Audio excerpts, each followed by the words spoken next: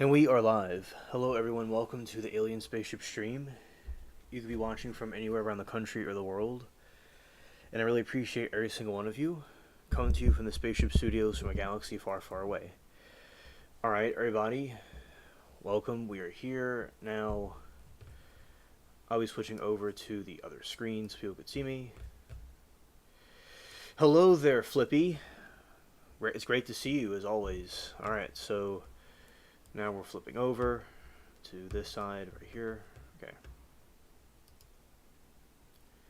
Alright, here I am.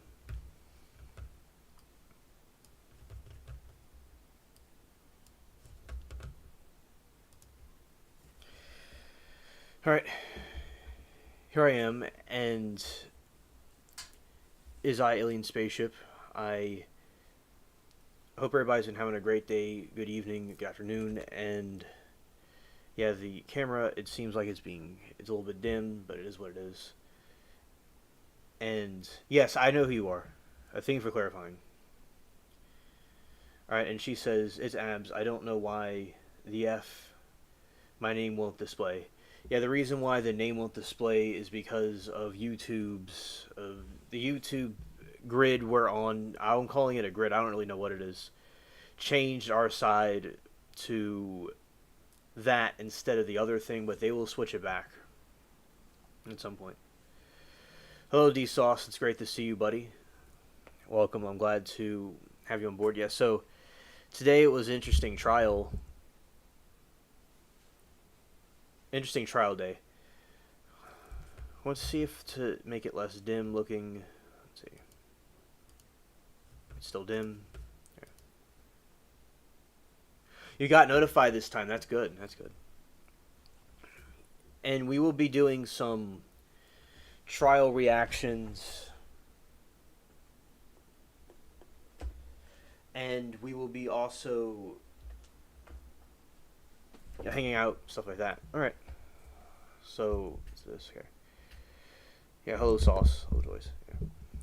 Yeah, so we just got back from the Folio trial just ended. Abs the Destroyer. Nice, nice.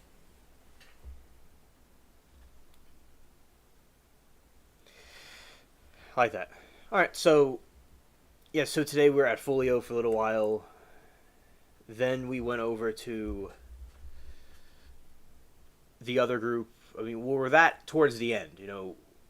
Our group went over there after the other trial ended. I have interest in all the different trials that are being played, and the chat is wild over in the Folio trial. And then, oh, that Folio is on my last nerve. Oh yeah, yeah. I understand a lot of people. So some people can get really, really wild in that chat room. Yeah, it's similar to YSL. It's kind of like a situation like that. And one of the trials today, remember, they went on a field trip in a field where the murder happened. And we were just kind of waiting. They didn't take us along, which was, I'd say, kind of rude. And then they had us go just hanging out in the chat. And Kathy Roosin showed some pictures of it. Of the field trip. Let's see. I could probably pull it up and show y'all right here.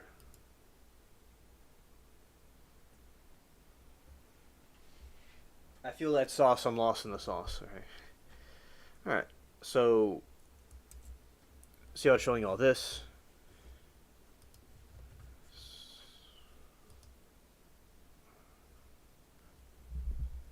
Ah, there it is.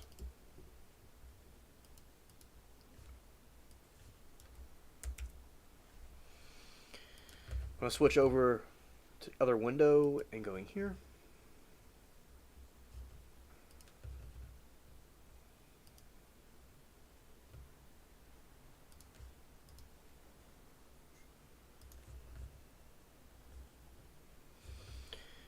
Alright, this is the link.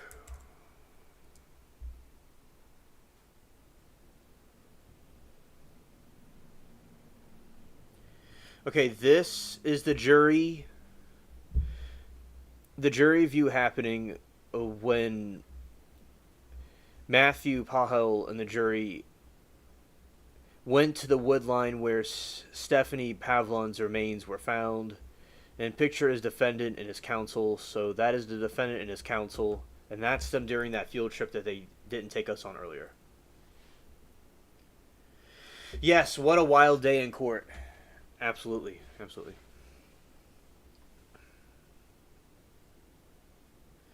Yes, he does look very comfortable in that picture. Scared. A little bit too comfortable. Doesn't seem like he has a care in the world at all.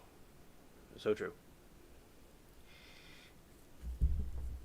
And I do think that Matthew is totally guilty of what he did. All the evidence is obviously pointing to him. It should be very quick. With the trial today, where we saw his testimony and his cross-examination, and Dustin Duran, I feel, showed no emotion. He didn't seem to care too much, and I just think that he's extremely unstable, irresponsible to do that, especially while a kid is present.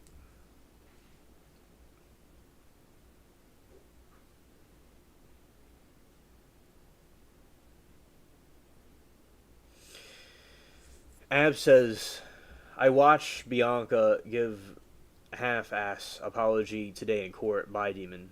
Yeah, I mean, and then they'll have these failed attempts of doing an apology, and it's just basically a Temu Sheen apology. It's not really, authentic, and people are just ready to get over it. Yeah. All of them I watched a trial out of New Hampshire. Oh, okay. Yes. Joyce said Ab's Destroyer, she isn't all there, so I don't expect much. Alright, see the Bianca Ellis, I believe it's called.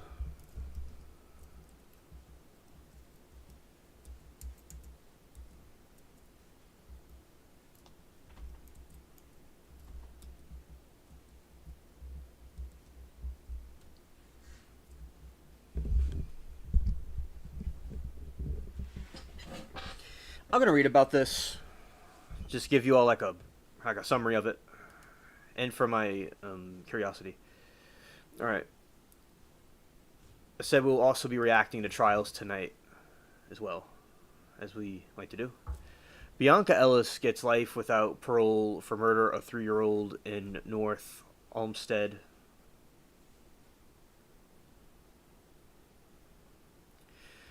All right. Bianca Ellis will spend the rest of her life behind bars for murdering 3-year-old Julian Wood outside a North Olmsted grocery store.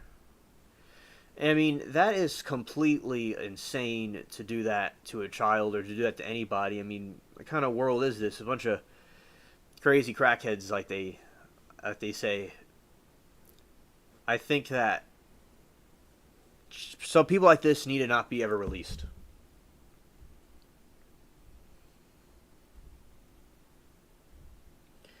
Ab says she knew what she was going to do the moment she stole that knife and then walked away. Meanwhile, that knife and walked away. Meanwhile, Biotch has the build of a grimace. Yes, that is extremely true. A horrid one. Something that causes people to go blind by looking at it. Right, Denisha says, Abs.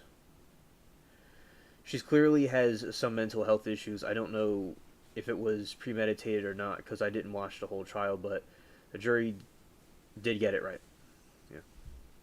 Yeah, Denisha, there's a debate about mental health or just her being evil. There's an ongoing debate about that. Oh, yeah, absolutely, Joyce. That is something the mother will never forget.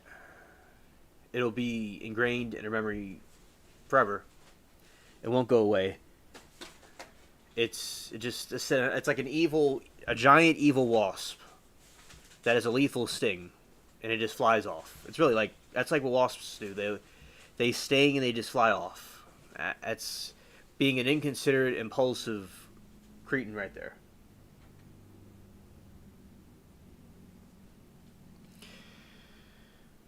The Cuyahoga County Common Pleas Judge John Russo on Monday handed down maximum sentence of life in prison without possibility of parole for a 34-year-old Cleveland woman with documented history of schizophrenia. A jury previously found Ellis guilty of aggravated murder, attempted murder, and random attack on Julian and his mother, Margaret Wood, in a Giant Eagle parking lot on June 3, 2024.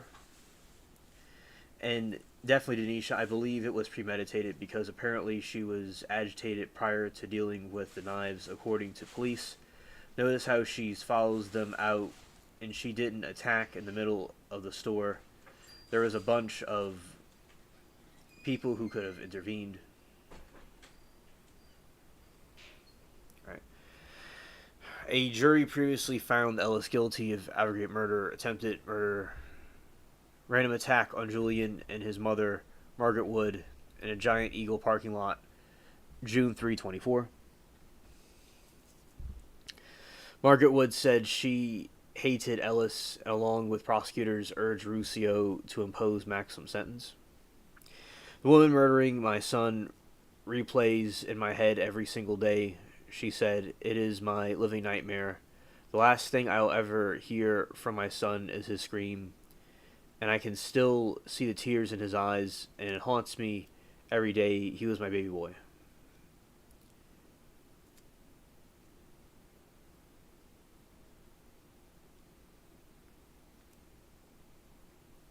Let's see. No, so when someone is agitated, yeah, when people that are mentally ill can be agitated too. I see where you're coming from, Denisha. Now, when someone's agitated, sometimes people can, regardless of what the cause is, if it's mental or not, when someone is agitated, that energy gets released in some sort of way. And there certainly could be clues that it's possible that there is an impulse of anger for some reason, whatever the root cause of it was, and then obviously we see the results as she lashed out on there. So it certainly could be a sign of something brewing within her that can be not good, where this sense would be premeditated in that context. But I could see where specifically agitation in itself would not mean that. Now, in the context of this event, I think it possibly, in my opinion, could be a sign that there may have been, like a spring tension that went off. And that was the spring tension about to be released, like what Abs is saying. And also, Abs says, notice how she followed them out and she didn't attack in the middle of the store where there was a bunch of people who could have intervened.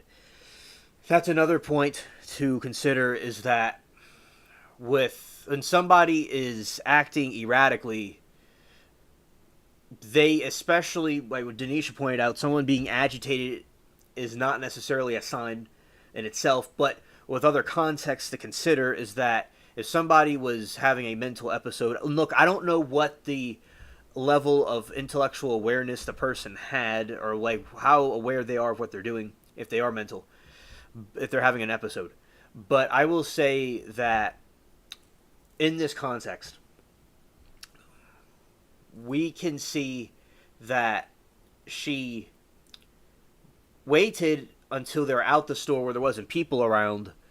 We don't know why she did that exactly, for sure, yes, but it is kind of a strange clue that maybe she was waiting for the right moment. Then again, the other question would be, what was the reason for doing it? That is another thing to also ask itself.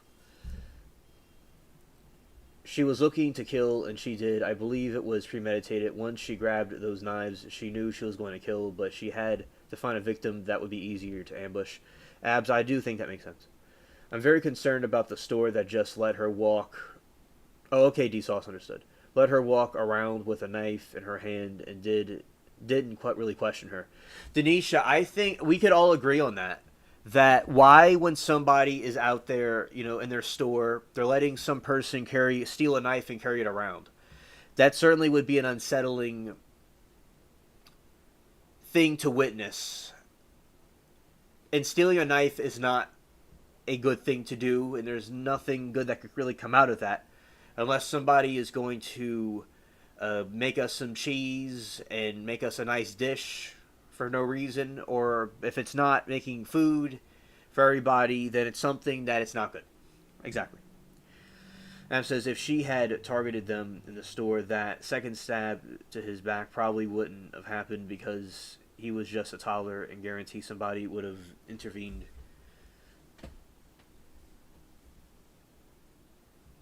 Yeah, I agree. At their first two stabs, yeah, the fact that she walked around swinging that knife, nobody gave it a second thought. It's actually wild. Even though the workers. And also, Denisha, I understand you didn't see the trial, the whole trial, to make a proper analysis on it. And this is our opine, our opinion on it. Thank you for being with us. Rahab says, and she had no reason to, she just did it. I will say, I'm really disgusted that this person did this. I think that they need to be given the deletion penalty if it was mental illness or not. You know, even if it's a mental illness, if it's schizophrenia. I mean, back in the 1900s or 1800s, in the early 1900s, in the 1800s, they would have had her electrocuted. Electrocuted. They would have put her in an insane asylum and give her some electric shocks. But, so, I mean, I think that this is a completely grotesque. Yes.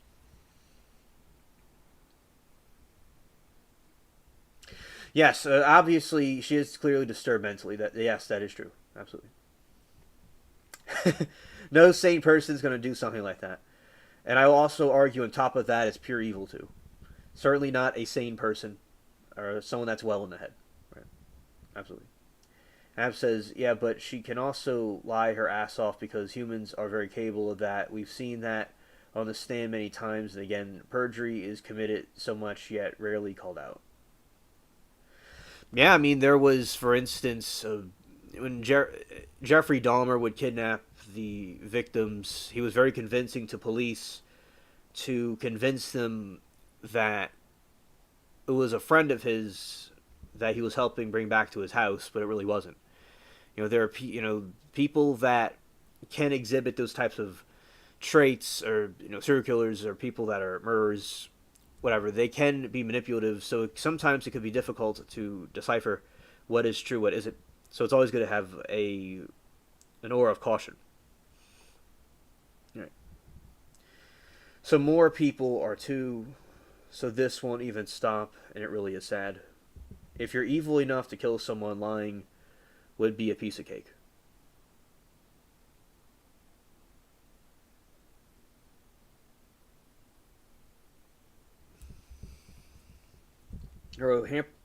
Hamper Turd and Jody lied their asses off. Yes, those two lied their asses off consistently. That is correct. Yes, they constantly had lies and Temu lies, they say on the stand. Yes, indeed. Then Isha says, normally, if you're pretty proud of the crime you did, you are not going to sit there and try to fake funk too much. And Ab says she stopped looking proud after being locked up for a bit. Right. And a lot of times these killers will see what they did as a trophy, or like, this is very disturbing, like, say, hunting prey. Or say people go on a hunting trip, or they climb a mountain, or, I don't know, do something with their friends. But people that are sick like this, that are disturbed, will see what they did as a prize.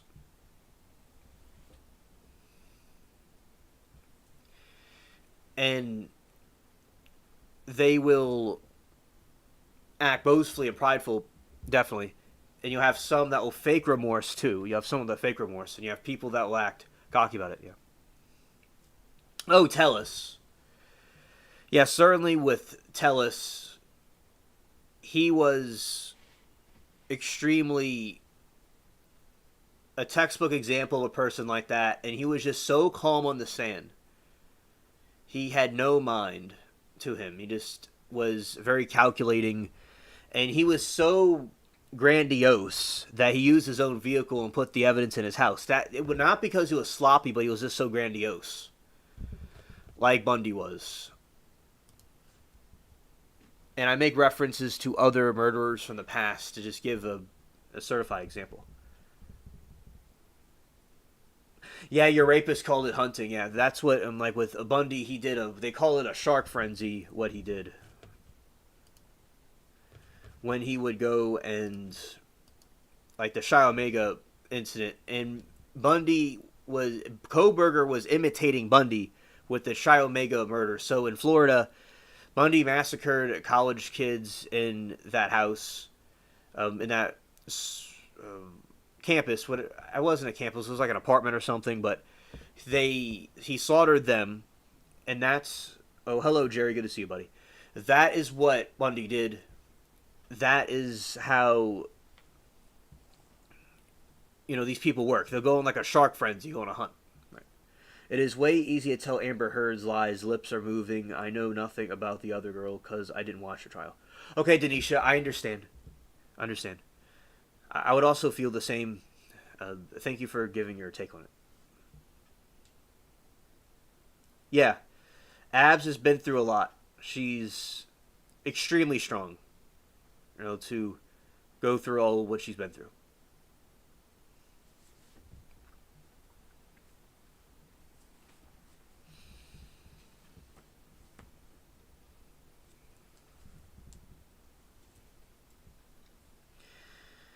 Ab says Kohberger was a monster. Looking at the autopsy reports, there's so many injuries you can even believe. And with Kohberger, there's some more things that are coming out. Okay, chat, with Kohberger, there's a new update. So you're welcome, Abs, and you're gonna do great. Thank you.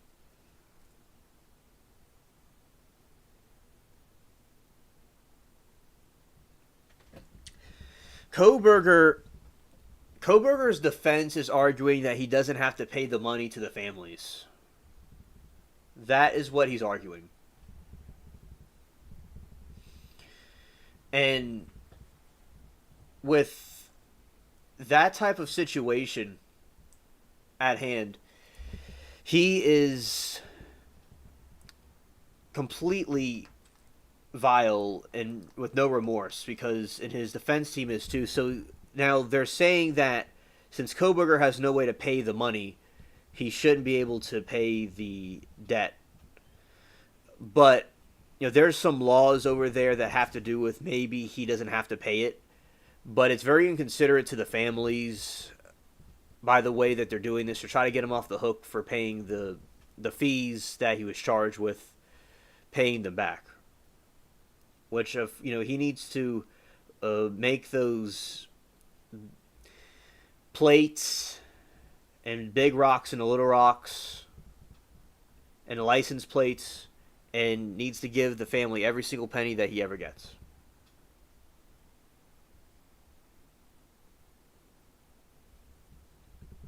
Right.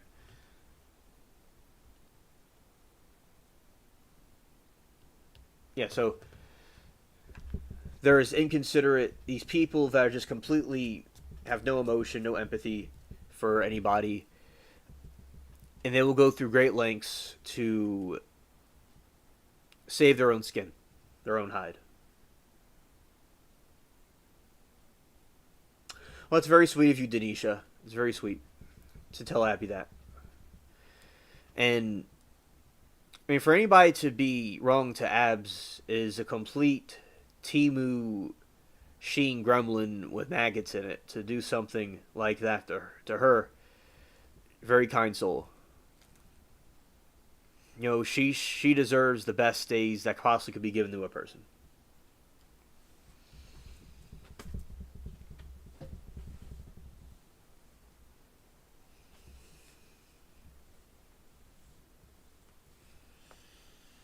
And Ab says KB really did overkill those four and should have gotten a firing squad. And I'm a mom too, Denisha. It's okay, hon.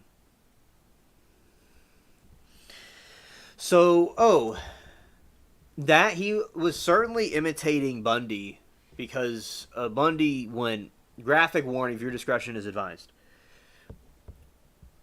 Graphic warning is that he took a giant like branch and for instance he would go smash people's heads open, and he really did a horrible butchering of the people in the Chi Omega sorority house. But with this guy did like the same thing. Yeah.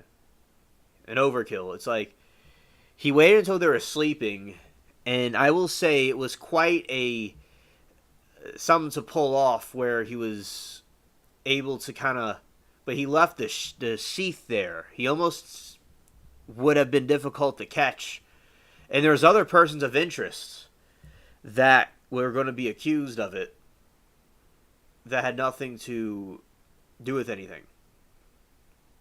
So they would have accused innocent people.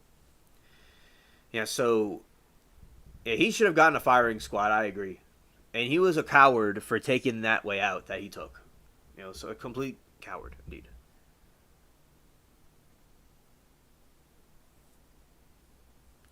Yeah, Denisha, that's a good point. And some of the family were upset about it.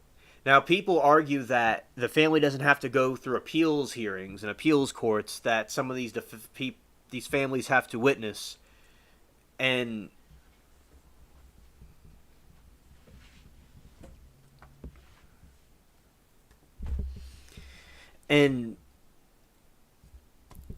to get true justice. Yeah, so some people think that they didn't have to go through an appeals court and that he would just be locked up forever. But at the same time, I could see there was like a bitter feeling of bittersweet because the justice that could have been served wasn't served, and he took a coward's way out.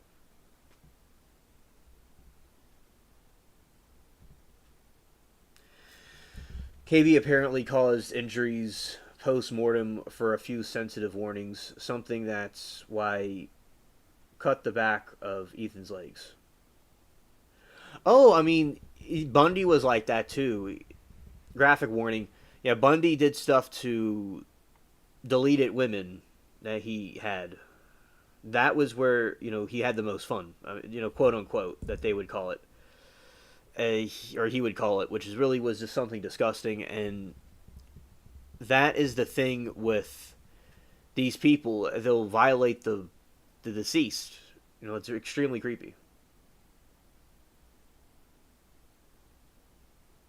But yeah, so. And I believe that there's an afterlife, and he will, for all eternity, if he doesn't, apologize, which I don't think, he wants to apologize. And if he apologized, I wouldn't say it's sincere. He certainly would go to hellfire for all eternity for what he did.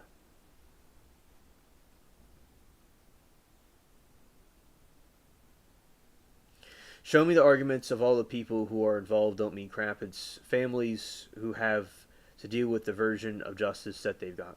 Yeah. Thank you, Denisha, for your point. Yeah. Because I believe that justice should be served like with Darrell Brooks. There's a satisfaction that that he was found guilty and he was going to be locked up. That was a satisfaction. And maybe there wasn't this justification satisfaction for people and for the families. I knew someone who knew one of the victims. One of my friends in a trial chat. She knew one of the victims. She went to, vaguely, she was an associate. They went to the same job. And she told me she was very nice.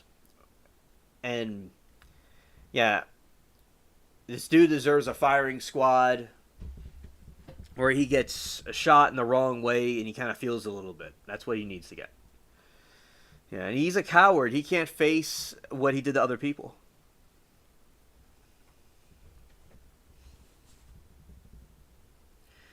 Just sad and Seok. I hate him for what he did. Not only those families, but that community. And for a lifetime to make a movie of this is really sick because it's too soon. I didn't know about that was going to happen, if it is. And it's not entertaining to watch real people die. It's just sad. Some sick people are into that, but I find it just horrible.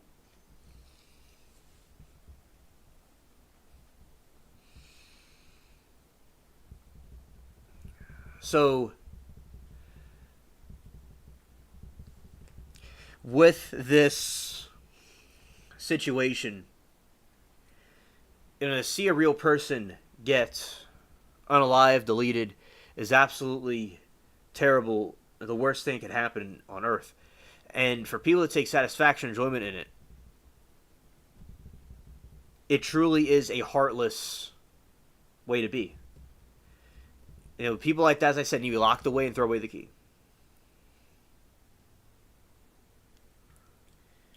Yeah, there is nothing entertaining about it. I do agree.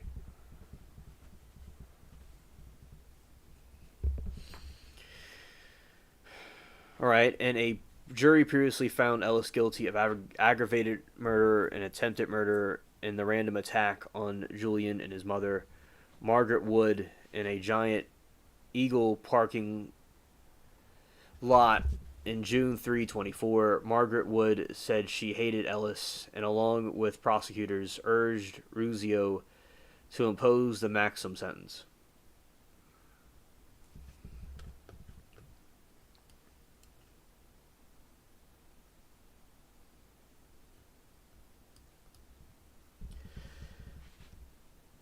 That's why slashers are a thing, but slashers worry me either way. Either all these sick Fs out there, millions hiding, and the more brutality they see, fake or not, the more they unveil themselves. Yeah, absolutely. Absolutely.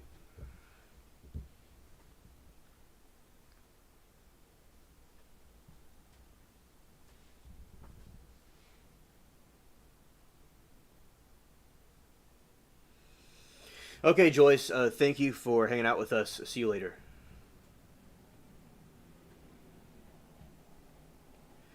Ab says, that's why, yeah, it's definitely a concerning situation. I do agree.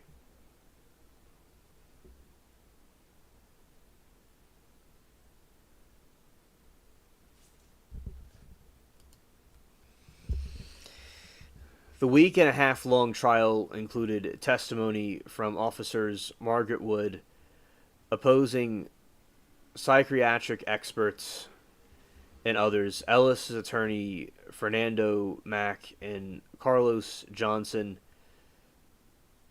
sought to prove she was not guilty by reason of insanity, that her mental illness is so severe that it prevented her from knowing the wrongfulness of her actions.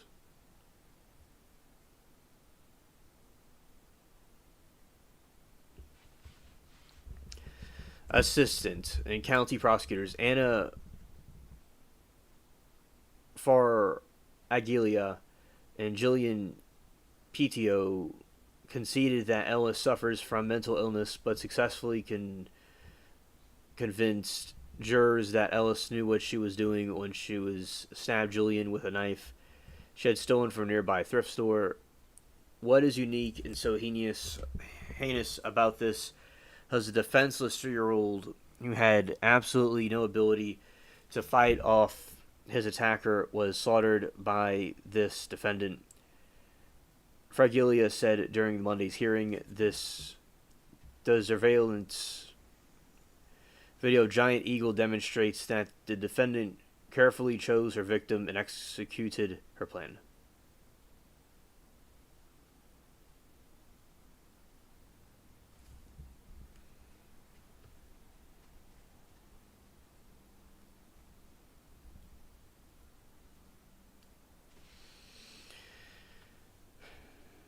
Jared Wood's father described the boy as funny, outgoing, and fearless. He recalled how Julian would run into the kitchen and greet him when he came home from work and liked to pretend to be a dinosaur.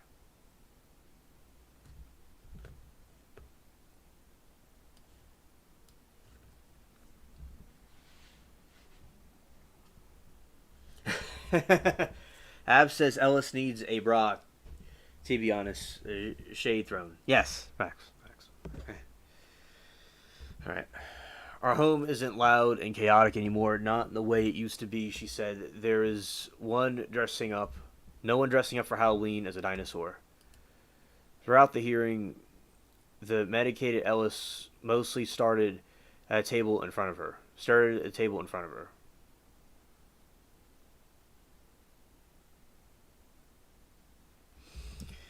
I just want to apologize, Ellis said with a soft-spoken voice. I'm really sorry for what happened. Mac asked Ruscio to consider sentence with parole eligible for 20 years. He said Ellis is remorseful and different person when she takes her schizophrenia medication.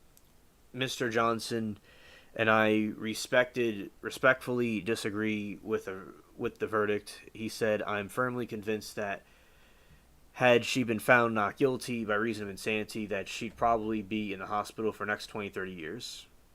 Ruscio told Ellis mental illness did not excuse her actions, but judge called for city and county leaders to increase mental health support system for people in crisis. Johnson and Mack objected to the sentence after it was handed down. Ruscio assigned county public defenders to Ellis' case for appeal. After hearing, Mack laminated what he described as disadvantage in insanity cases. He said that the jurors and the general public are inclined to incorrectly believe that the successfully insanity defense means defendant walks free.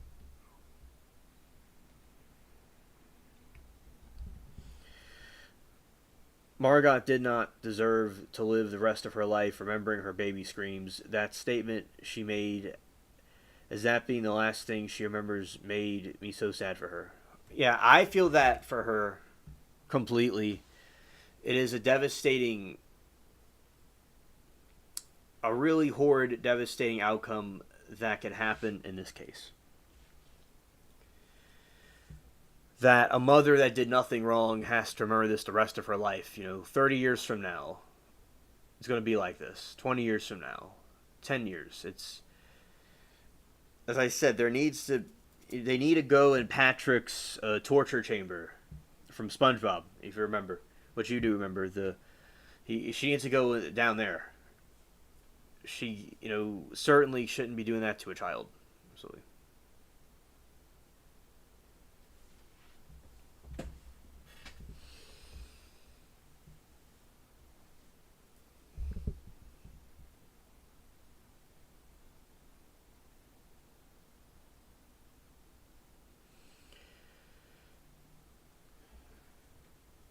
Oh, who said jurors were wrong? It's her attorney. I'll read it again.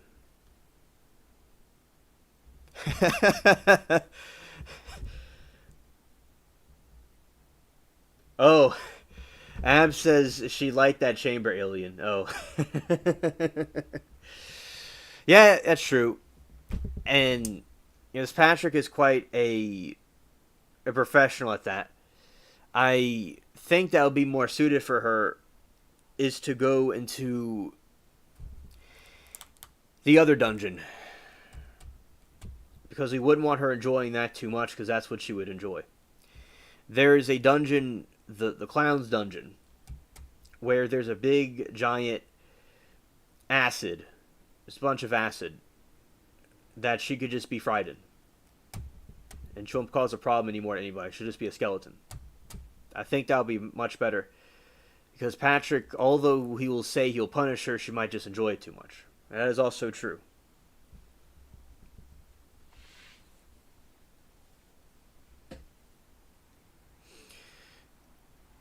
Mr. Johnson and I respectfully disagree with the verdict, he said. So this is So Mac asked Ruscio to consider a sentence with parole eligible after 20 years. So Mac was asking Ruscio to consider a sentence with parole eligible after 20 years. He said Ellis is remorseful and different person when she takes her schizophrenia medication. So Mac was asking for parole. And Mr. Johnson, so the person says, Mr. Johnson and I disagree with the verdict. He said Mac was saying, I'm firmly convinced. Oh, hello, Lori. Good evening. Lori says, hi, Alien Chat. I'm heading to get an MRI. I'll be listening for a bit. Then afterwards, I'll be hanging out with y'all awesome people. Okay, Lori, thank you very much. Prayers for you. Yeah, we're reviewing a real disturbing case right now. Yeah, and welcome. So, yeah, so Abs, Mac was trying to get the sentence taken down, and he disagrees with the verdict. It's like a child was murdered, and you disagree with the verdict. I mean, and y'all are parents, in the chat. It's like some crackhead comes out of nowhere. I'm calling her a crackhead. She wasn't a crackhead, but that's what I'm calling her. And she stabs and murders a baby that you have, and then just slowly, like, just glides off. Smoothly just drifts away. It's like... And I'll also say this with insanity. Somebody that's completely insane is going to start stabbing a random car. It's going to... Or the wall... Or the soda machine, or a shelf of cans. That's what an insane person would do. But they meticulously calculated to go to this specific person. Ab says, Mac can honestly eat my ass. Yeah.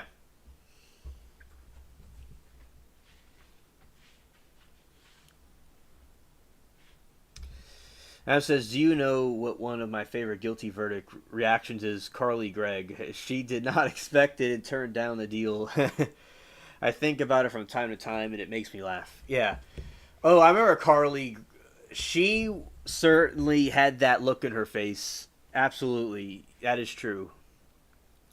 That was another comedic one. One of them my favorite is Monica Cementelli. That was priceless. That was absolutely priceless. And her reaction to being locked up was just like, well, she gets to get toothpaste from Baker the whole time. Rumor has it. Scared. Yeah, so Mac would tell you right now that he respectfully disagrees with the verdict.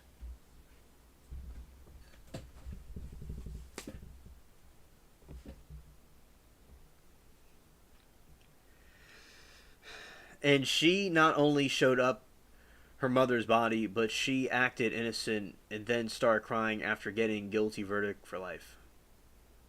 Yeah, fish paste. Yeah. Alright, so she says her mother's body. Yeah, that is so deceptive of Carly doing a manipulation tactic of crying. Certainly had some... She was also interested in dark characters. Some really dark characters. And... like Voldemort and stuff like from Harry Potter. And she certainly had a dark triad about her, indeed. I hope Max steps on crack. Apparently, that shit will break your mother's back.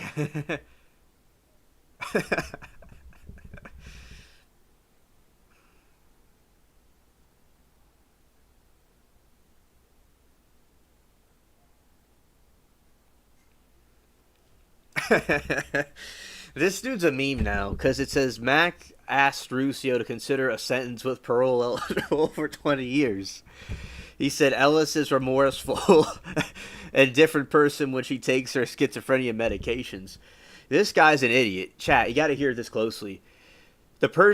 Mac is admitting that when the person is not on schizophrenic medication, she's going to go on a murderous rampage. So God forbid, what happens if she forgets to take her medications one day or they run out? So that's the most lamest defense that you could ever possibly say. Because it's like, these lawyers are so stupid. I've never been to law school, but I have learned from people from trial chats and trial chats themselves a lot of things. Shout out to all of them. And from my amateur analysis, this was a very stupid thing to say and was inconsiderate. It's like a judge is watching this and a person respectfully disagrees. It's like Abs. Mac will Mac will tell you that you that he respectfully disagrees.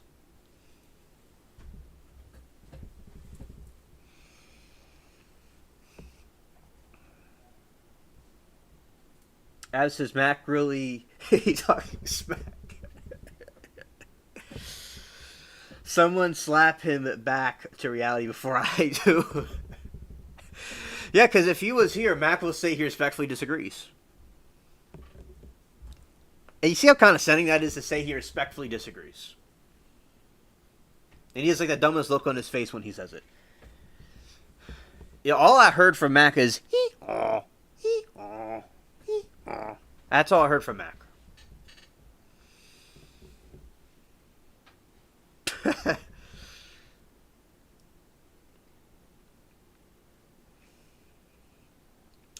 Ab says got some big balls for sure, but those some blue balls. That's why he's a little prick. Yes, yes, that is true. Absolutely.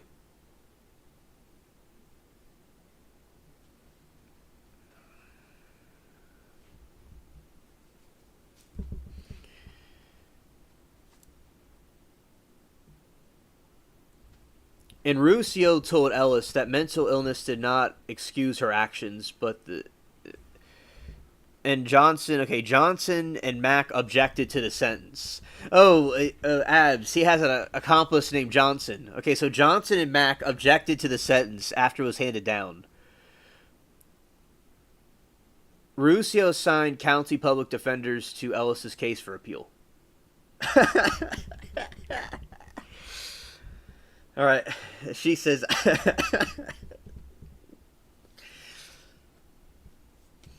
Ab says I respectfully disagree with Mac being an attorney. Period. Have some compassion for the victim. Yeah. So Johnson also objects, and Johnson disagrees, but not respectfully.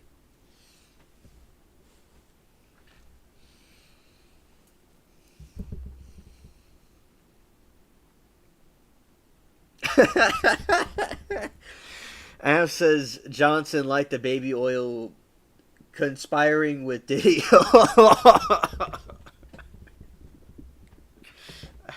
Yeah. Yes. Yes. Disembarred. Yes. Disembarred. He ate Diddy's booty with all the baby oil. Call him Little Johnson, that's his lard. He is getting glass bad him. All of them are in shards. He did a poker face, but his blue balls explosive facade. And he lost all of his cards. He is flabby fish market, not hard.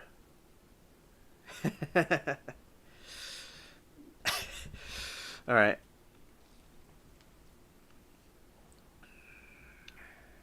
After the hearing, Mac laminated what he describes as disadvantage of insanity cases. He said that the jurors and general public are inclined to incorrectly believe that a successful insanity defense means the defendant walks free.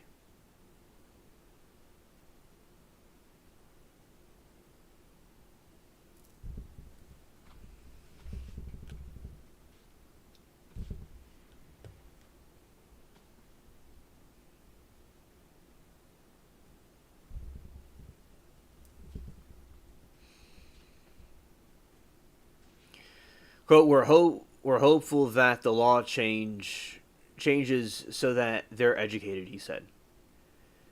In a statement, Cuyahoga County prosecutor Michael O'Malley called the case among the most heartbreaking he's seen. Bianca Ellis' horrific actions warranted nothing less than life without parole, he said.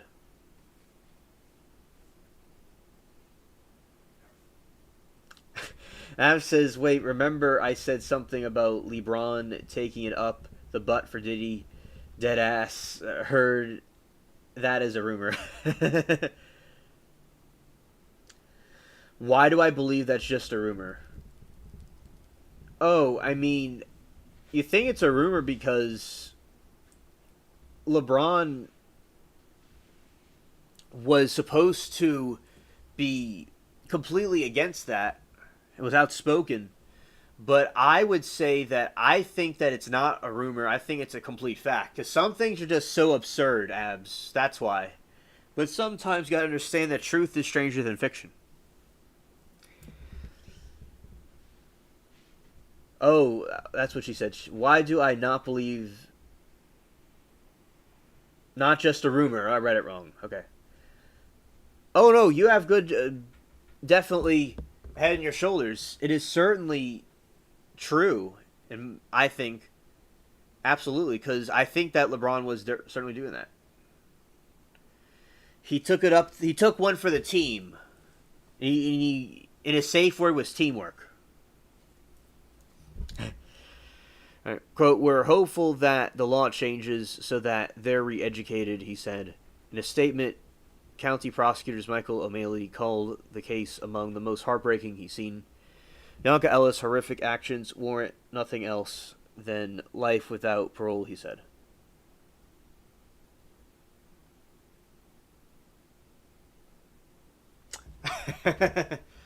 Ab says LeBron there for his homeboys. He got you back, then takes it from the back. Yeah, he likes to give it.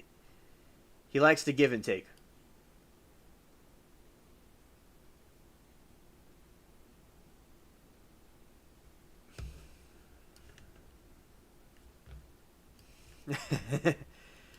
Scared.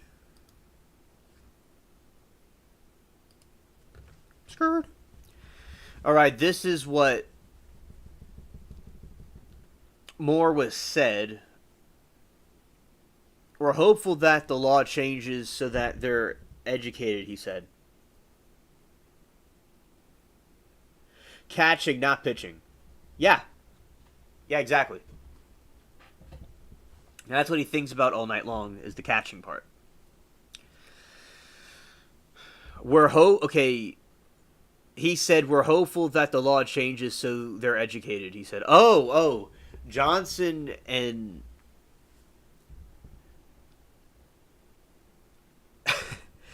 Johnson and Mac were saying that we're hopeful the law changes so they're educated.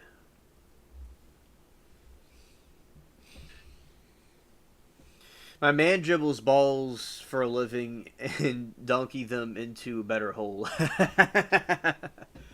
he puts them in the hole balls deep.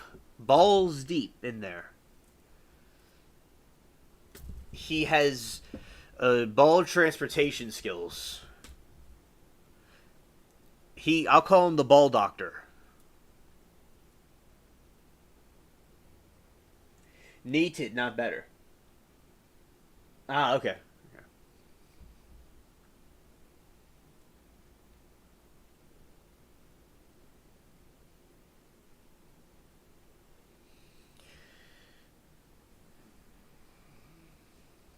In a statement, prosecutor called the case the most heartbreaking he's seen. Bianca Ellis' horrific actions warrant nothing less than life without parole, he said. All right.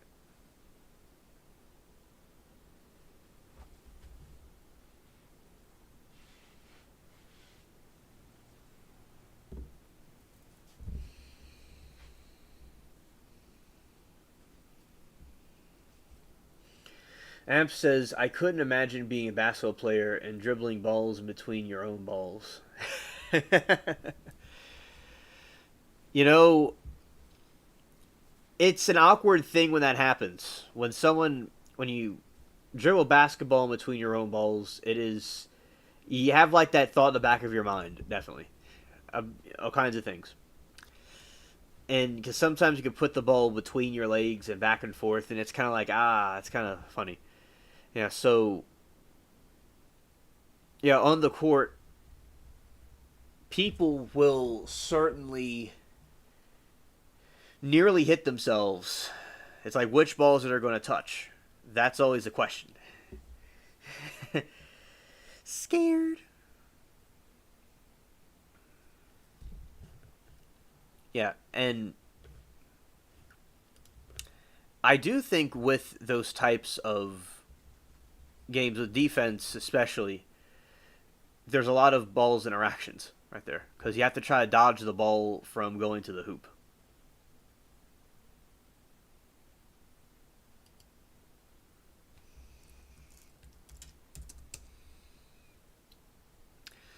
Oh, they're in trial, I meant. Scared.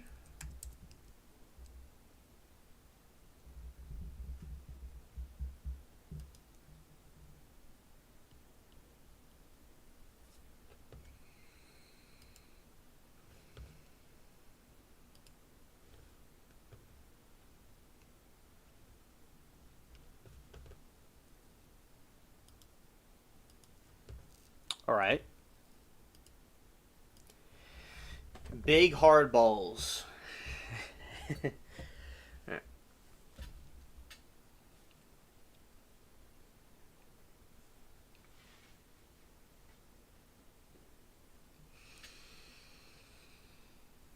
Okay, and we're going to look at something interesting here. Let's see.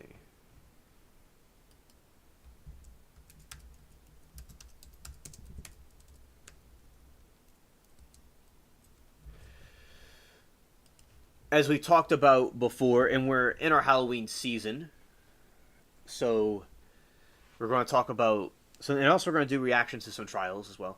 We're going to look at some things here, and I know that you like abandoned places, abs, and look up some of that now. Let's see.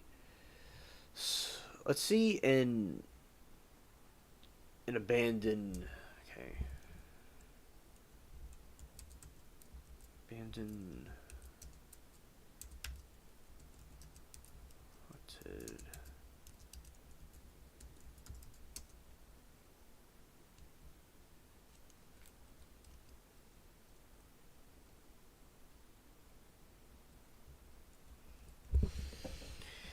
Abs says, Alien, have I ever told you that you are the best? Because you are the best. Oh, thank you, Abs. You too.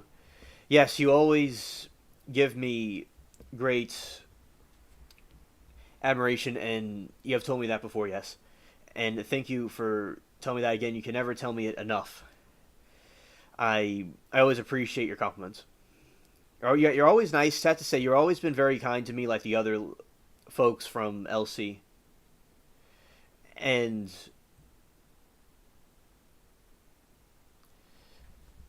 you know, just like the trial chat, you've always been very sweet and kind to me and stuck up for me. I appreciate you very much. I think the world of you, Abs. The whole world of you. I remember that one time I was like going through some things. Remember we were talking about some of the different SpongeBob characters. That was a very cool night. I liked it.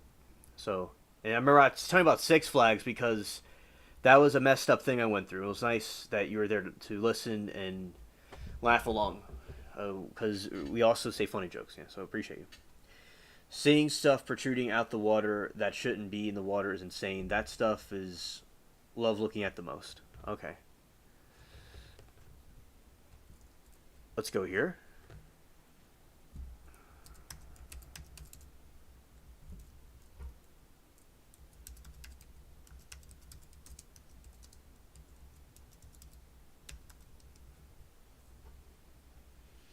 Yeah, Trial Chat is too wild lately, and Alien Ditto, you're amazing. Oh, thank you. Thank you. Oh, look at this. Oh, a sea fort.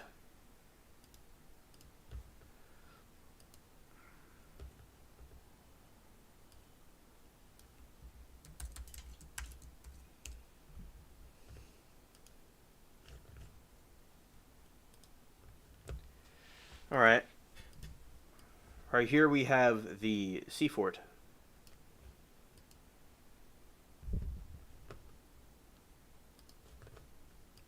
Scared. This is anxiety inducing right here. So this is certainly anxiety inducing. Yeah, like the oil rigs. Yes, the oil rigs. Yeah, this is similar to an oil rig.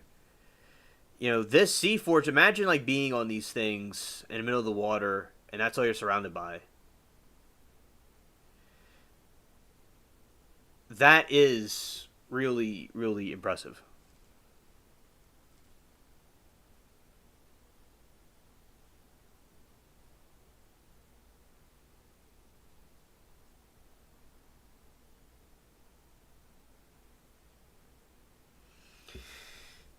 Tintinus, I see tintinus. Yeah, and there's a brain-eating bacteria there too.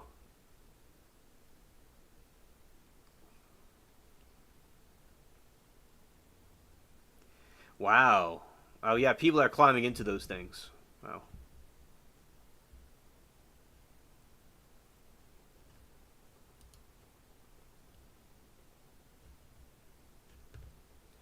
It looks like the tripods are more of the worlds.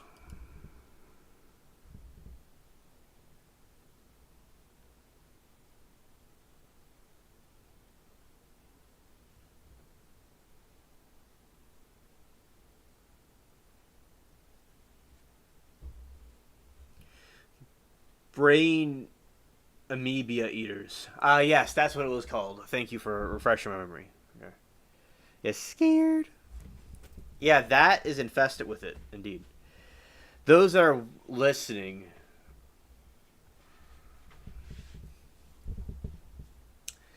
Those are listening. This is the giant fortress. It looks similar to a tripod from War of the Worlds, and it's a Muansil sea fortress. And it's just a it's like a metal shack that has is rusted out with four legs just protruding from the water. That looks like a wasp or a bee nest right there. Now let's see what this is the oil rigs. Wow. Oh, it's also an oil rig too.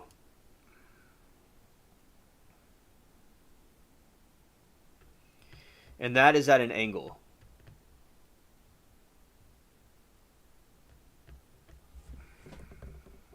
Yeah, that is stuck at an angle.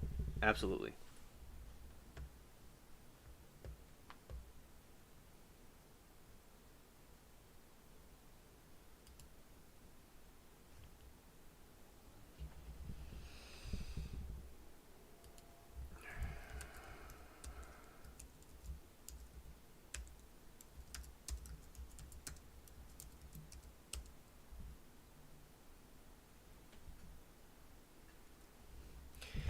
Okay, the Mayunsil forts were built during World War II to protect Britain's coast waters from enemy air and naval attacks, named after the designer, British civil engineer Guy Mayunsil. These offshore military structures were constructed in the early 1940s and strategically placed in Thames estuary. Scared. Oh, this is somebody tight roping across it. Right there. Wow.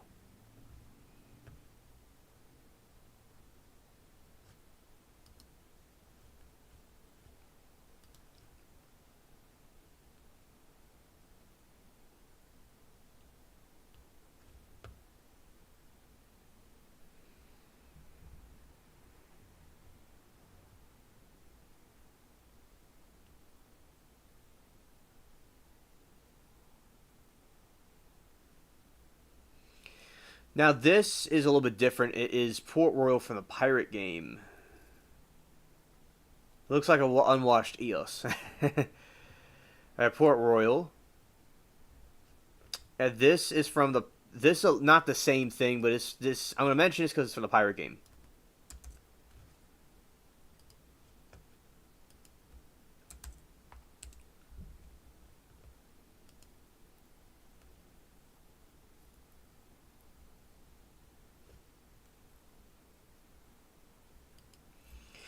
That's underwater Port Royal right there.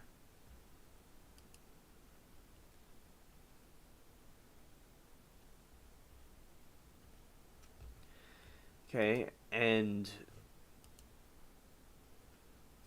right here it is the same. It's a stoned structure with cannons. It's just like the video game I play. Just like the video game. Submerged cities. Yeah, yeah. So those are some of the cannons from it.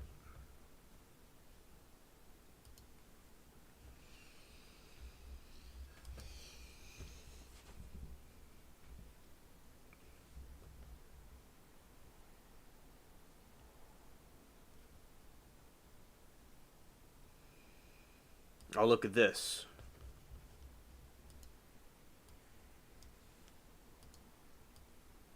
Yeah, it is cool, absolutely.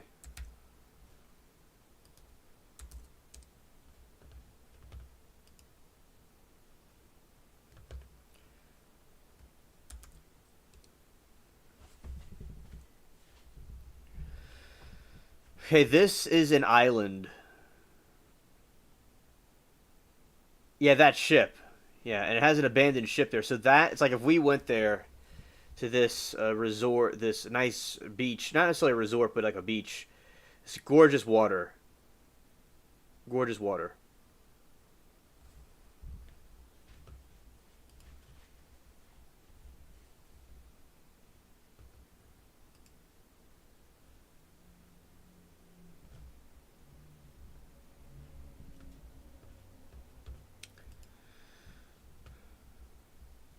Yeah, this is the abandoned ship.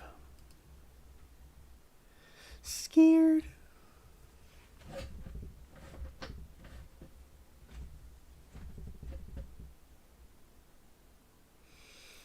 Yeah, this is the abandoned ship in the water.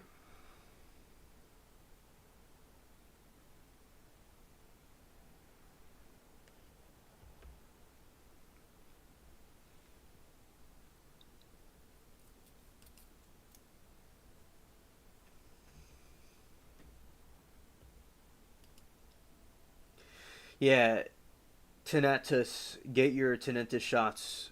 Yes, instantly. Yeah. Oh, look at that. There's even stuff on the shore.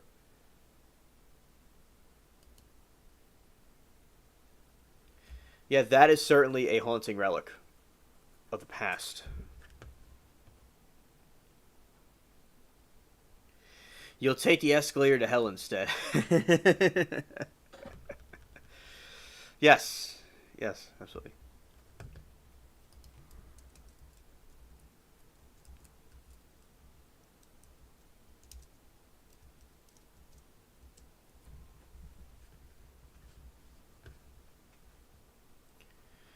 The sunken one.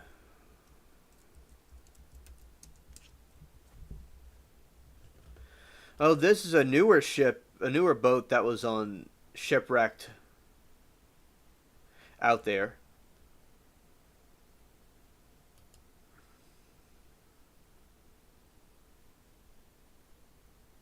Yeah, it gross.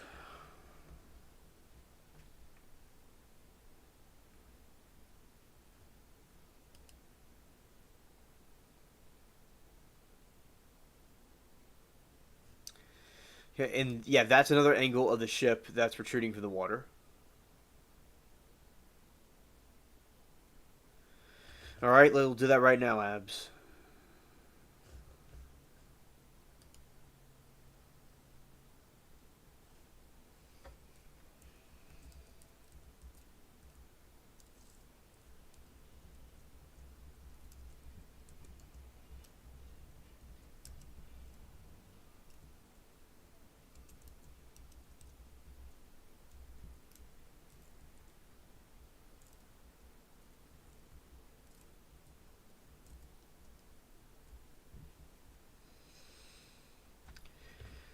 This is abandoned tugboats. Right there. There's one. Scared. Scared.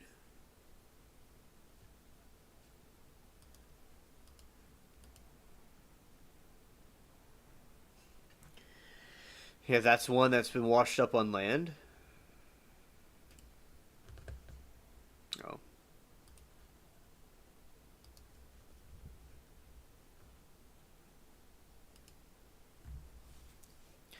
That's another abandoned tugboat. And here's one right here.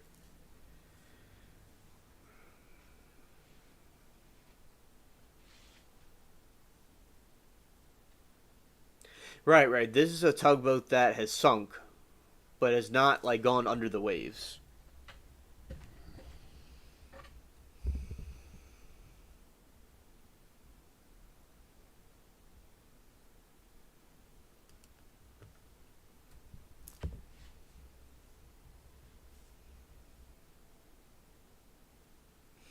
Screaming, yeah. Oh, this is a rusted one. A rusted Temu boat.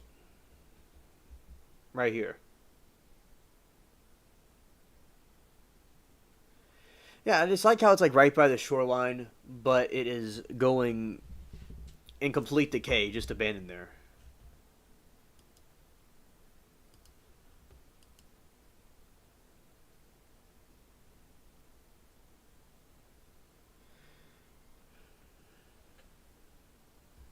Yeah, that's a tugboat with two different shades on it. Wow. Well, you see all the rust too. Yeah, the rust. Yeah, the rust is completely cringe. Yeah.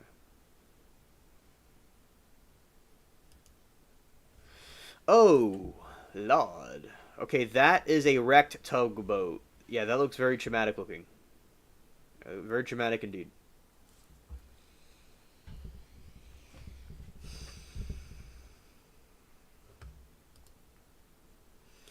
Oh, that's an abandoned tugboat graveyard.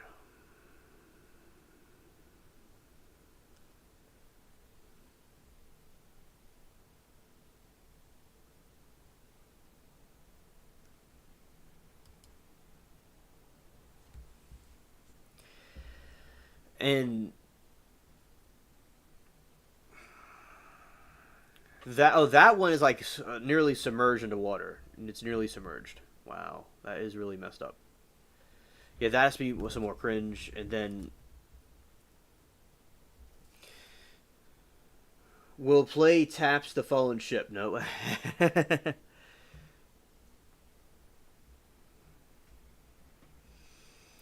Okay, and this one is a unrecognizable one. An unrecognizable tugboat. That's a painting of an abandoned tugboat.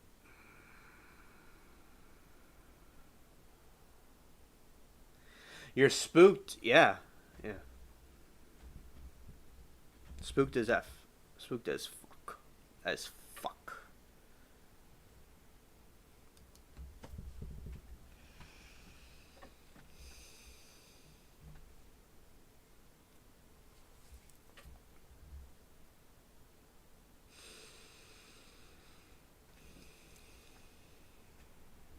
Alright, and this is the other piece of the tugboat, too. Alright, wow. Now, that one looks really worn out. It has mutated amoeba on it.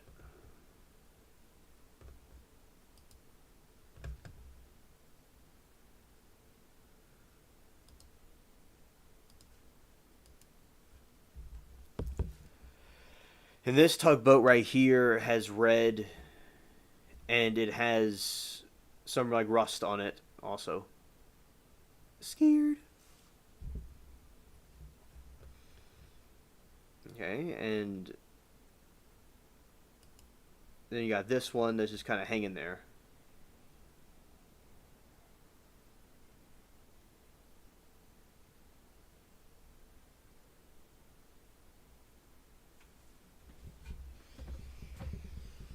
Yeah, this one's like nearly underwater, but it just can't go underwater. Yeah, yeah.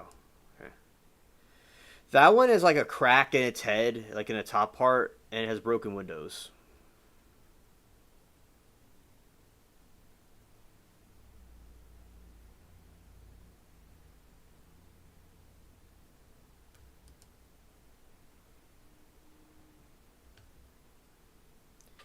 Again, that's another one. Okay. Yeah. Let's see. There's this one looks like it's rusted. Yeah, that's an abandoned one. It has graffiti on it.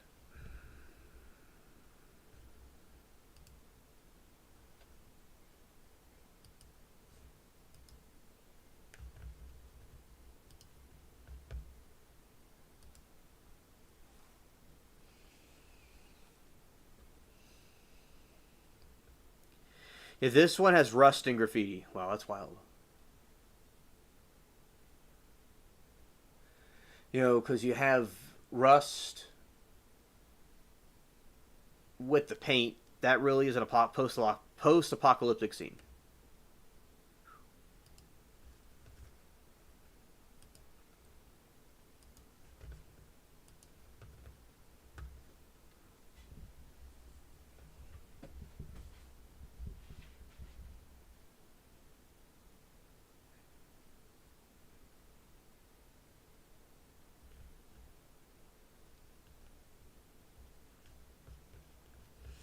Oh, Abs, thank you so much. Thank you for the super chat. Very sweet.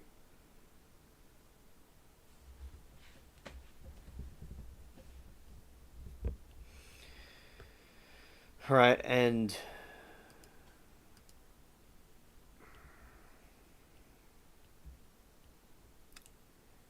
yeah, this one is cut up. Looks like there's two of them. I thought it was cut up, but it might be two of them.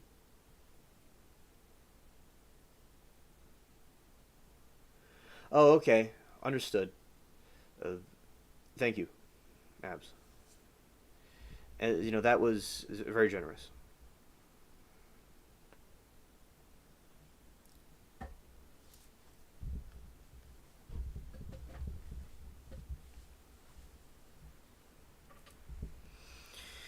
All right, so yeah, that one is two of them. Both of them are submerged, like that one, and they're both kind of like chopped up looking. It looks like a Matrix had a Matrix AI got like a vulnerable moment and went scared.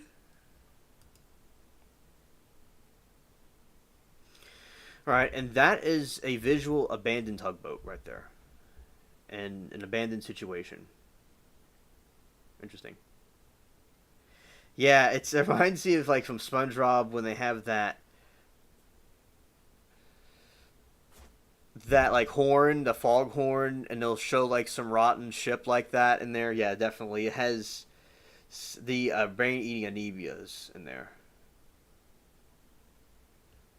All right.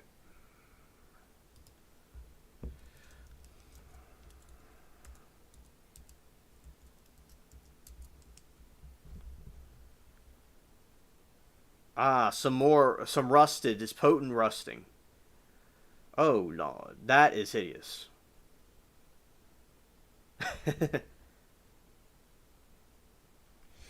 Oh yeah, okay, Joyce. So what happened was about the monetization thing. I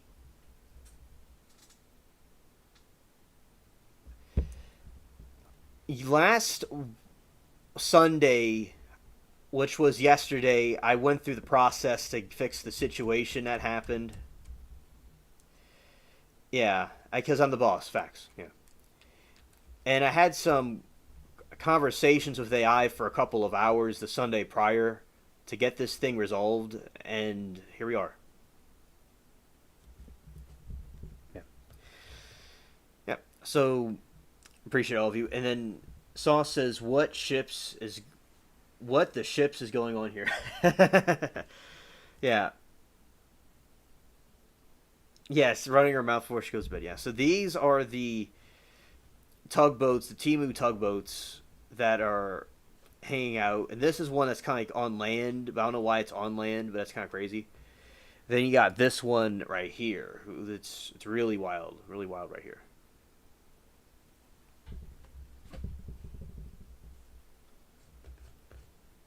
Oh, Joyce, thank you for the super chat.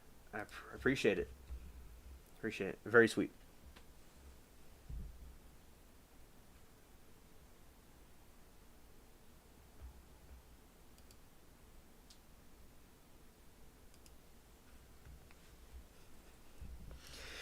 Oh, this is from my state.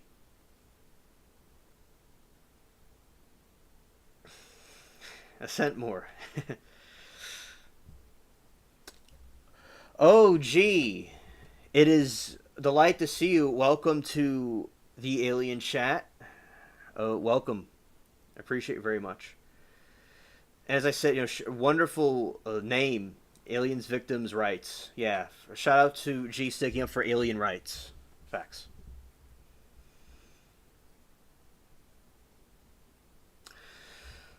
Thank you so much, G. You are the brightest gold that could possibly be forged. That is within all the diamonds and gems and the treasures. Yes. Thank you. You are Venus herself, the morning star.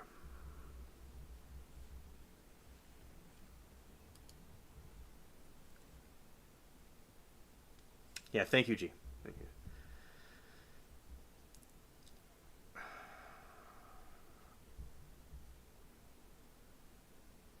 Yes, that is our abs. That is our abs. She wanted to make her name so we would know it's her. Yeah. Oh, look at this rusty thing. It says lurking. It's like watching the chat, and it's like knows it's trolling. It knows it's lurking. Absolutely. Oh, you're so welcome, G.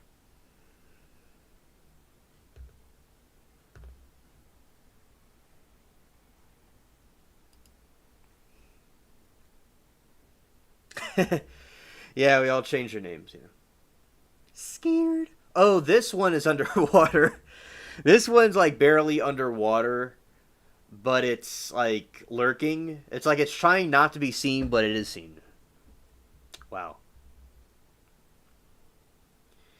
Yeah, this one is absolutely wild.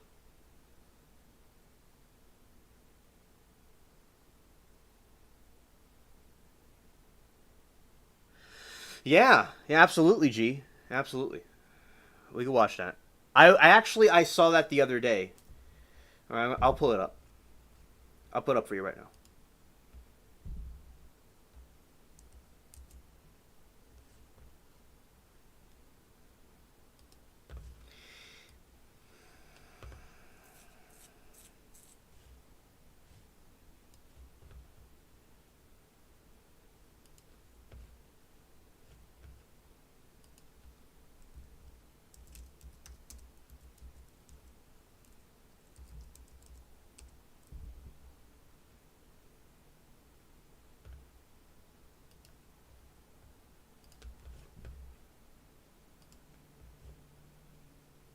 Not in my economy.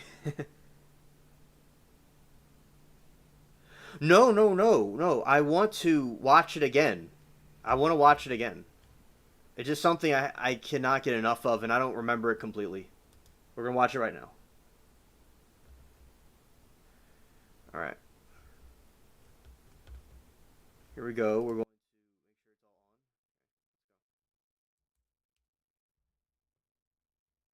CR 2021-001-704 and CR 2022-001-242. State of Arizona versus Lori Daybell. Is Ms. Daybell on? Is that the Joab Fedorf? Mr. Lund, could I have you turn your camera off just to not be a distraction? All right, I called the case. Let's have a state announce. Trina Kay on behalf of the state. And defendant? Lori Daybell for the defense. All right, I can hear everyone fine. This is the time set for restitution hearing. Have there been any agreements? Your Honor, I am not sure. I was going to check with Ms. Daybell if she would stipulate to anything. I do have one correction in the documents on bait stamp 101133. The what we've learned is that the gas receipts that were provided are not all of the gas receipts. And so that's why we had done the mileage, but we forgot to remove the gas receipts themselves. So we should actually remove $348.98, which would make the total restitution request $8,600.54. Okay, I'll ask the defendant, are you stipulating to any restitution? Your Honor, on Wednesday night, I did receive those Bates numbers that were supposed to be given to me from my advisory council. They mailed them to me. I just got them. I was able to review those. Those ended at Bates number 101161. And yesterday I was informed by my advisory council that the state sent over one more document on Tuesday by email to my advisory council. And I have not seen that document. It's Bates number 101162. It is my understanding, since I talked to my advisory council yesterday, that that document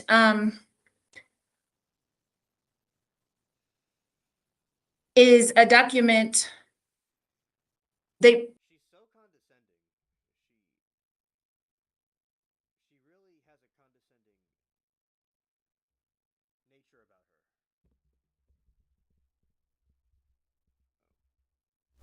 She really has a condescending nature about her.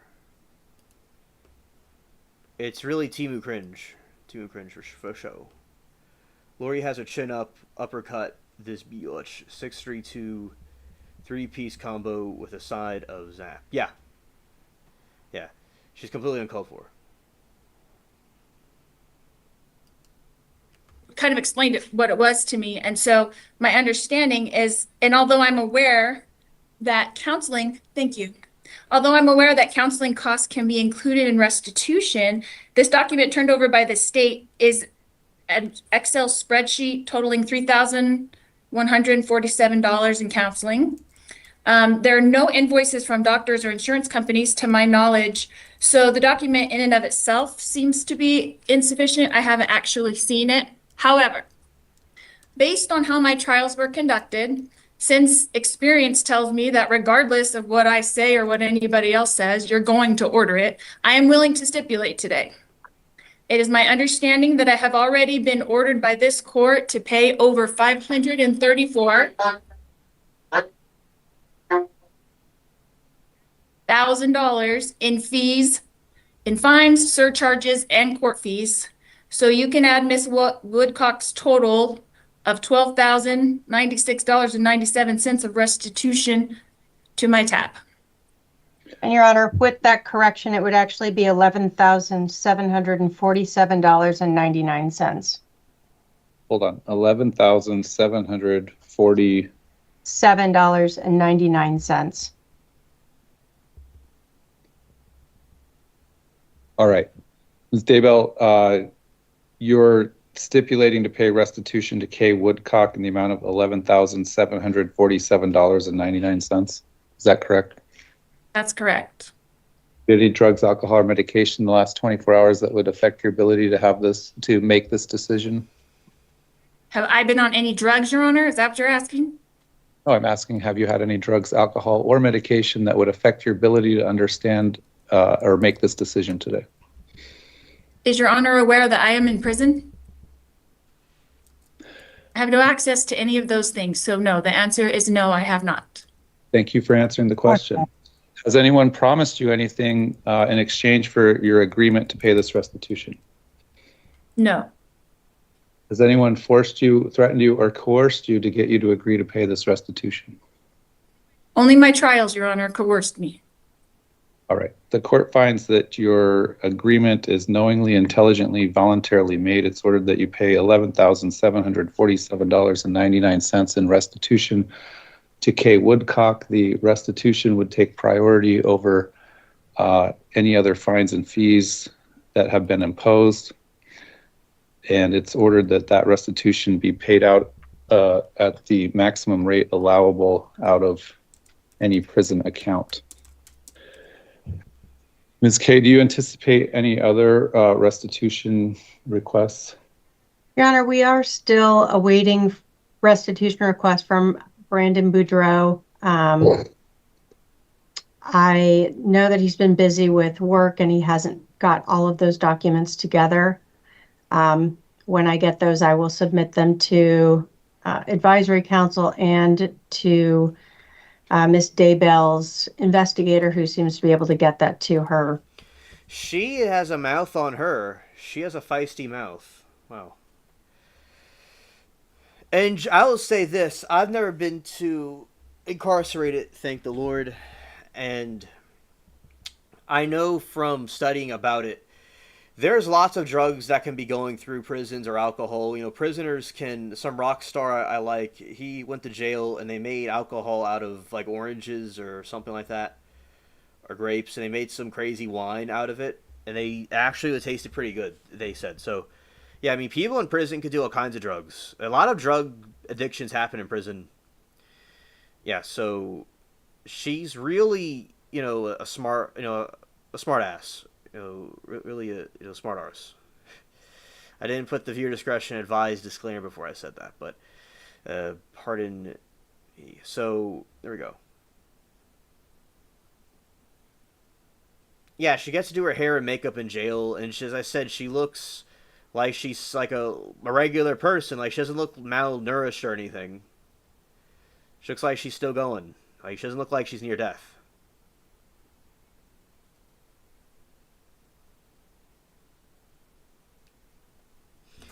Joyce said she needs a glass of wine. Yeah. Yeah. Okay. All right, continuing. Much easier. And just for the record, Ms. Woodcock is still ongoing counseling, so there could be subsequent requests. Well, the court retains jurisdiction over the matter of restitution for the period that the defendant is serving a sentence. So I'm not setting any further hearings at this time. We'll wait and see if any requests for hearing come in. All right. Thank you. We'll be at recess. Thank you. All right, that is Lori Cringebell. An update from Lori Cringebell.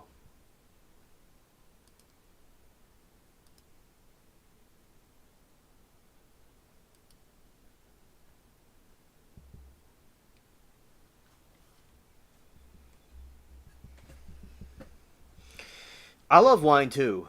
I love wine too.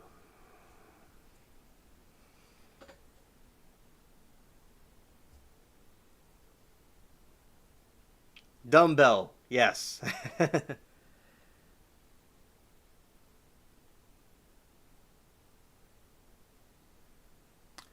Was that the whole thing?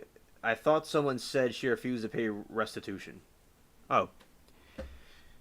I'll check to see if there's more, or I'll see if there's more of it right now. Maybe that was just a clip. Maybe there's more to it. I like to see it myself.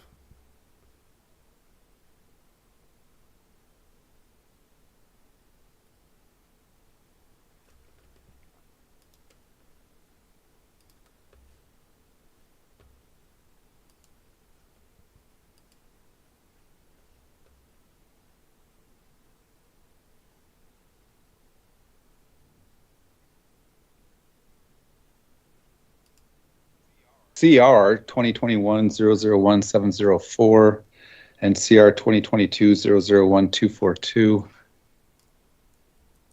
State of Arizona versus Lori Daybell. Is Ms. Daybell on? Is that the Joab Fedorf?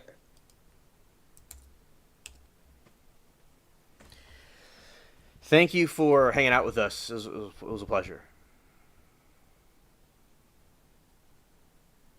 Let's see.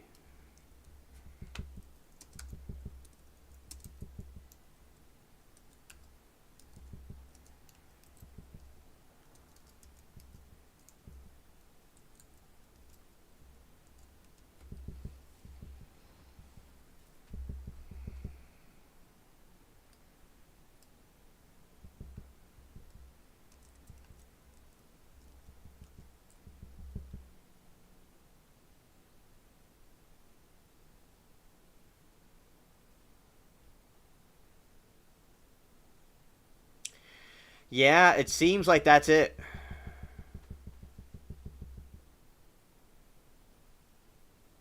I'll see.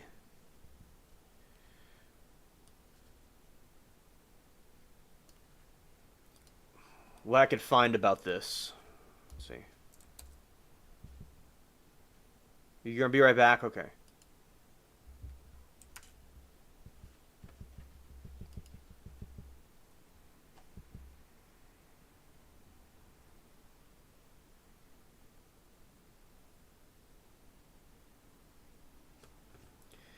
Hey, thank you, G.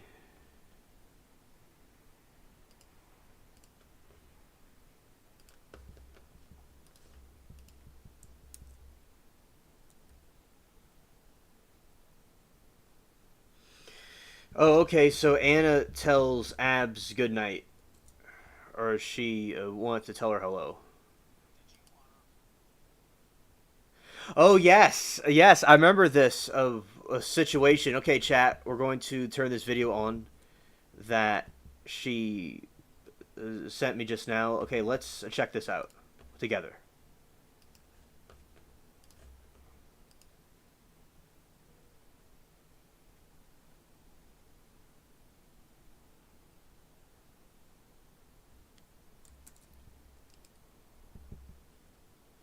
Did you honor about that same date in Moscow, Idaho, kill and murder Kaylee Gonzalez, a human being?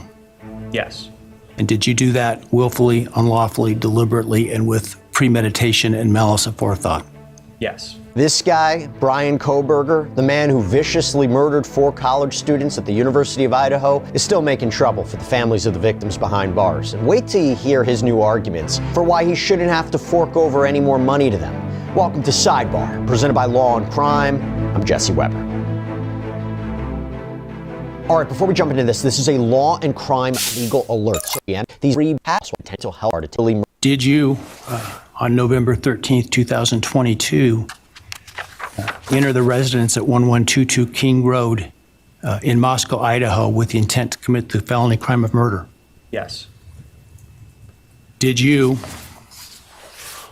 on November 13th, 2022, in Latah County, state of Idaho,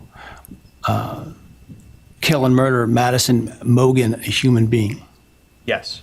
And did you do that willfully, unlawfully, deliberately, and with premeditation and malice aforethought? Yes. And we know that he pled guilty, by the way, to all the murders here. Kaylee Gonzalez, Maddie Mogan, Xander Kernodle, Ethan Chapin, by the way, as well as to burglary. And we know that he was sentenced to 4 consecutive terms of life in prison. Now, you would think that this guy, Brian Kohberger, as he languishes away in a prison cell forever, that he could do no more harm to the victim's family members, right? Doesn't seem to be the case. His legal team is essentially arguing that he doesn't have to pay the victims' families for what he did or anything more. Arguing in part, you know what? They got paid enough from GoFundMe campaigns that were set up. So let me explain this, okay? When Kohberger pled guilty, he was also ordered to pay restitution as well. It's basically reimbursing victims' family members for the crime. Now, it appears the parties, at one point, the prosecution and the defense, they agreed that he should pay about $29,000. So in the filing that establishes this, the stipulation, there was over $14,000 that was going to be owed to the Crime Victims Compensation Program, which was established in Idaho to assist victims of crime with costs related to treatment for injuries sustained as a result of a crime. That's actually the definition. Almost $6,000 to Jim and Stacy Chapin, and over $8,800 to Jeffrey Kirk Kernodle. However, prosecutors had apparently requested that the court order Kohberger to pay an extra $20,000 for Kaylee's parents, Christy and Steve Gonzalez, and almost $7,000 to Madison's mother, Karen Laramie. And this was seemingly in relation to travel expenses and accommodations, at least according to the defense. Well, Kohberger's defense is rejecting this. They are fighting back. They're saying he shouldn't have to pay this. Why? I'm going to read you from the defense's filing, and it's titled, Defendant's Objection to the State's Request for Additional Restitution. It says in part, quote, the plea agreement is unambiguous about the restitution categories Mr. Kohberger agreed to pay, and once receipts and verification were provided, he stipulated accordingly. Given the express language in the plea agreement, the only additional receipts submitted that may fall within the contractual terms are those for the earns.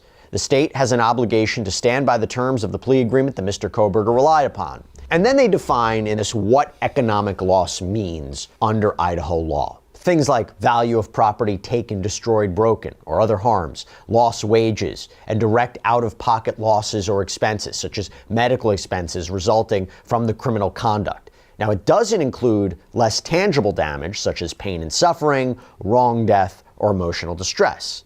Then the defense argues, okay, if you take that definition, if you look here, the families, they argue, they've already been paid out from GoFundMe campaigns, citing how there was one for Madison and Kaylee that raised over $73,000. They cite how there's another one for Karen Laramie specifically that raised almost $49,000, and that this one was specifically for travel to attend hearings in the case. The defense then cites another GoFundMe for Steve and Christy that apparently raised over $85,000, again, for the purpose of travel and attending the hearings. They argue that these families didn't suffer an economic loss, what I defined before. Then Kohberger's defense makes another argument, that he can't pay it. They cite Idaho law on when the court should consider restitution to be appropriate in a case, that you have to look to, quote, the need and earning ability of the defendant. So they write, Mr. Kohberger has no ability to earn money or pay money given his 4 consecutive life sentences plus 10 years. Unlike other cases where the Idaho courts have ordered restitution for short and long prison sentences, Mr. Kohberger's is different. He will never have the ability to pay restitution, and even though he stipulated to restitution amounts, there is no foreseeable ability for him to ever make payment. Under Idaho law, he will never be able to profit by way of book, movie, or entertainment of any kind. And they are right. There is a reference in Idaho law that says that anyone who enters into a contract with somebody who's convicted of a crime to create a reenactment of the crime through a movie, a book, a TV program, or that there's some entertainment program that documents the accused feelings or thoughts or opinions on the crime, that money that they make off of that has to go to the state treasurer. And then the state treasurer puts that money in an escrow account for the victims of these crimes. So to summarize, the filing says that these are the reasons that He looks really Temu looking. You know, BK, he really is a strange character. I mean, him writing a sickening letter is really just, it shows his lack of empathy, and he was having this problem with, not wanting to pay back the money he owed. And that's another thing about him that's really just diabolical, I mean, if it's true, if he can't ever make the money, he can't get it back, hopefully they're not waiting for it. Yeah, that's a good point, G. It's a good point, G. Because, he wouldn't be able to pay it. That's true. I do think that if there was a way he could pay something, that'd be good. But of course, at the same time, if he's just not able to do it, then them waiting for him to do it would be pointless.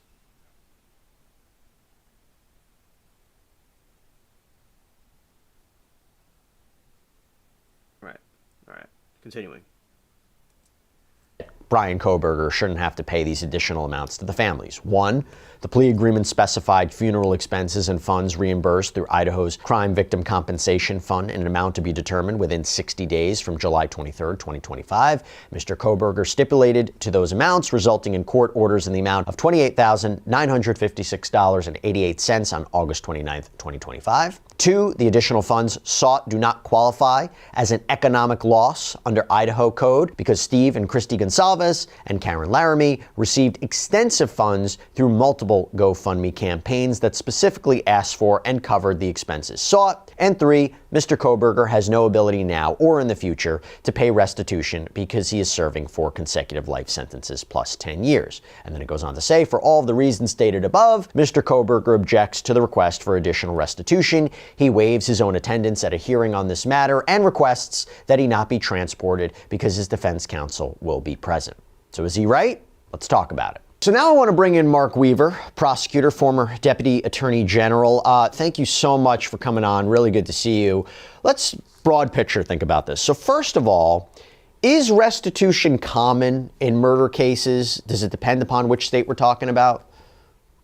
Yeah, victim restitution is driven by state law. And in most states, there's a fund. G says, I can't stand this name stuff, Alien. Why can't it fix it? It seems so simple, a coding issue. That is true, G. It's a coding situation. And I will mention that if I had the website, I would just do it right now and fix it. It's easy. Of course, it is. YouTube is quite complex, and I don't know exactly every key and little parts of it, but still, it should be quite easy to fix this.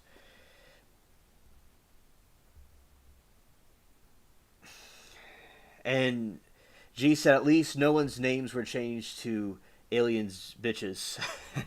Aliens bitch. Scared. Alright, and that's hilarious.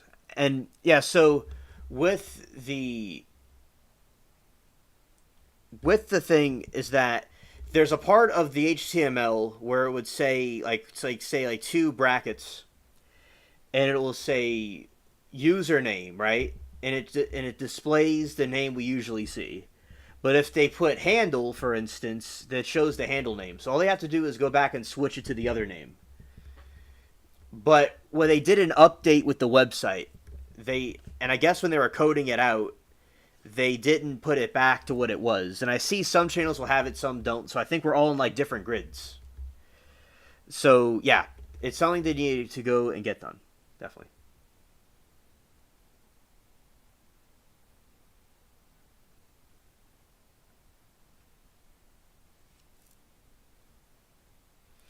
Yes, absolutely. It's a coding thing.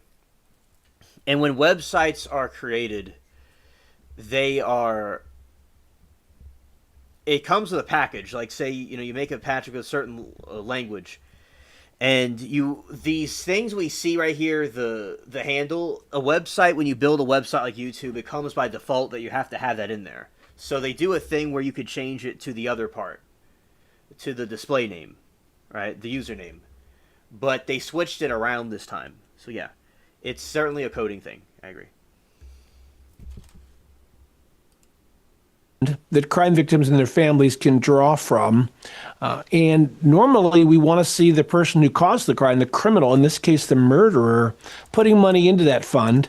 But as so often happens, the people who commit these most violent crimes have very little financial resources. That appears to be what might be happening here in Idaho. Yeah, I want to get into that. But generally speaking, how much usually is restitution? What have you seen? What have the amounts been?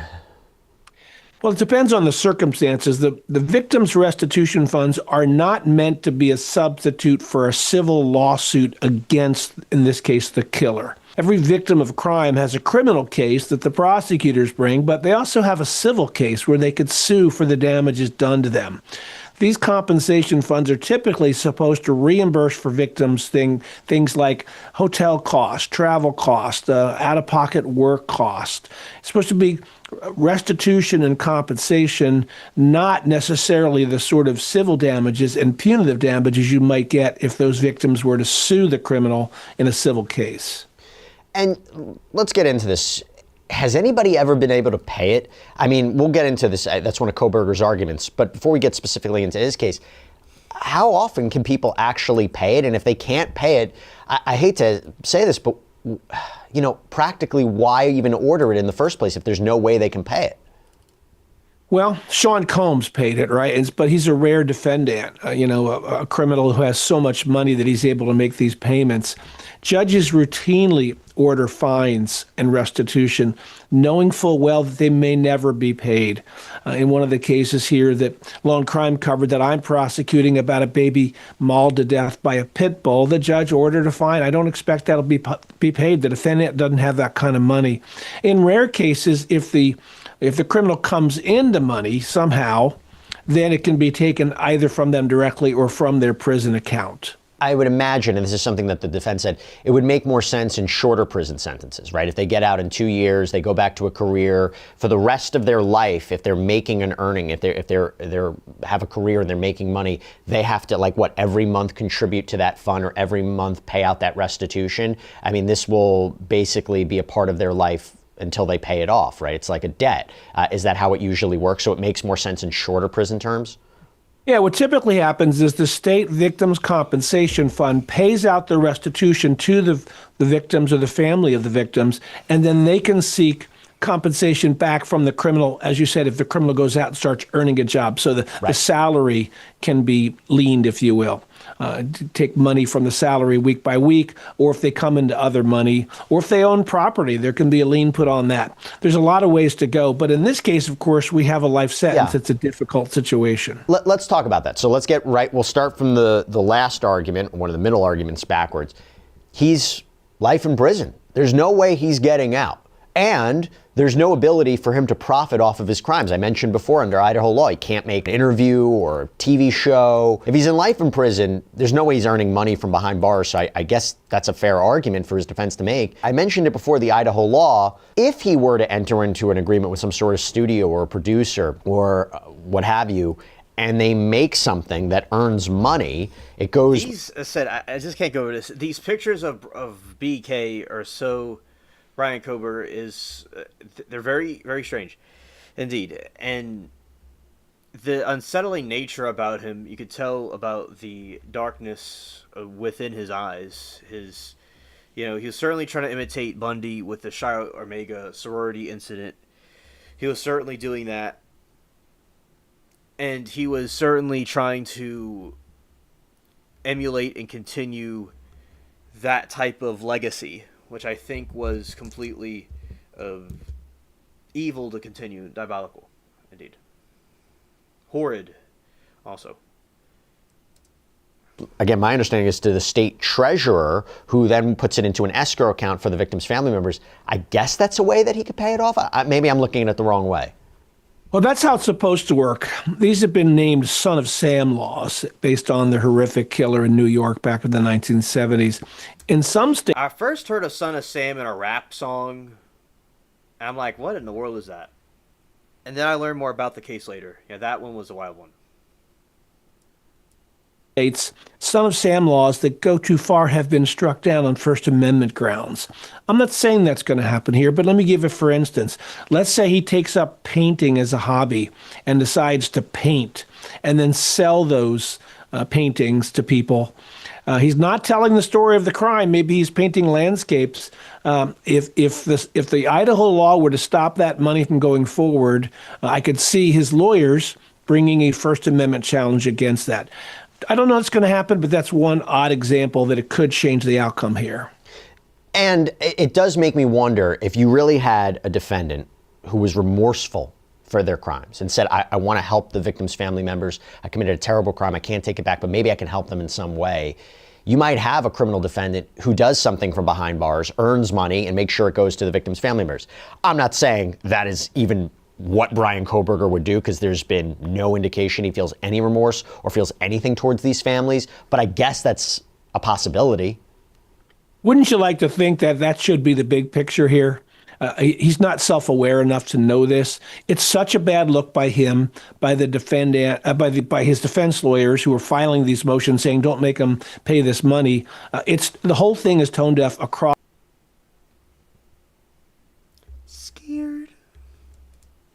the board. These families have been through so much suffering. The notion that you would actually have your lawyers fighting to stop some of these judgments being put in place is really troubling. Who's paying these lawyers to do this now that we know he's guilty and he's going to be in prison for the rest of his life? Yeah, that's a good point. Why fight it?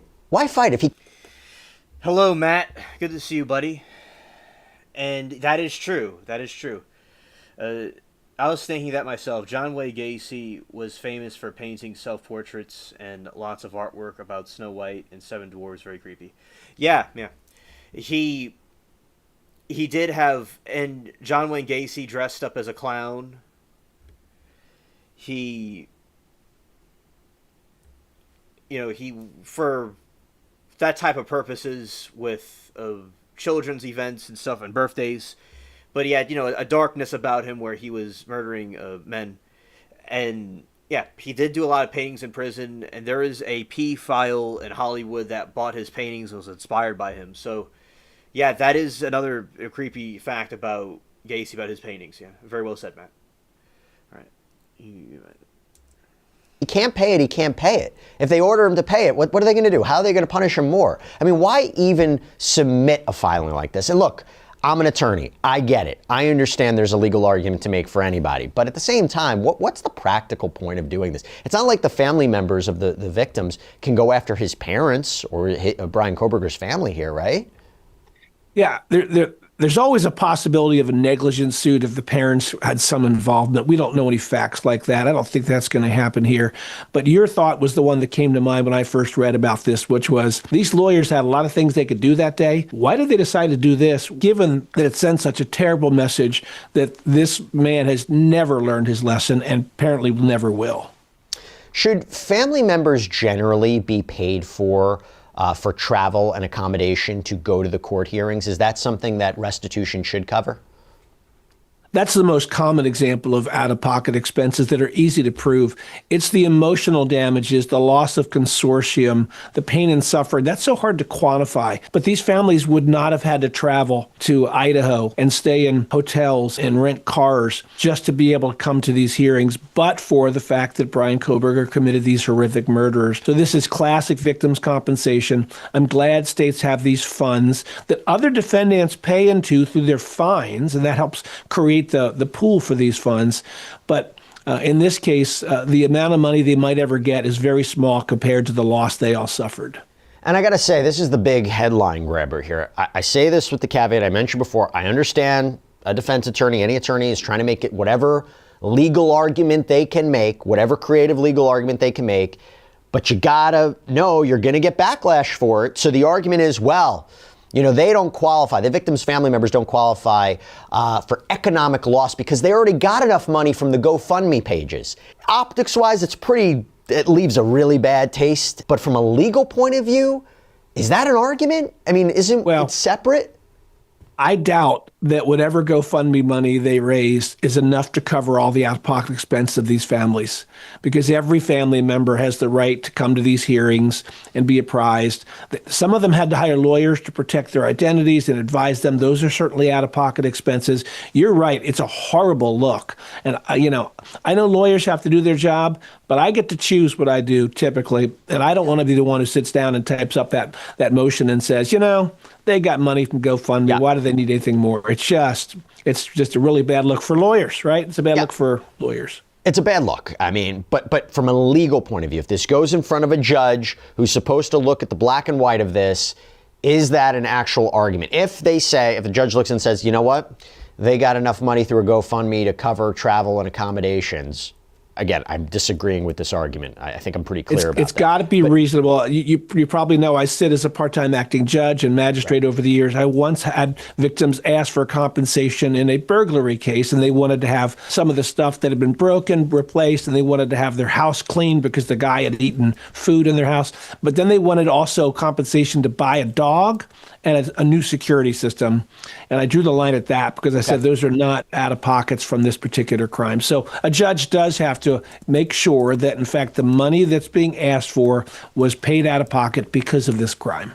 But does it matter how much money they have or how much they're earning through other sources, whether it's a career? That's because GoFundMe is such a recent phenomenon in American life. I don't think we have case law on that. The judge is going to have to use his or her best judgment.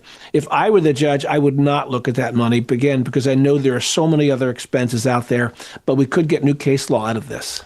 And this is a unique case where you're seeing, I mean, if these numbers are correct, a tremendous amount of money that went through a GoFundMe because of the horrible, brutal nature of this crime and how the community and the nation wanted to help these victims' family members. So it could be interesting to see from a legal point of view. What about the argument, hey, listen, he signed this plea deal, the prosecution signed it, right? We all agreed, there was a stipulation to the amount that had to be paid as part of restitution. An agreement is an agreement, can't be changed, can't add anything. Well, everyone who does crimes in Idaho are governed by Idaho law, and so he's going to have to follow Idaho law with respect to victims' compensation. Now, if there's an argument that once you sign this plea deal that you're going to have to pay the fines, the judge ordered fines and some compensation, this is just on top of that. It's all rather academic because, again, it's got this small prison commissary account. I think the state can only take out 20% of it, which in my world, that's a little low. I think maybe that'll be the other way. Maybe let the prisoner keep 20% and let victims take out 80%. But if you choose to do your crime in Idaho, then you're going to be bound by Idaho law. In the off chance that Brian Koberger has supporters and they give him money, they donate him money, can that go to the restitution fund?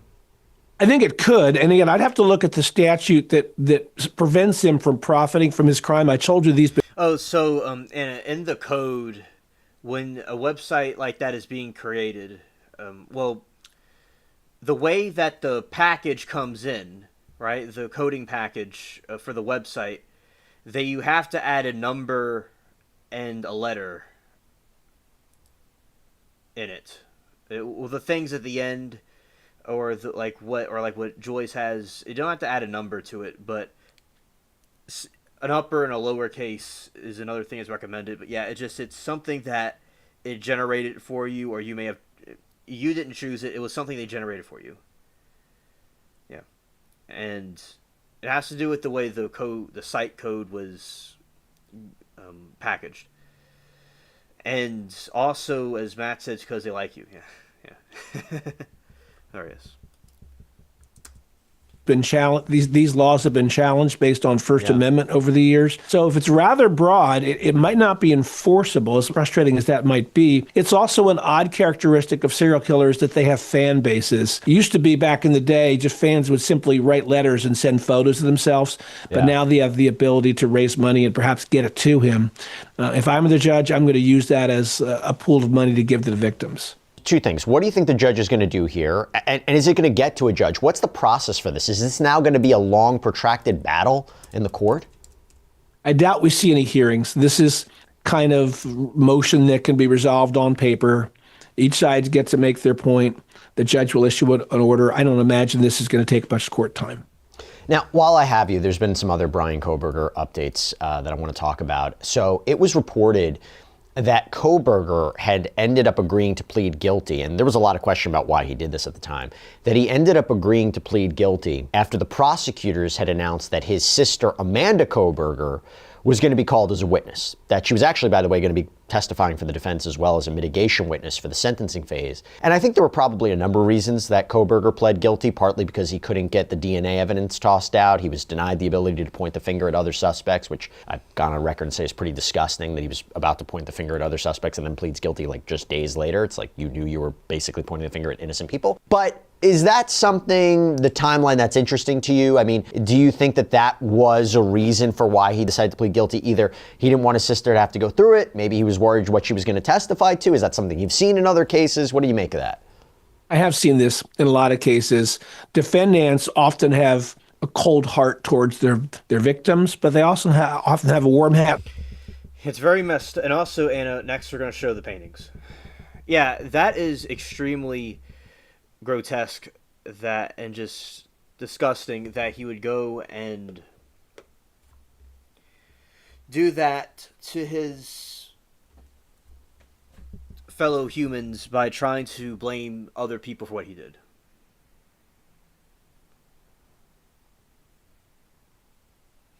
Think that's from when hubby set the phone up or some kind of crap. Mail on thing I've never ever seen. Oh, okay. All right.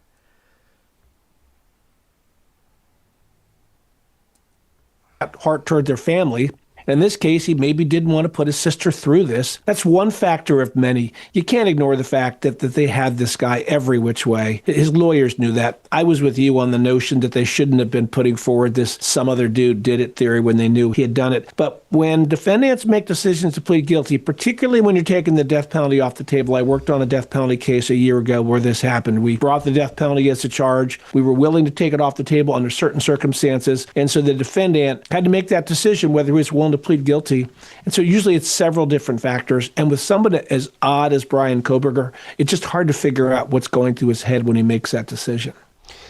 And I got to tell you, Mark, you wonder what this trial would have looked like, whether it could have inflicted even more pain. News Nation recently reported that Kaylee's sister posted a TikTok that the prosecution was poised to present evidence that some of the wounds that Kaylee sustained were inflicted after she stopped fighting Koberger, saying, quote, "I don't want to speculate on what Koberger was doing, if it was to cause pain or whatnot, but these wounds did not make a lot of sense." And she went on to say that investigators told her the wounds appeared to be, quote, experimental. That's pretty disturbing to say the least. And you do wonder, at the same time, I know there was mixed reaction about him pleading guilty, but in the sense of what this trial could have looked like, what jurors would have been exposed to, what the victim's family members would have been exposed to, it's pretty brutal. This is hard stuff. I got into this line of work because I like doing jury trials. I like prosecuting violent criminals.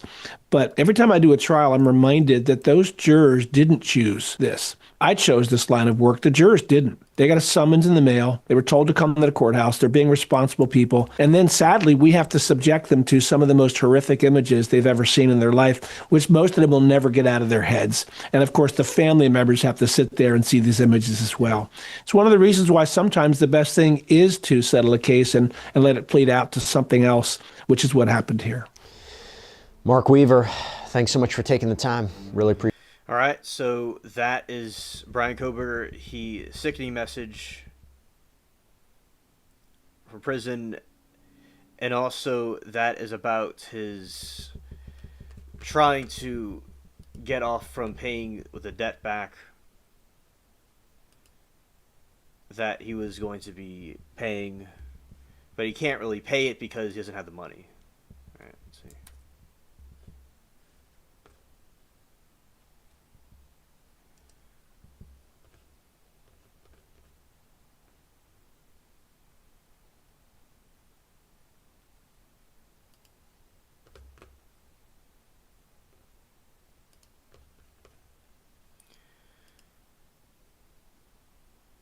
All right, this is John Wayne Gacy's photograph of the dwarves.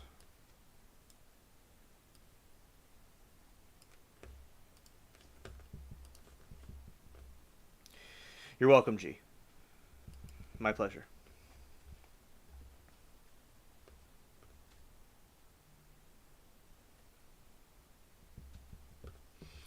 All right, so this is one. It is the dwarves walking, and there's like a river, and there's like some trees and some mountains.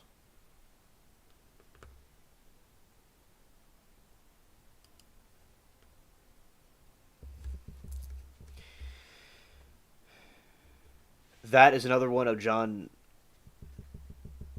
Wayne's images. It is a bunch of dwarves, and they're near a fire, and there's a forest of trees, kind of autumn trees with some bushes. All right. And this is another disturbing one. Yeah. I wonder which one he identified with the most. Yeah. Certainly the one in blue he would identify with. This is a disturbing one where he has a picture of himself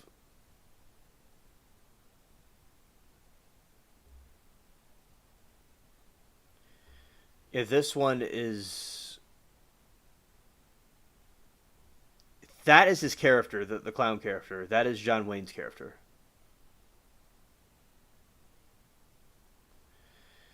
And that is John Wayne's character. And he's surrounded by the dwarves, which I think is quite disturbing. He may have had some fantasies about them. It's quite disturbing.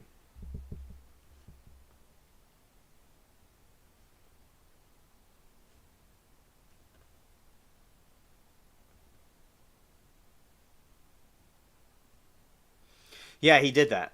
Yeah, he did these.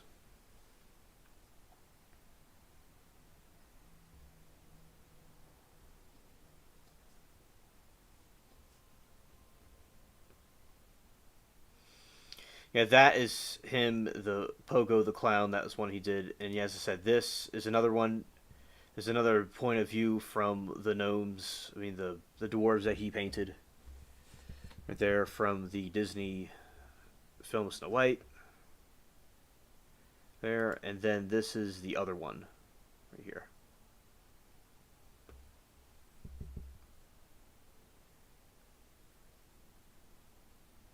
Yeah, creepiest dude ever. Absolutely, absolutely.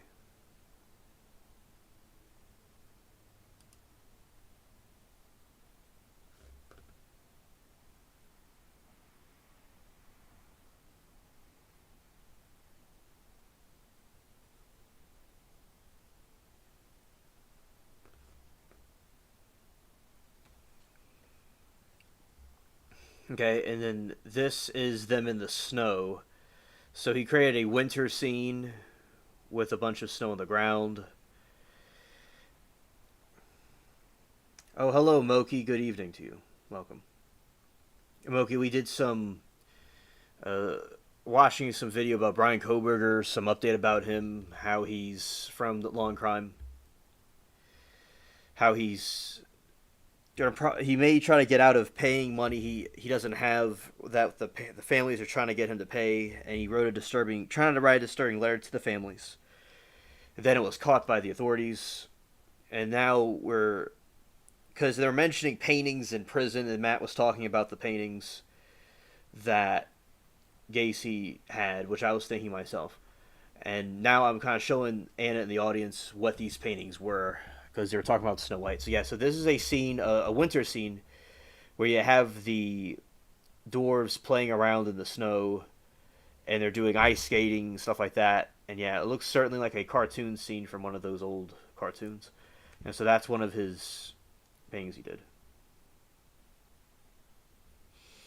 Yeah, he had 17 guys under his house. Yeah. And he would strangle them, and he would get a sadistic a turn on by it, and he liked to do it over and over again.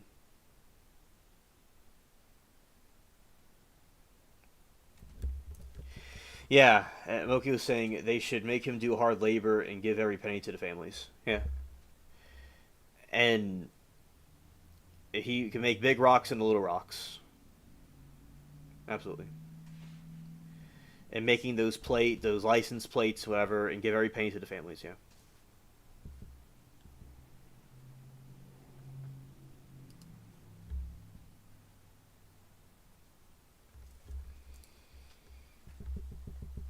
All right, and this is the scene of the gnomes. I keep calling them gnomes. The dwarves walking under another fall scene. Interestingly, another fall scene we have here, and you see the background is like a light blue and different hues of blue, and then you have the tree. Okay, Moki, thank you. I'll certainly check it out. Thank you.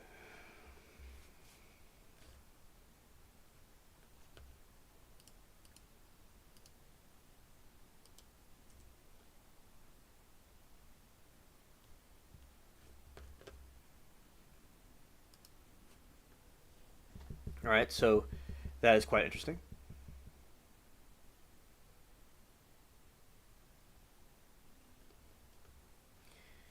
Okay, let's see.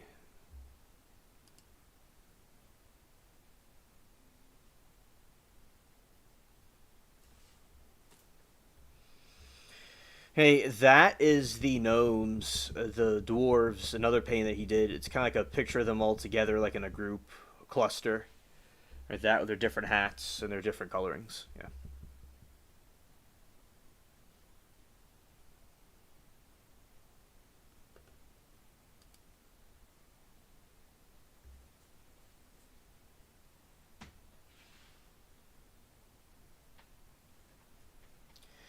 Yeah, this was just another one of that was his character Pogo the Clown that he he dressed as when he would go do the murder of the young men. And that is it right there. Okay.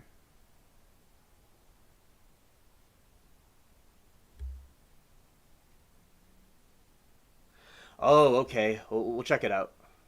Yes. I'm interested to see.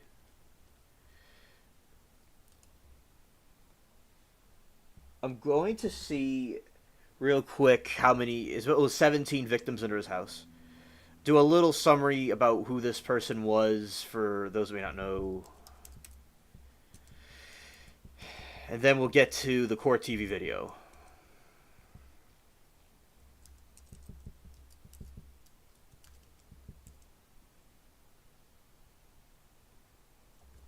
And it said can maybe go after Coburg or Silver Suit, maybe. Civil Suit, maybe. Okay.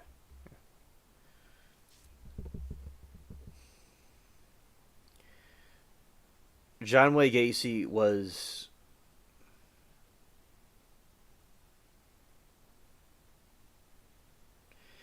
Matt said if he's over 18, I don't think they go after his parents. Oh, interesting. Okay. John Wayne Gacy was an American serial deleter who raped and murdered 33 young men and boys in the Chicago area between 1972 and 1978. A respected local businessman known as Pogo the Clown at parties and events, Gacy led a chilling double life that masked his sadistic crimes. His capture and discovery of most of his victims buried in the crawl space of his suburban home shocked the nation and had lasting cultural impact.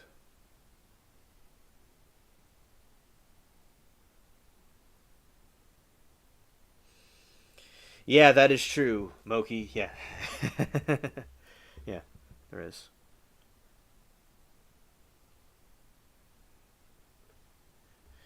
Gacy was tried in 1980, where his defense team argued he was not guilty by reason of insanity. The jury rejected his claim and found him guilty on 33 counts of murder. He was sentenced to death for 12 murders and life in prison without prison for the other 12. Yes, Scart. Scared.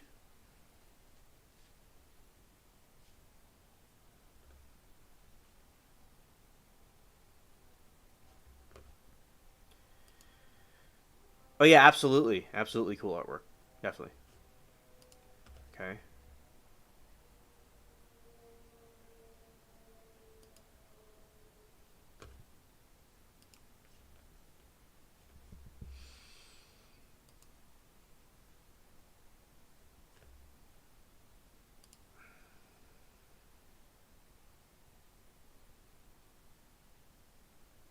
Your MRI is done, heading home now. Oh, that's good, Lori, that it's done. Okay. Yeah, and just for those that just came in, yeah, these were his paintings he had that he did.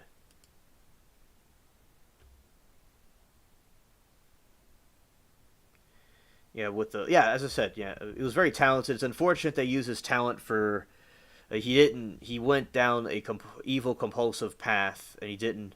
He could have been an artwork for Disney. He could have done Disney illustrations. Especially back in that time, that's when Disney was still having illustrations like that. But it's unfortunate that he used his talent, his skills for evil, and eventually led to his demise because of all the others he brought with him. Oh, thank you, Moki, for the UFO link. Thank you. We'll look at the Core TV, and then we will get into the other stuff.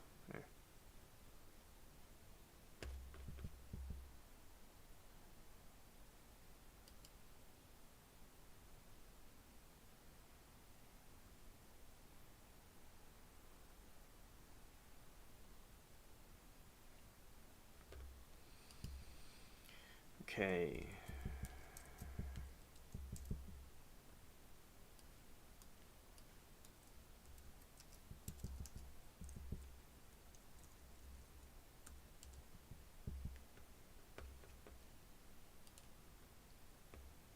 Yeah, yep.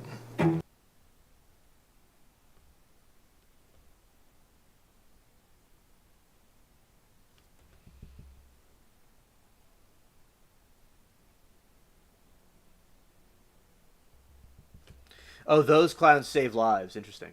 Thank you.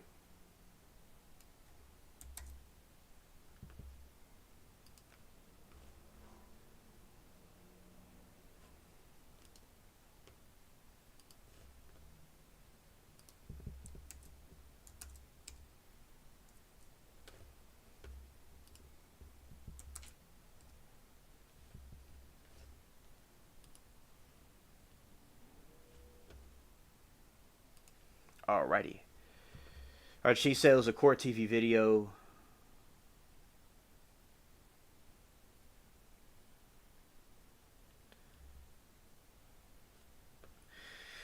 Okay, so which video is it? Just curious. Is it here?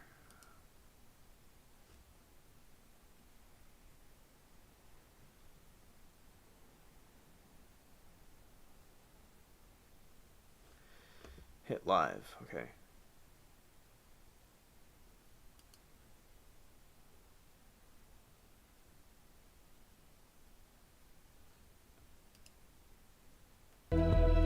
A teacher is suing an assistant principal for $40 million. The lawsuit stems from January 6, 2023, when Abby Zwerner was shot by a 6-year-old student while at Rich Neck Elementary School.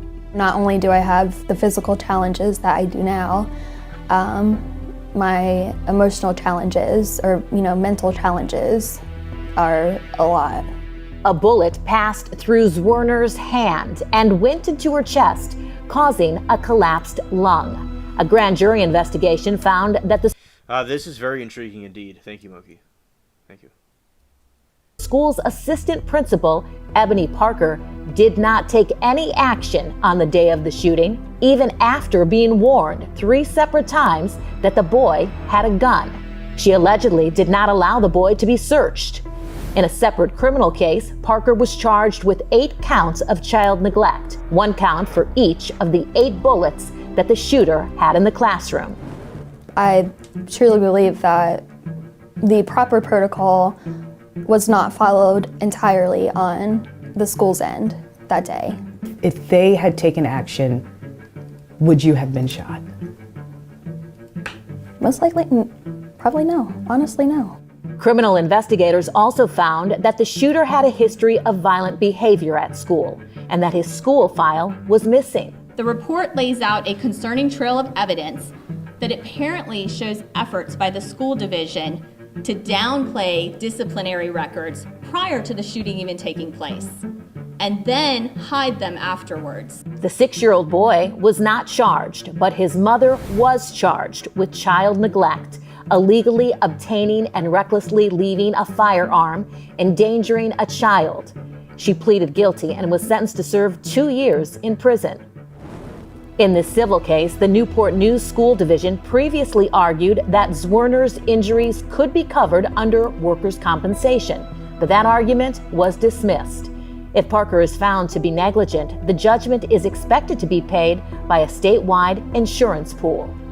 Ultimately, the jury's going to decide what happens here, and we're excited to be able to bring this case to light and allow them to make that decision.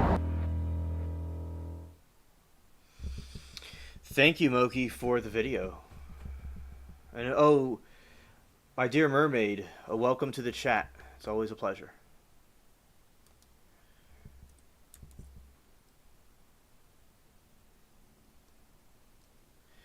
All right, and we're going to we're going to look at this.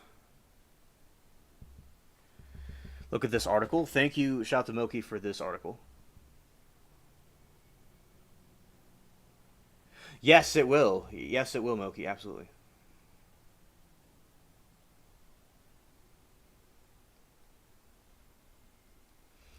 All right. UFO tracker shows thousands of eerie underwater objects lurking along the U.S. coasts.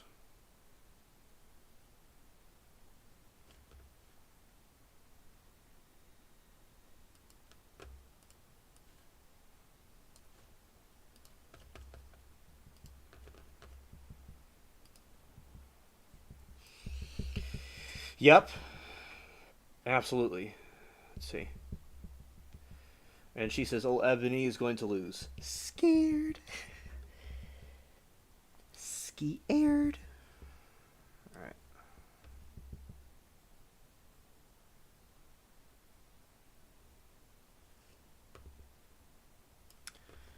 All right, let's go.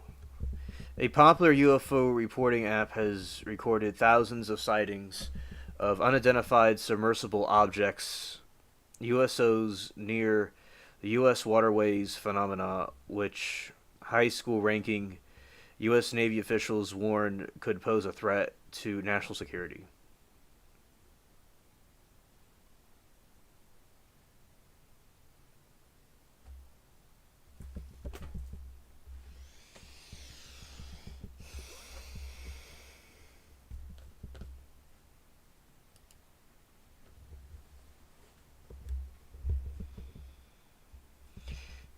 The F. Lock up your firearms around kids. Yeah. Yeah. People being...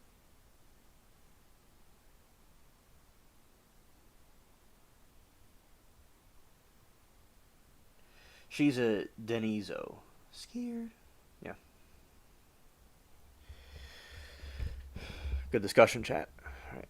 A popular UFO reporting app has recorded thousands of sightings, unidentified submersible objects, USOs, U.S. waterways phenomena, which high-ranking U.S. Navy officials warn could pose a threat to national security. There we go, Anna. And thanks for Moki for sending me this link. Yes, yes, yes. Thank you, thank you.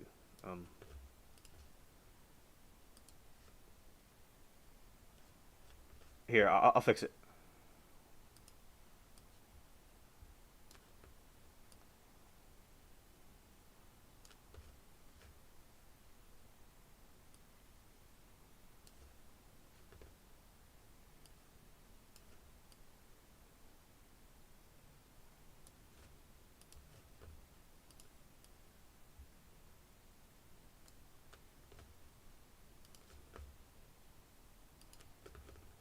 All right. Hopefully that's better. Oh, okay, buddy. Thank you for stopping by, Matt. Take care. Thank you. Have a good evening. All right, so this is a UAP underwater.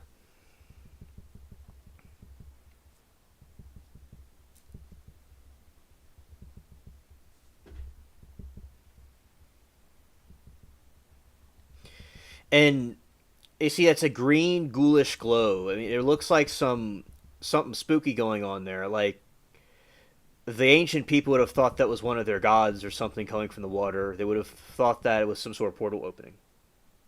Go back to the top. Okay.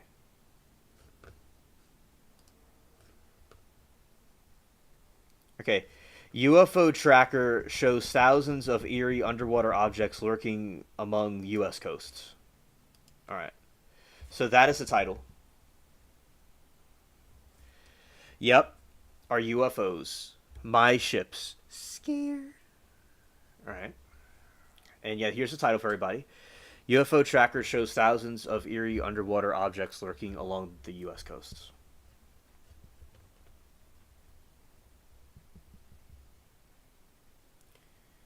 Yeah, thousands of them.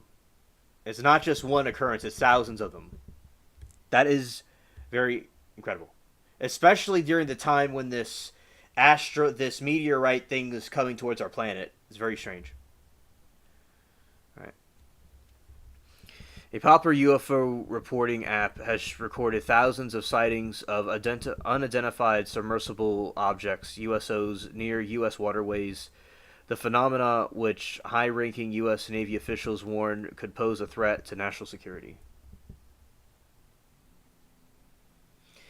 And yeah, exactly. Yeah, Moki said, Alien and I have been telling y'all forever, but you don't listen. Exactly. A lord is like a spider every 5 feet thing. Yeah. Yes. Yes. Yeah, Moki and I were saying this for years, for a long time. forever and ever, and finally the truth is out. The truth is out there, and the truth is here, right in the waterways. And Anna was asking us about the water UFOs, and we've talked about it before. And now I got some pictures to show, and it shows like a nighttime, and there's like water, and there's a glowing thing underwater. You know, it is then an enigma which touts itself as the largest queryable historical sightings database for global UFO sightings, claims it has received reports on over 30,000 unidentified flying objects and unidentified anonymous phenomena since launching in late 22. But the sightings have been limited to the skies, which reports also claiming it about strange objects rising from the depths of the sea or plunging into the waters without so much as a splash. Oh no, that is fine to wait to see it to believe it. We have certainly things to show you to help you understand this better. All right, and then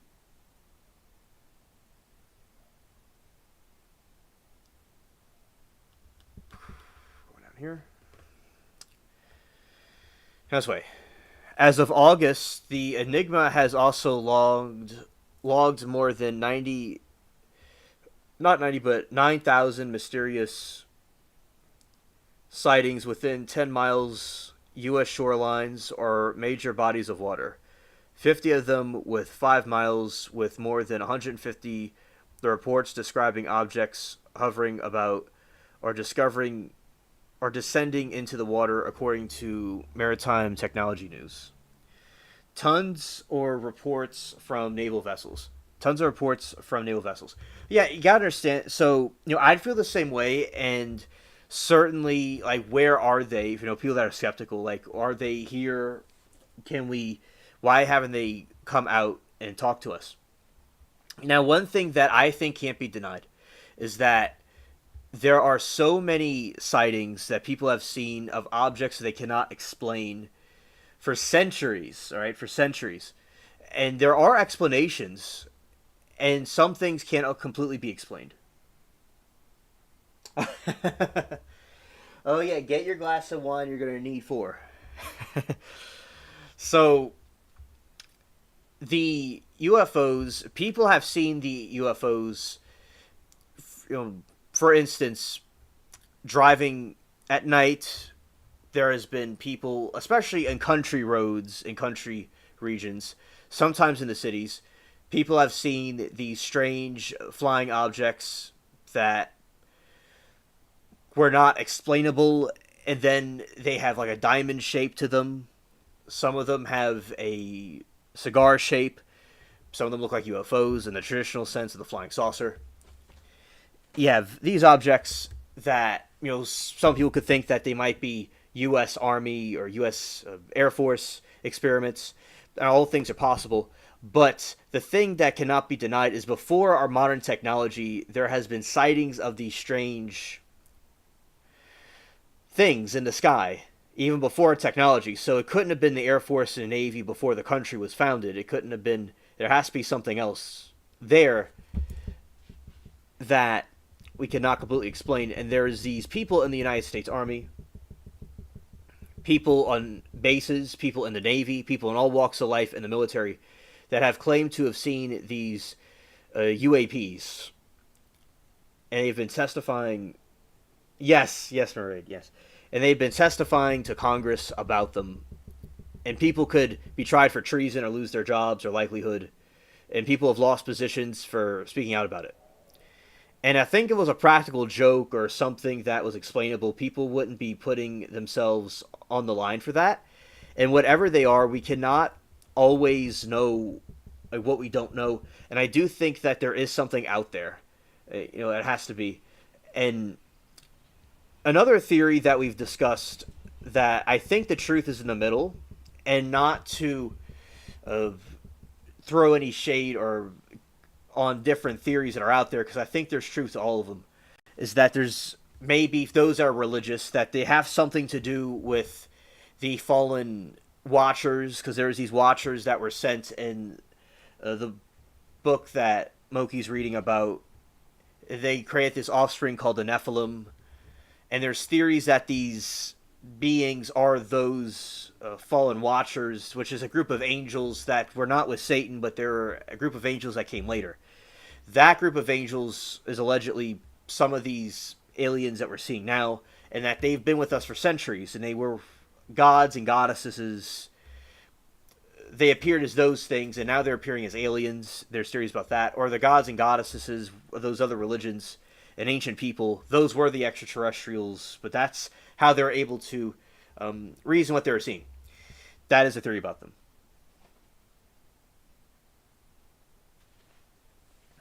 And I do believe in travelers from another planet, that there's a big, vast abyss of out there, and that an advanced civilization could have came to this realm too, for various different reasons that they have. All right, and Moki says our subs and Russian subs have reported encounters. Yeah, and if it was something that was based off of another country, like the superpowers like Russia or communist China, I could just call it China, as we make it more in layman's terms. So China or Russia or United States or some other country, no one knows what these things are.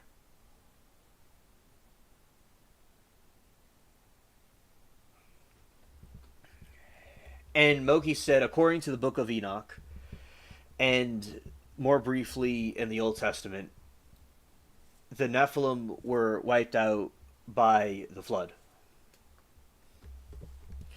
Yes, Moki, that is true. That is very true. And what happened was there were all kinds of hybrid creatures that existed. There were, like, say, Lord of the Rings, or some of these orcs and these gremlins and goblins, these mythical creatures were products of these fallen angels, like we've talked before with Sarah when she was here, where, yeah, they went with things of the sea, they went with things on Earth, so, like a Griffith, for instance, this mythical creature, right, with a lion with wings on it. If it existed, it was a product of the hybrid between those two beings mixed together. And there is also the Nephilim as well, where you had these giants, like Goliath, for instance. You had these giants that we would look like grasshoppers to, this race of giant people. And they were products from the fallen watchers, fallen angels. And that they went with earth women and took wives amongst them and created an evil race. So basically, like Pennywise the clown.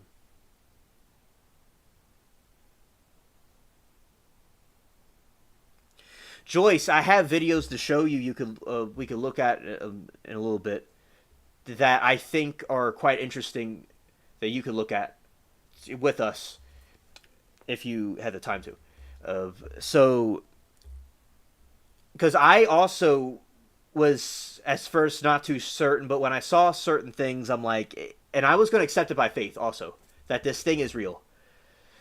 And when my friend was talking about it at school and everyone was like thinking it was crazy, I just going to accept it by faith. If I was wrong, who cares?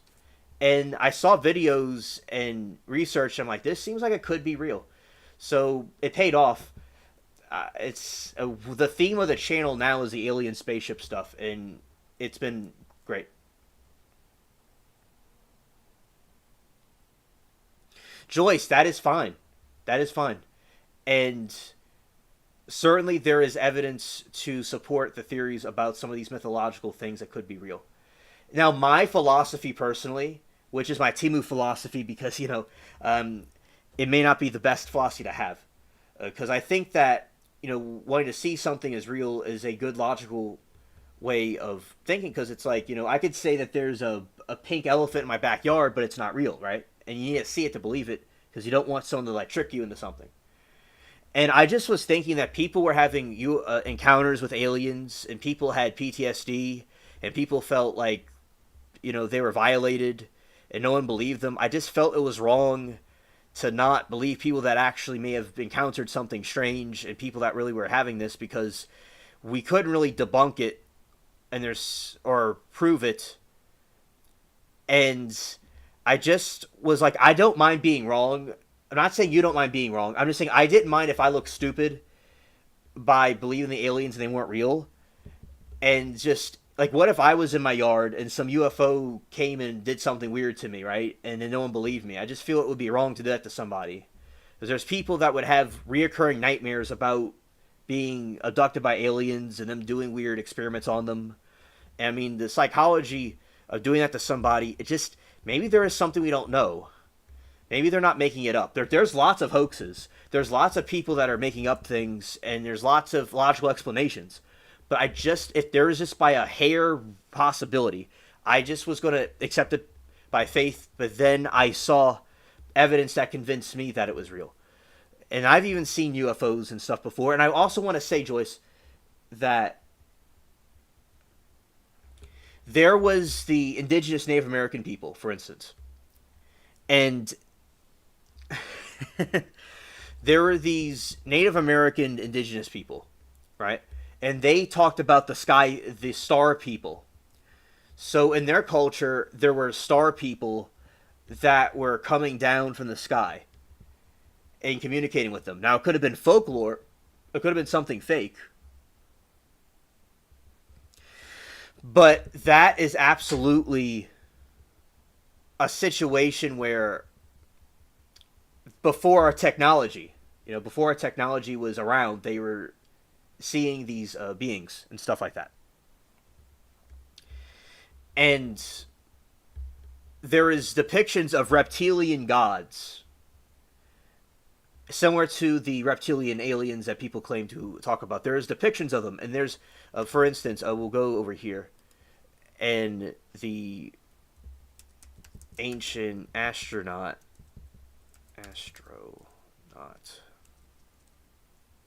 theory. Joyce, the way the Bible plays into UFO thing is that legislators who have been read, have seen, or interdimensional have referenced the Book of Enoch, which is about the Nephilim. Yes, the Book of Enoch goes into more detail about them.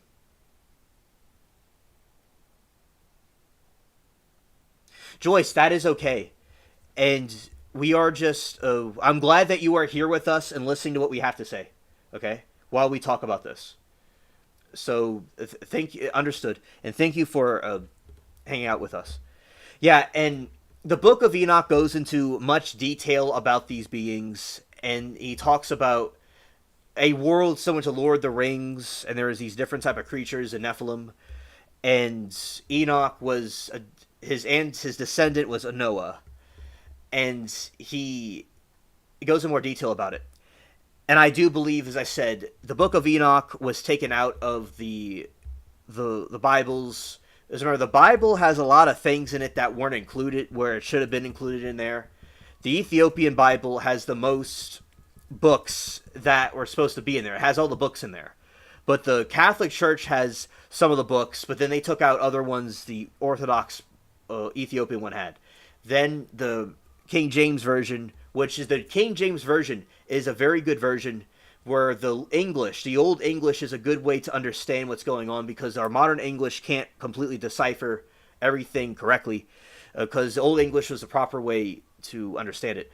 But they took out books in it. They took out a bunch of books in the Bible. So, yeah, the Book of Enoch does describe it, and if they would have had put that in there, people would understand about these UFO things better.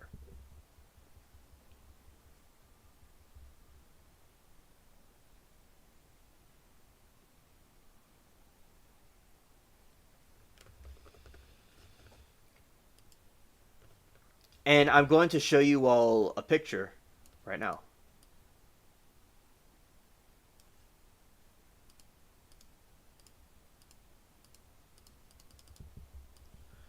All right, this picture on the screen is an ancient depiction of gods that came from the sky, and it looks like people wearing astronaut suits.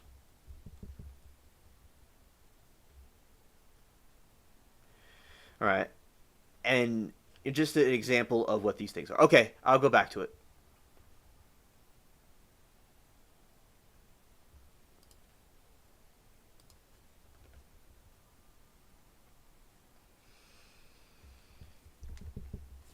we're going to fix the article where it could be able, see more centered.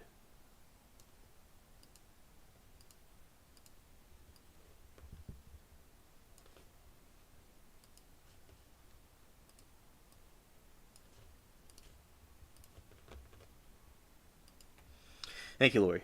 Oh, thank you, Lori, for the shout out. Right. As of August, Enigma has also logged more than 9,000 mysterious sightings with 10 miles of U.S. shorelines are major bodies of water. 500 of them within miles, with more than 150 reports describing objects hovering above descending into waters, according to the Marine Technology News.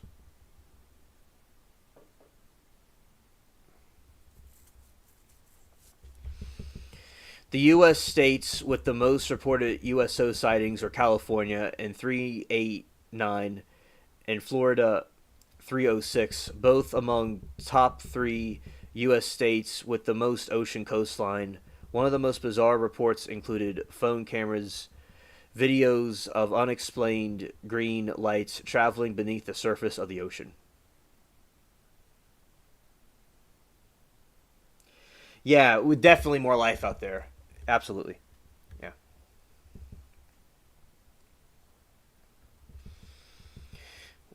Yeah, this is the map of where all of these sightings are coming from, especially around NYC and up north.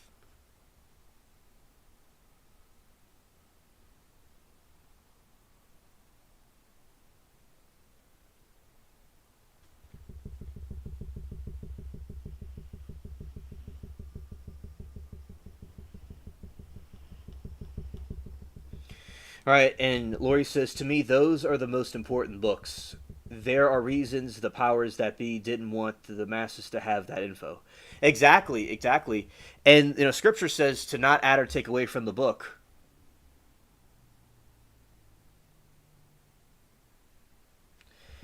And, yeah, that's just the East Coast. Yeah, that's just the East Coast alone. So on the West Coast, there's even more. Yeah. And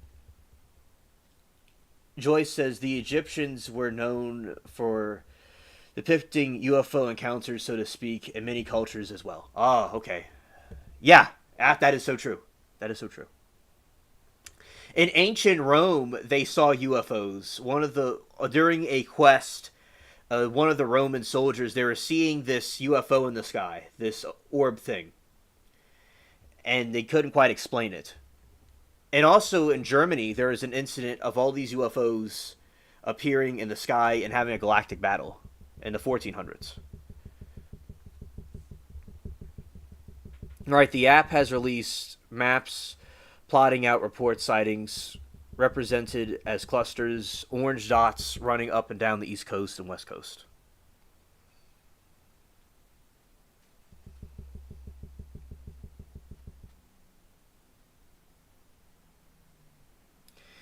I am willing to find out if they give me my own planet. Facts.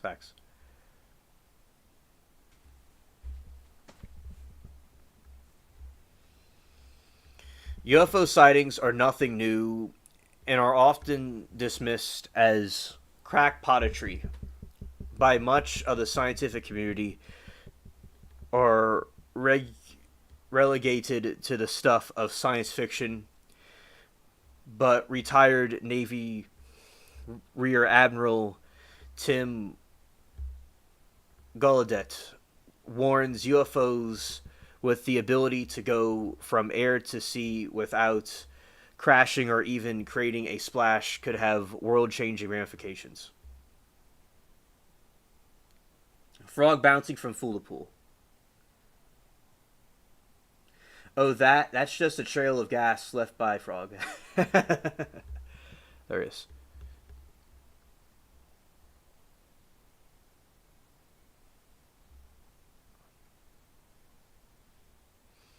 The fact that unidentified objects with unexplainable characteristics are entering the U.S. waters and space, the DoD is not raising a giant red flag, is a sign that the government is not sharing all it knows about all domain anomalous phenomena.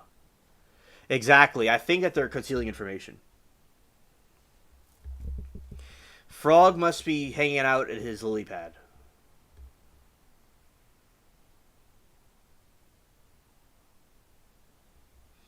Lori said Paul Wallace and Mero Biglino have great takes on this topic.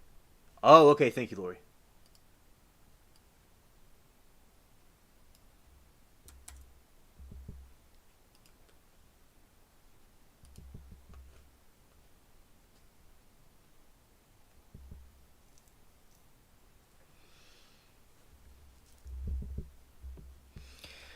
Alarm bells were raised in July 2019 when USS Omaha recorded a UFO UAP that vanished into the ocean without a trace. After buzzing a Navy fleet off the coast of San Diego, video of the incident was verified by Pentagon, displaying capabilities of Gallaudet said jeopardizes the U.S. maritime security, which is already weakened by their relative ignorance about the global ocean.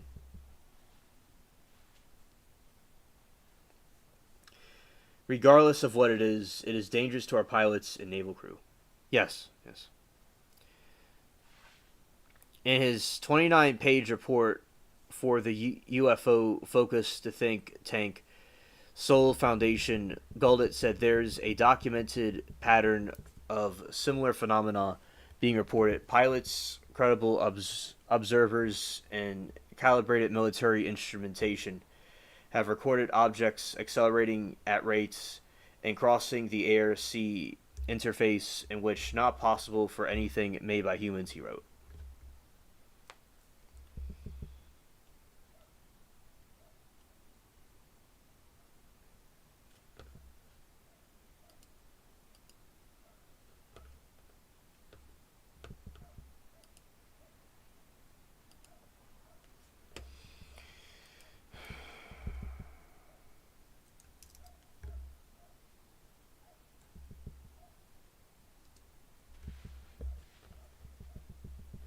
Let's see here.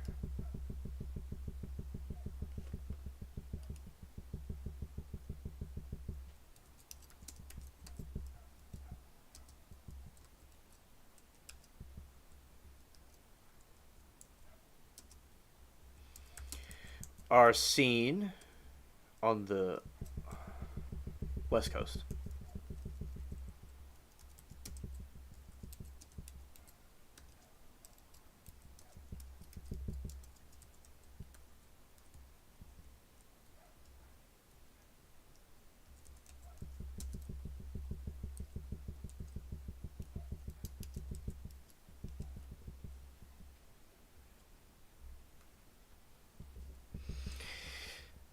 All right, while exact number of unidentified submerged objects seen on the West Coast is unknown, California and Washington report that highest number of USOs and UFO sightings are the U.S.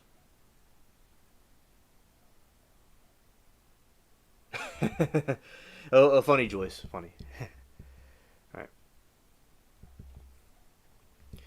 Key statistics and insights. California hotspot with 389 reports of USO incident as of 25. California has the most USO reports. U.S. state according to data from Enigma tracking app. Florida is also close second with 306 reports. Frequent reports. A report noted thousands of USO sightings just off the U.S. coast. Presented activity maps and Enigma app are shown clusters or reported sightings along both east and west coasts.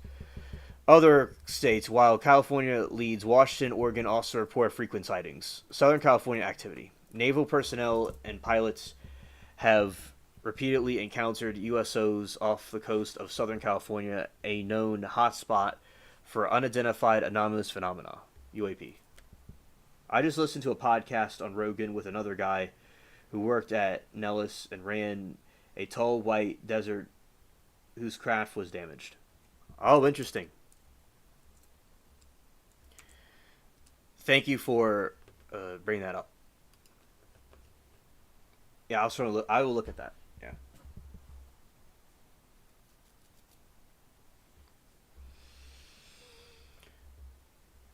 Notable incidents in 2004, Tic Tac incident.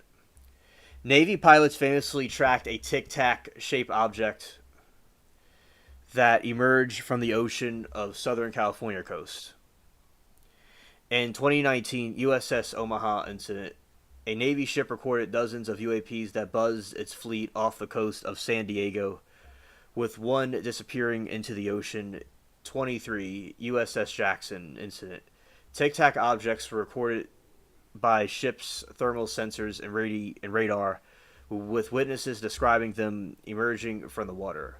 Limited reporting. A small percentage of those who witnessed the anomalous phenomena reported them, suggesting that the actual number of incidents is likely higher.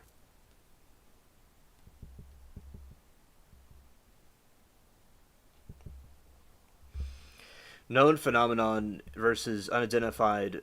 While the U.S. Navy classifies some reports USOs as known as sea creatures, others defy conventional explanation.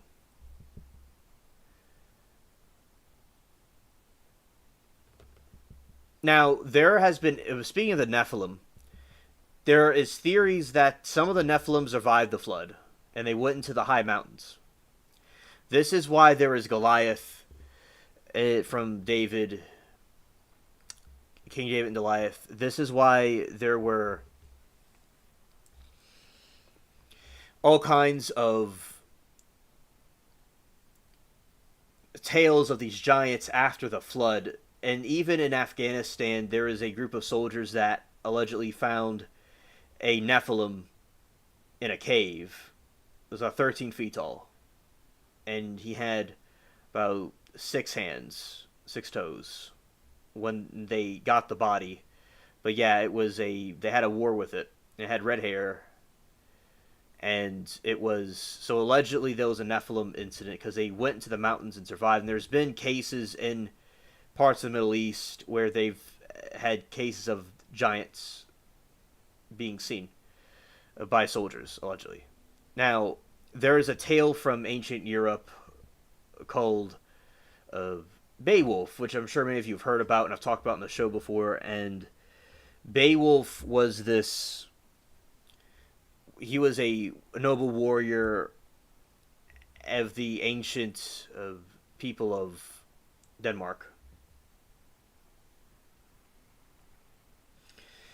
Moki says a tall white was looking for tritium to fix his ship. Oh, okay. Ah, yeah. They usually come to our planet to find things and to minerals and stuff. Yes. Okay. And with the Beowulf, there was a mead hall where they were getting drunk, right, and hanging out. And then this monster called Grendel comes in and goes and destroys everything.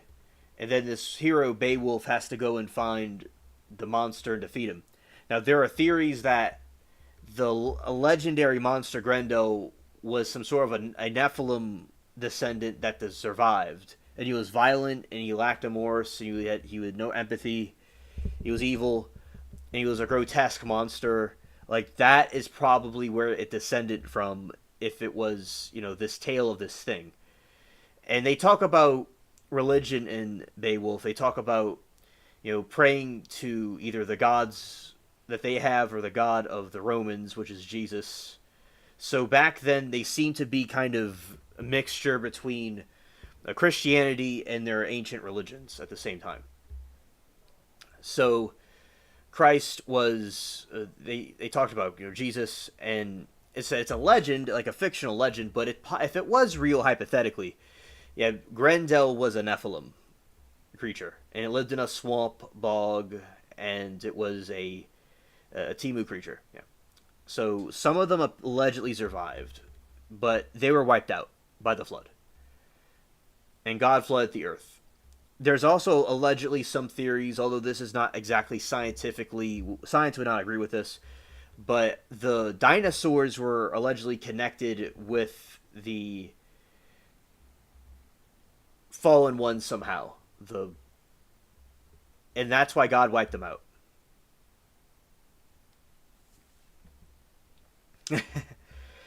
Yeah, so to explain what I was talking about is I was giving you a little explanation about the Nephilims. That has to do with the Bible when it talks about the giants created by the fallen angel hybrids, and just explaining about how some of them... Yeah, it's okay, Joyce. It's okay, Joyce. And I just enjoy the show. I appreciate you being with us. And it's certainly it's an interesting thing to discuss. It leads to all kinds of rabbit holes of, especially, for me, it's like, all kinds of different things could seem quite confusing, to different rabbit holes we could go down. So, to put in layman's terms, what I said was that there is a Nephilim from the Bible. As Moki pointed out, they were wiped out in the flood. And there's a theory that some of them survived and went into mountains. And why in folklore and in modern times there's still talks about giants being seen, because a very small percentage of them may have survived that were in mountains, very high up, or went into mountains. But 99.99% of them were wiped out.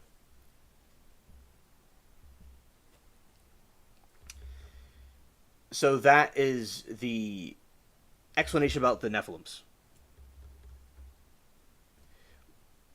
Sort of separate from the alien thing, but there might be related.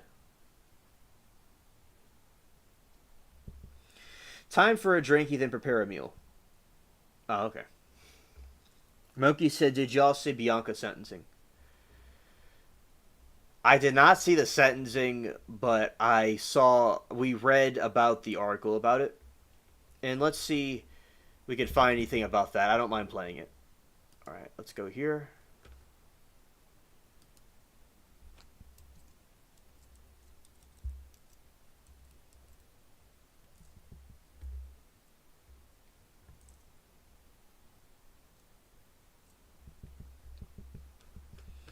Thank you, Moki.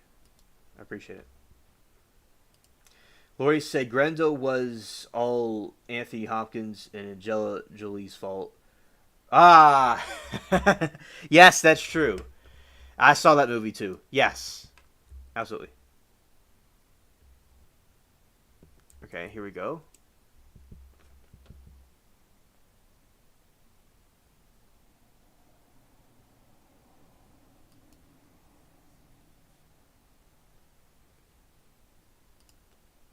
Miss Ellis would like to speak.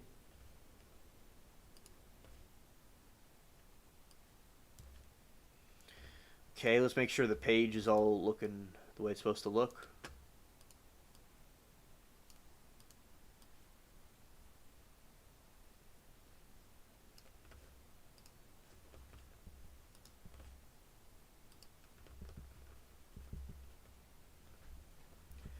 Oh, the Kirkshire hearing, we could play that too. Okay. Yeah, so that's an explanation about the Nephilims and the fallen angels and some stuff about the aliens too. All right. I just want to say I apologize. I'm sorry. All right, we can't really hear that, so we're gonna boost the sound so everybody could hear that. All right.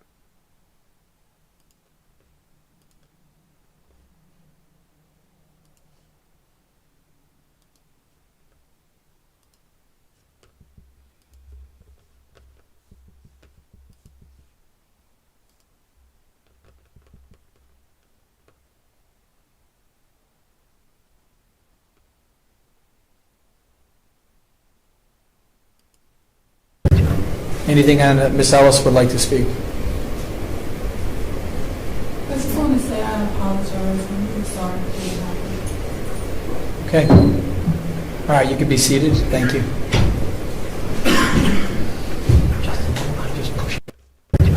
Anything on Miss Ellis would like to speak? I just want to say I apologize. I'm really sorry for what happened. Okay. All right, you can be seated. Thank you. I'm just pushing it right up to me so it's out of the way. Thank you.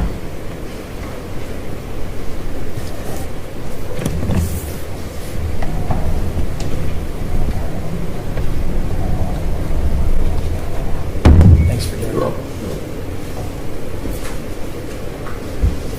So with respect to sentencing, so I have some comments that I'd like to make. I think it's fair for all of you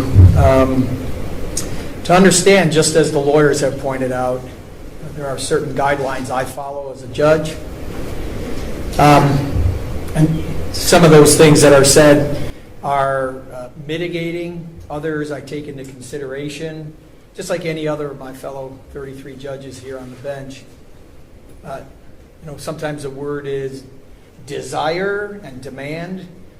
Those are not in the revised code section 292911 or 292912. I don't say that to minimize any of the comments that were made, but I do take in everything, right? So I don't come up here on the bench without some idea of what the court may use as the tools under the revised code section to move forward with sentencing. And so I'll say to the Woods family, nothing I say here will ever capture the enormity of your loss. This court recognizes that your lives were forever changed on June 3rd of 2024. Understanding your comments, I thank you for them. No sentence I impose today will make you or your family whole again, and you know that. I do want you to know that I acknowledge, even similarly as Mr. Mack said, your courage, your hopes, and today my hope is that this brings some measure of closure for you to continue to move on in your lives. As you continue to navigate the landscape of life without your son, please know that I'm painfully aware of Julian's void in your lives. Justice cannot undo tragedy, but it can affirm that what happened was wrong and that your child's life mattered. And to the Ellis family, you've been here the whole time as well. I do want to acknowledge that this process as well has been painful for all of you. As a family, you must forge ahead and try to understand the nature and gravity of this case. Okay, we're going to get a longer version of this on YouTube.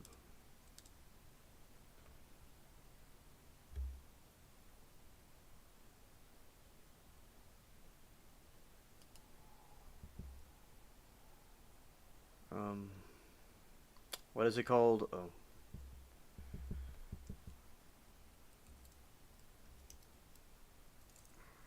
Ellis sentencing.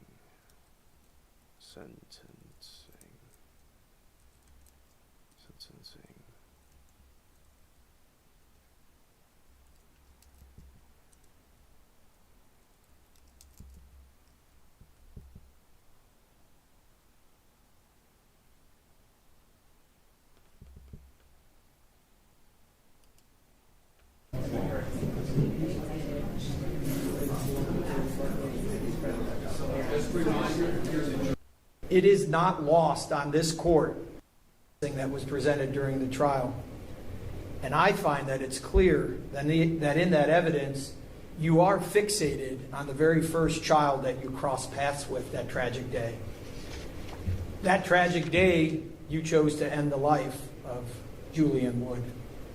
A life, as we heard today, that was filled with limitless promises. Your choice has inflicted immeasurable pain on the Wood family, on your own family, and as we heard, on the community in which we all live. Mental illness does not excuse what you did. Although it will be taken into consideration when you are sentenced, that you continue to receive ongoing treatment while incarcerated. Ms. Ellis, I hope that you use this time to confront the harsh reality of the actions that you've created here in the courtroom. No sentence that I hand down today can undo the pain that you caused, but justice requires that your actions have consequences. Before concluding with my sentence and outlining what I will hand down today, I do want to take a moment to address an issue that confronts this court and our communities near and far. This tragedy did not occur in isolation. As a society that cares for the members of the community, we cannot continue to ignore the glaring gap in our county's mental health support system. It is not lost on this court that this trial started during Mental Illness Awareness Week, a week that recognizes the importance of meaningful connections, advocacy, and local actions to ensure that adequate mental health services are available to each and every citizen here in Cuyahoga County. Significantly, the medical experts in this case testified on October 10th, a day that was globally recognized as World Mental Health Day, a day that's dedicated to raising awareness around mental disorders and combating their social stigma. It's in this spirit I hope we all continue to confront the gap between the need for mental health treatment and its effective and equitable distribution and provision to all of those in our community. And therefore, I urgently implore our city and county leaders to continue providing facilities and programs that respond quickly and compassionately to those in crisis. The need is dire now than far too many of us realize. The leaders in this county have been discussing this topic for far too long. Please get it done. No family should have to lose a child, and no family should have to watch their loved ones deteriorate because meaningful and effective mental health services were unavailable. The absence of adequate and functioning mental health facilities in our community has tragic consequences. And I call upon our leaders at every level of government to make providing and supporting mental health care a true priority so that others in crisis can be helped before another tragedy occurs. But Ms. Ellis, again, I want to state that while your mental illness was accepted by this jury, it is not an excuse for what you did. The jury found that although you suffer from schizophrenia, you understood the nature and wrongfulness of your actions and handed down their guilty verdict on all charges. When reviewing the sentencing factors as outlined under 292911 and 292912, my job as a judge here is to punish the offender, but also to make sure that the sentence should be proportionate and not demeaning to the seriousness of the offender's conduct and the impact on the victims, and consistent with other sentences with similar crimes. In looking at the seriousness, of course, the child's age and the suffering weigh heavily for this court as well. And so with respect to my sentencing, after taking in consideration all the matters before the court that are appropriate under the principles and purposes of sentencing, the court's going to impose the following sentence. Starting with count 2, as found guilty on count 2 of murder, it's a life with parole eligibility at 15 years. On count 3, the murder charge under the B section, it's life with parole eligibility at 15 years. And those are the maximum sentences that can be handed down on those 2 counts. On count 4, with respect to the Reagan-Toke sentencing guidelines, count 4 and count 8 are both felonies of the second-degree felonious assault. We also speak to count 5, which was the endangering children as a felony of the second degree. And then we speak to count 7 and 6. The state and I have agreed that I will move forward with count 7. Under count 7, under the Reagan-Toke sentencing guidelines on the attempted murder in count 7, the court's going to hand down the maximum sentence of 11 years as the minimum sentence to the indefinite sentence of 16 and a half years. Again, I've outlined the Reagan-Toke guidelines and the reporting requirements for post-release control that will be controlling on all other felonies of the second and first degree, this being the highest level. I've outlined the 5 provisions, as I noted for the record already. And then with respect to the count 4 and 8, the maximum sentence is 8 years. I'll hand down that sentence. Count 5, 8 years. Count 6, 11 years. Count 8, 8 years. And then as indicted, count 10, which would be a 6-month sentence on the misdemeanor charge. Regarding aggravated murder and finding the defendant guilty of aggravated murder by this jury, the court's going to hand down a sentence of life without parole. I'll run every other sentence concurrent to life without parole. Ms. Ellis, you'll be given credit to 509 days of the time that you've served. I'll order you in the custody of the sheriff to transport you to Marysville Correctional Facility. I'll also indicate that fines, fees, and court costs will be waived with respect to this sentence. In addition to the verdict that has been handed down by this jury and the sentence that the court handed down, Ms. Ellis, you have a right to appeal both the sentence and the conviction in this case. You can do that by filing a notice of appeal with the clerk of courts within 30 days of this sentence. If you're unable to pay for the cost of an appeal, you have the right to appeal without payment of costs. If you're unable to obtain counsel for an appeal, I'll appoint counsel to represent you. If you're unable to pay the cost of documents necessary, they are provided to you without cost. You have a right to a notice of appeal filed timely on your behalf.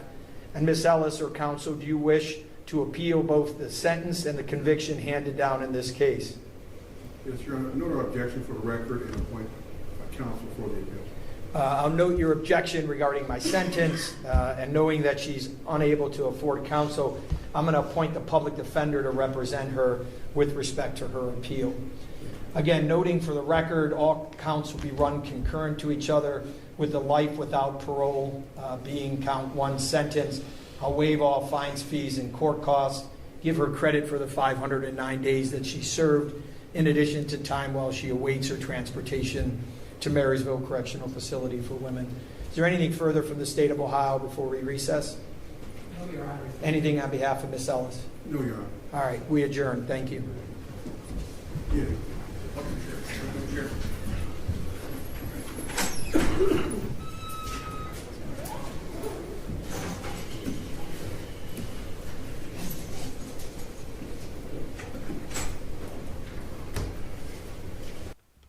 Okay, that was a sentencing.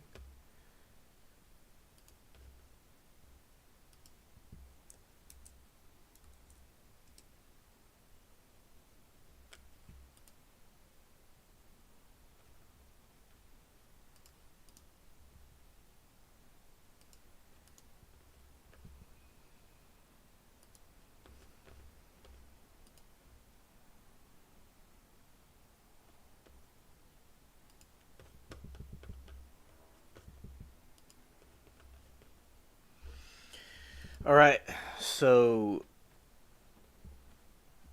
cheers, okay. I'm going to go over this window.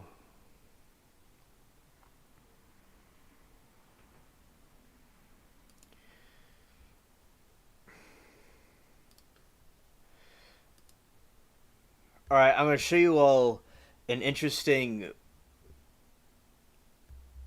picture of evidence.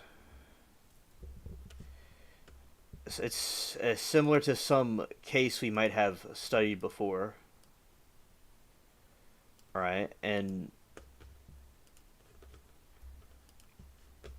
let's go this way. I'm bad, or maybe she means I'm back. Okay, scared.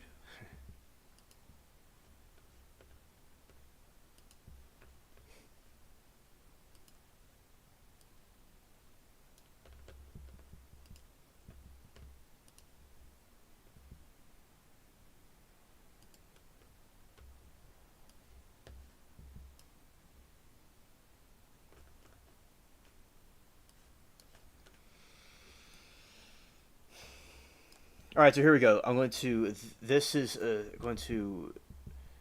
of like a comedic thing. We're going to show right now. So,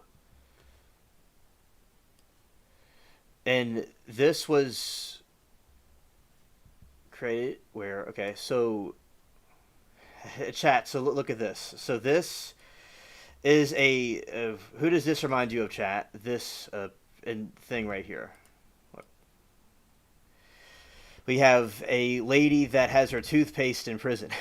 Right there. It is funny what we can create with the AI right there. And yeah, we have some evidence right here of oh, hello Rita, great to see you. Welcome to the stream. So this is a prisoner, a very bad prisoner right there. And has the toothpaste, has her toothpaste right from the bakery. Oh wait, there is more. There is more, chat. Going to go this way and right there.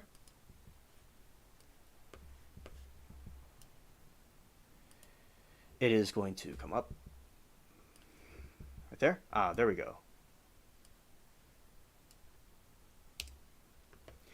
And there she has her mouthful of toothpaste right there. We've seen this in trials before. We've heard about this before, so here's a visualization of what we see in those trials. Oh, she meant she is a bad alien. Read my comment above.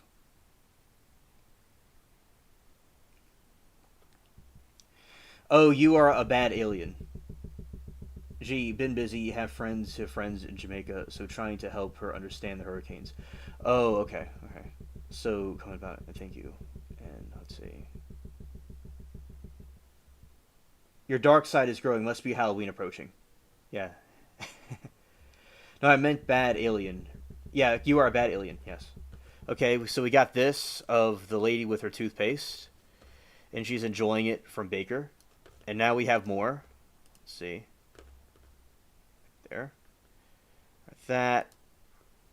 And this is when there's a climax, enthusiastic climax, and this other image I'm going to show.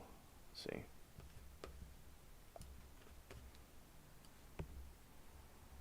And great to see you, Rita. Welcome to the stream. This is when the climax happens with the toothpaste. You see? She got those crazy bug eyes right there, and that is Monica with her toothpaste enjoying herself from a baker's toothpaste. Yeah. We have trials about this, and yeah, Lori, this is seriously from a case. Yeah, here is some great factual evidence, right? Monica eating the toothpaste from Baker. It's completely proven, shadow of a doubt now. Because, Lori, there's a trial we were watching where this individual, Baker, was giving her a treat from toothpaste. That he put some of his toothpaste in a toothpaste cartridge or a toothpaste thing and gave it to Monica. So there you go. That is the evidence right there. Factual evidence right there. So Monica has been caught red-handed with the toothpaste. She murdered her husband Fabio, and that's what she's left with. Temu toothpaste from Baker. All right. Thank you, G, with this about the factual evidence. I think it's very important for people to see. All right. Those that were listening, that was Monica eating Baker's toothpaste. All right, so we're continuing. A treat LMAO. I mean, in this case, from Baker's treat is tainted with STDs. Yeah, that was her face seeing, like right here. That's all the STDs flowing through her body and her mind. Absolutely. That's all the STDs right there you could ever think of in the world right there. Scared. Okay, and now I'm going to show you all the eye of a hurricane, which I've seen myself before.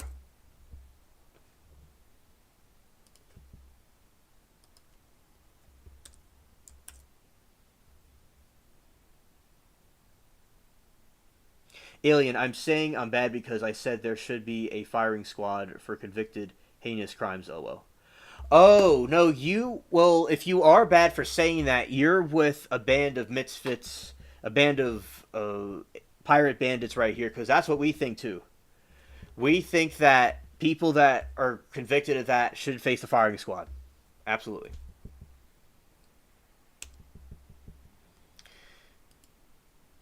It's going to be a little bit loud, so just headphone warning for everybody. It's going to be some loud audio, so just brace yourself. Okay. You know what? Just take me out the picture. How about that? All right, here we go.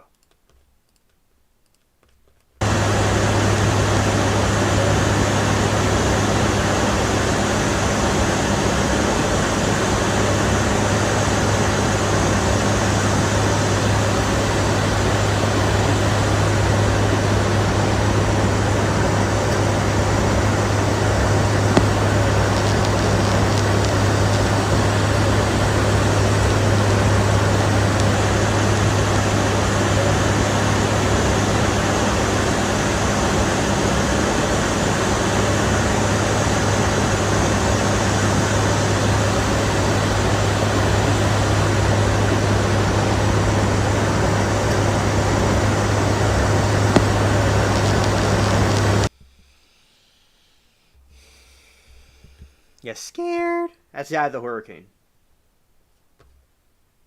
Yeah, that is a hurricane. Scared.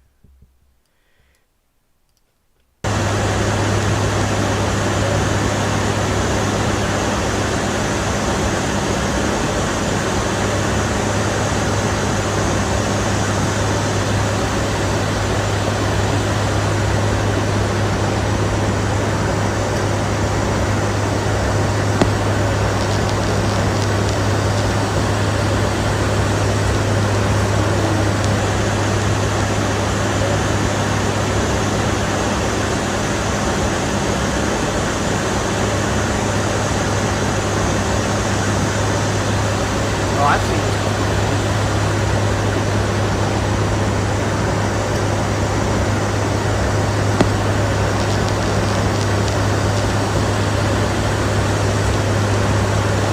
It looks gigantic.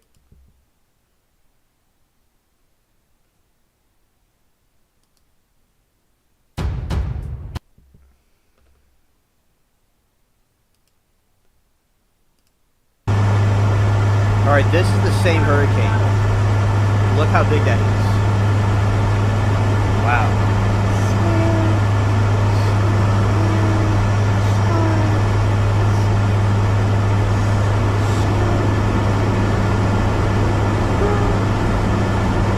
Yeah, beautiful and scary at the same time.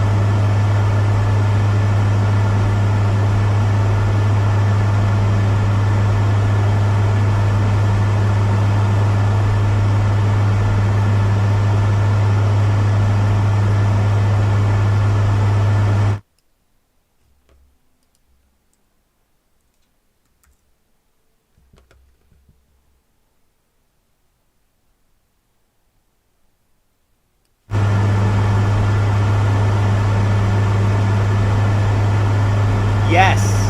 Yes, Lori, very well done. It is like the Maelstrom from Pirates of the Caribbean. Yeah, that's what it reminded me of when I saw the movie. I would be on my basement with a beer and snacks waiting for me. I'm in. Be back. Shoot. Forgot garbage night. Okay, understood.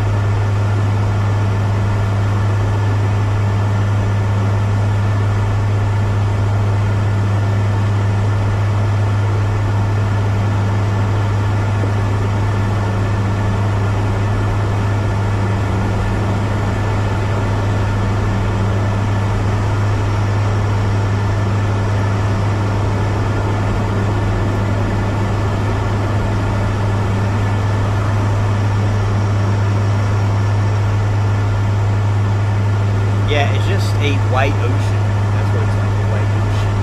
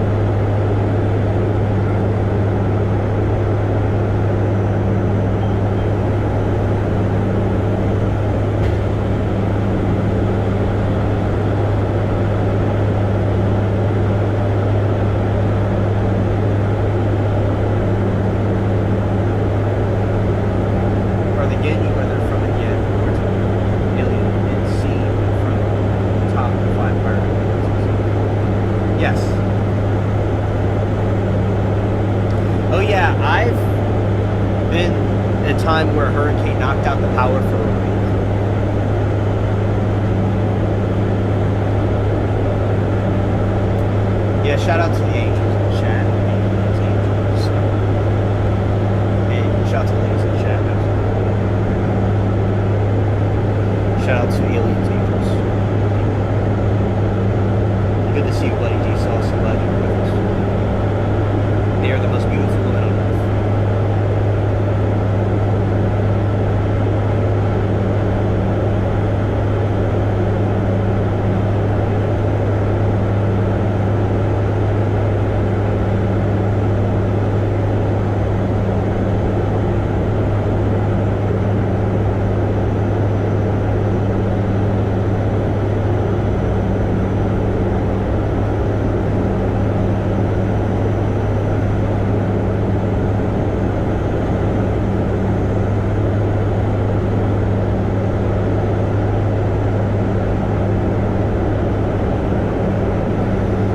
Yeah, that is just so crazy to see the different terrains, different textures as it floats over the water.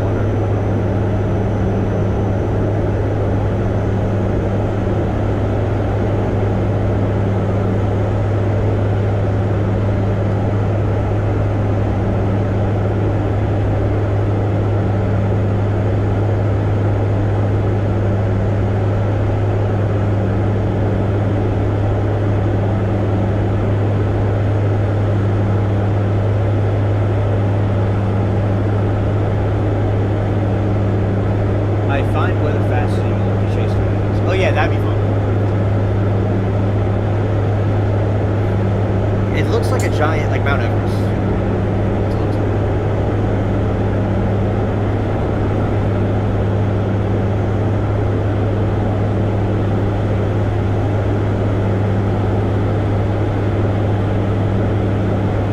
Lori says, I never experienced a hurricane tornado.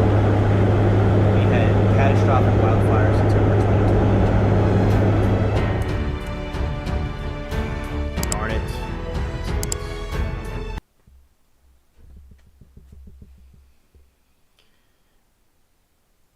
And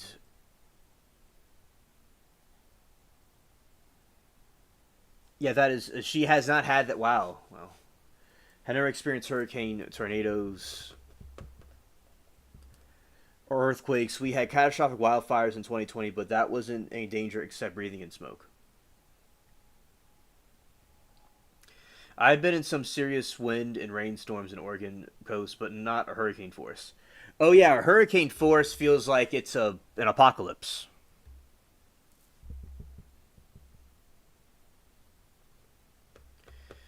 All right. And let's see what's going on with Jamaica. Let's read the update about that.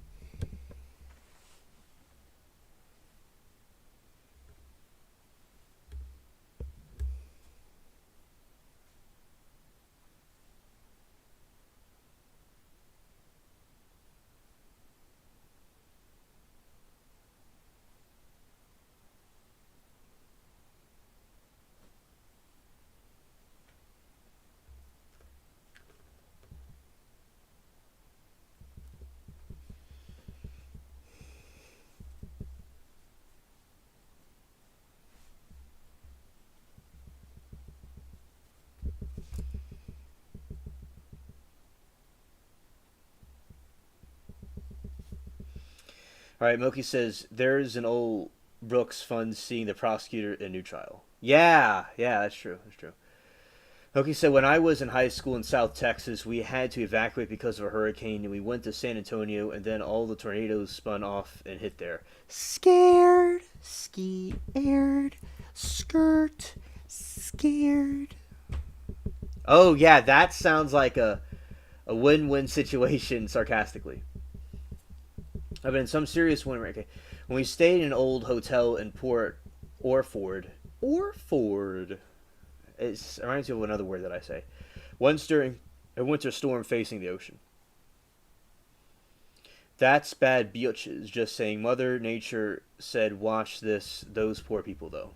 Rhea said, I only remember one hurricane and it wasn't too bad in 85. I think it was Gloria. There's old Brooks seeing the prosecutor do trial. And Lori said, they had a storm room where you could put your feet up in a plexiglass room and the wind and rain buffering you, but you stay dry. Incredible. Wow. All right, let's see what's going on with our Melissa right here.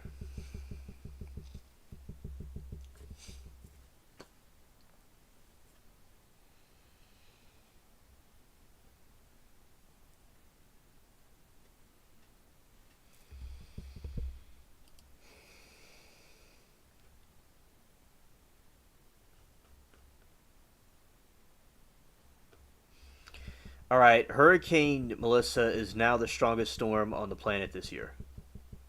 Wow, look at that. Whoa. Wow, look at that.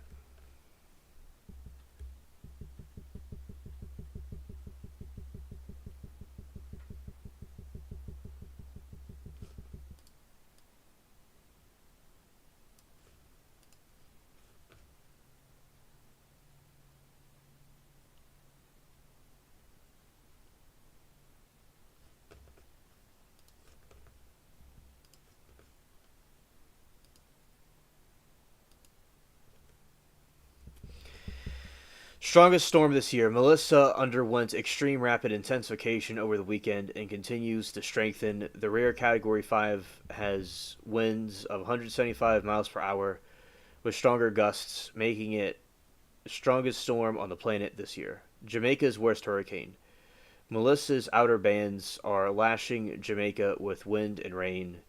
Mandatory evacuation orders have been issued for vulnerable coastal areas of Jamaica. Melissa has already deleted killed 3 people in Haiti, Jamaica each, and 1 person in Dominican Republic. Catastrophic impact.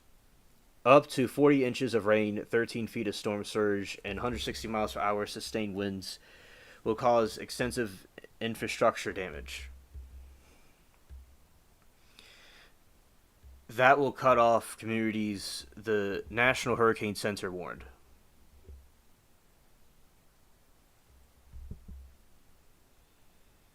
They have that a wonder works. It's pretty cool.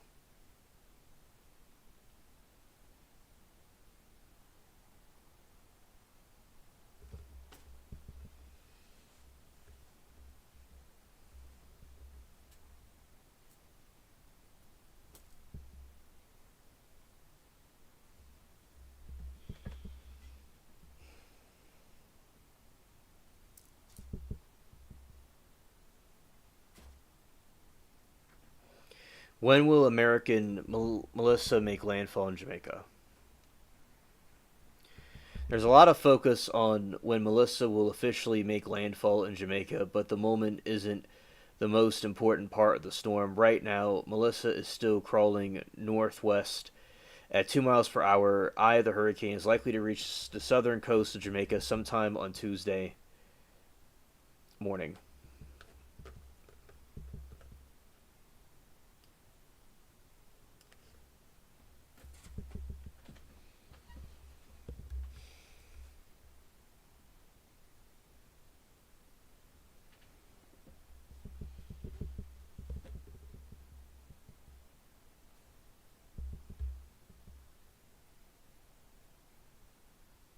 Lori said, Alien, my grandparents' house that I sent you pics of, I spent the night there during many storms. That old house would take the crazy powerful gusts, but windows rattled and house seemed to breathe. Oh, you know what it reminds me of? It reminds me of the Haunted House movie from like '06. I have to look at the name. You know what it is, probably.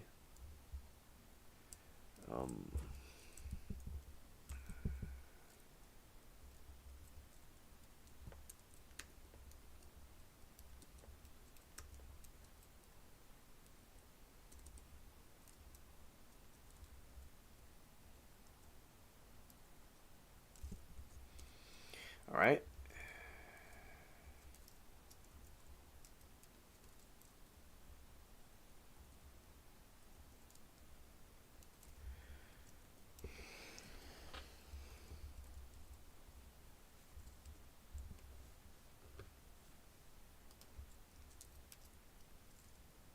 (2006) Monster House. That's what the house you're telling me about, because that house reminds you of Monster House, the movie.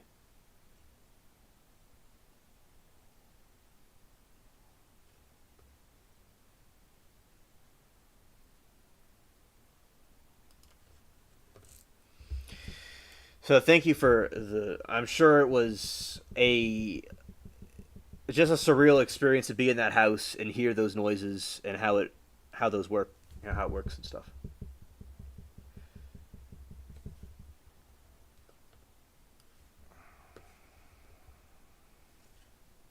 All right, continuing. All right, but the buzz saw the like storm's worst impacts will start hours earlier. The tropical storm force sustained winds up to 73 miles per hour with higher gusts will spread across Jamaica after midnight. However, hurricane conditions will likely begin just before sunrise Tuesday. This means sustained winds of 74 miles per hour to 175 miles per hour. As core approaches, gusts could be over 200 miles per hour, particularly in the mountains.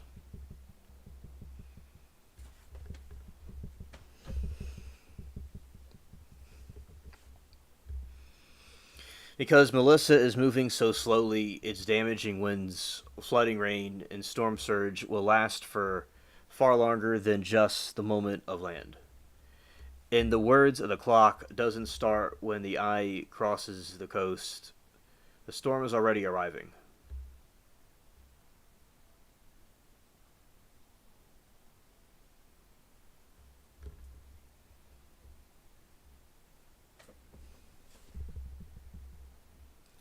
Yeah, you love the movie too, Fax. Yeah, I remember I saw that, and I saw it again in 2016, and it was really cool. Scared. In other words, the clock doesn't start when the eye crosses the coast. The storm is already arriving. That is insane. She said 13-foot storm surge plus 20 inches of rain is insane. Yeah, yeah, facts.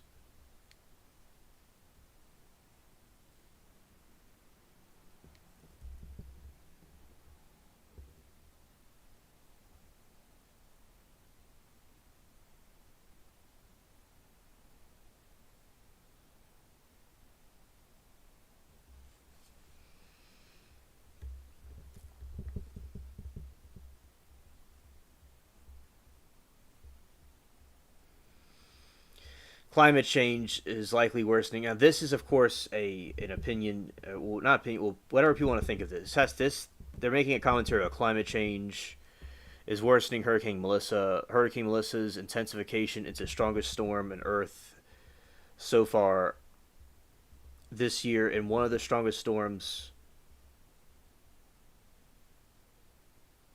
Yeah, Mermaid, we're talking about that right now. I wonder how it's going to go also. Yeah. Storm on Earth so far this year, and one of the strongest storms on record in the Atlantic Ocean was fueled by unusually hot ocean temperatures in the Caribbean. The storm underwent 2 periods of rapid intensification with its maximum sustained winds first jumping from 70 miles per hour on Saturday morning to 140 miles per hour just in 24 hours. Oh, thank you so much. Thank you, Moki, so much. Wow, that's a treat. All right.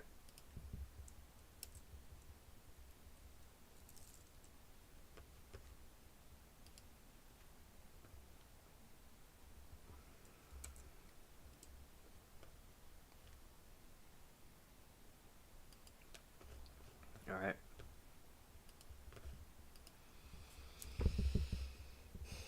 The storm under... Let's go this way.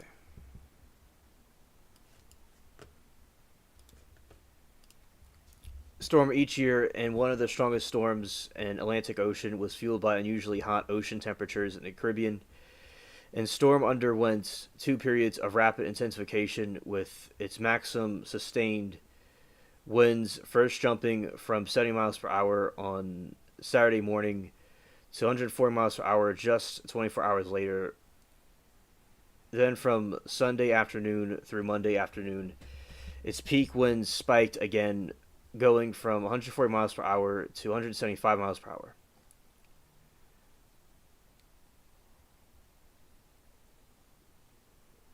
Such bouts of rapid intensification are becoming more frequent as climate warms. Hurricane Melissa is the latest in a string of intense Atlantic hurricanes this year to undergo such extreme rapid strengthening. According to climate science research group Climate Central, the ocean temperatures in the vicinity of Hurricane Melissa's path were about 2.5 degrees Fahrenheit above the average for this time of the year.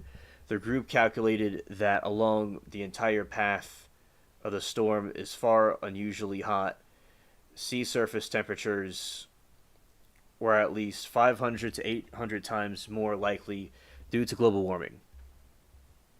Studies also show that climate change is causing hurricanes to produce heavier rainfall, and that they would have in the past decade because warmer air holds more moisture.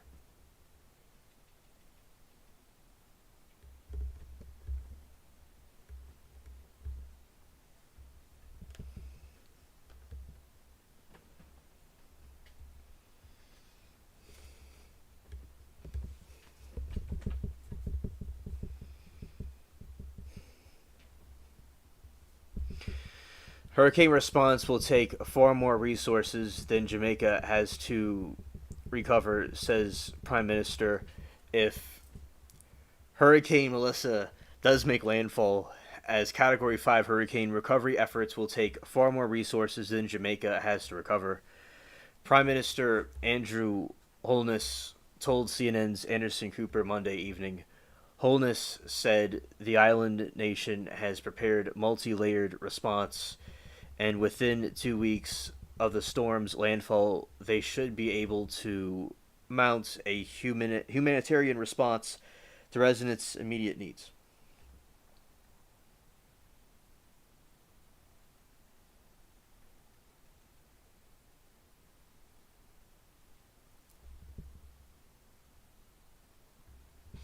But the long-term recovery and medium-term recovery would require support, he said.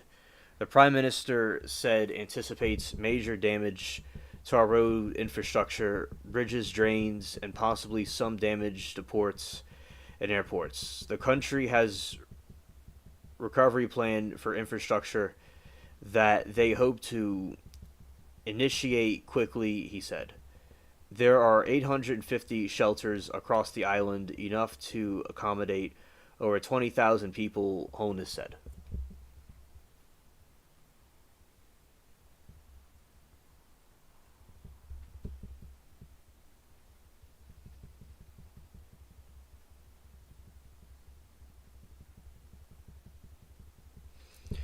Honeymooners stranded in Jamaica brace for Malaysia.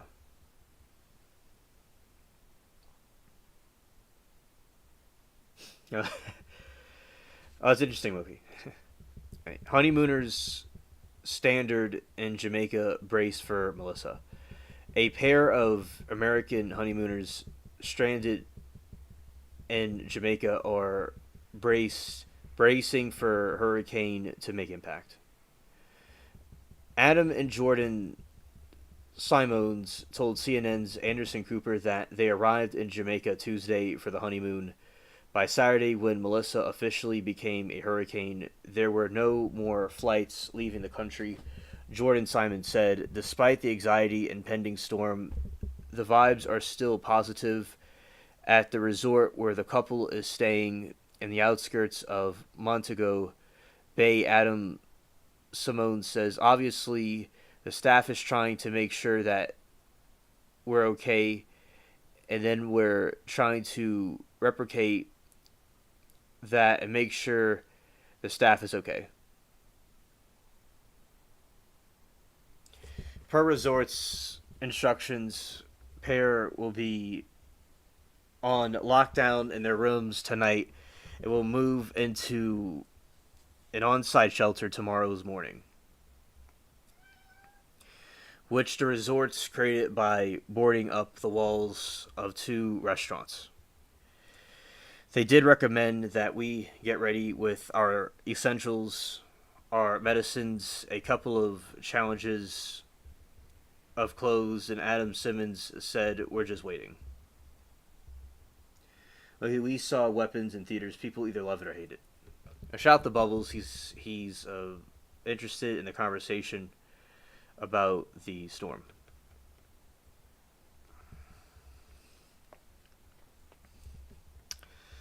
Three people died in Jamaica, deleted in Jamaica, during the storm, preparations minister says. At least 3 people died in Jamaica as they were preparing for approaching Hurricane Melissa. Minister of Health and Wellness Christopher Tufton said Monday night. All 3 deaths happened while trees were being cut down. 2 of them were deleted died after trees fell on top of them, and 1 person was electrocuted, minister said without providing details.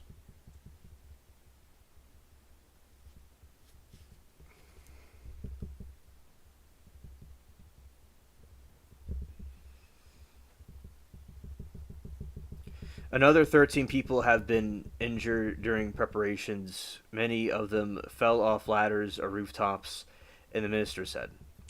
Other fatalities. Melissa has already killed 3 people in Haiti and 1 person in Dominican Republic.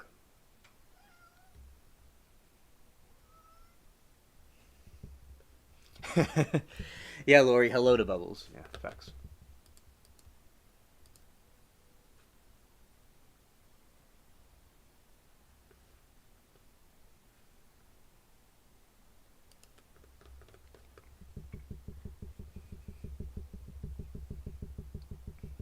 Bubbles are telling you hi in the chat.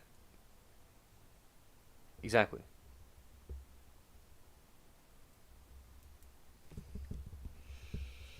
Hurricane Melissa, a timeline of weather impacts. Hurricane Melissa is slowly turning north, and it's expected to make landfall in western Jamaica Tuesday morning. After crossing Jamaica, Melissa will make a second landfall in Cuba Tuesday night into early Wednesday morning. Here is what to expect in a few key locations.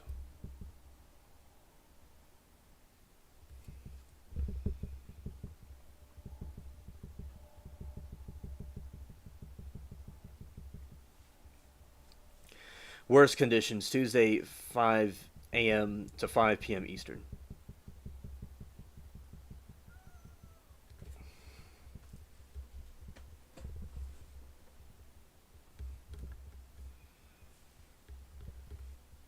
Peak wind gusts 60 to 75 miles per hour. Total rainfall 12 to 20 inches. Alright. Total rainfall 16 to 24 inches. Worst storm surge will be on Tuesday, late afternoon, center storm pass. In Cuba, worst conditions Tuesday 10 p.m. on Wednesday 7 a.m. Eastern Time. Peak wind gusts 100 to 120 p.m. Alright. Let's go up here. Let's see. Alright, here's an update. Melissa's earliest rain bands down trees and trigger landlines and take out power lines in Jamaica. This is right now.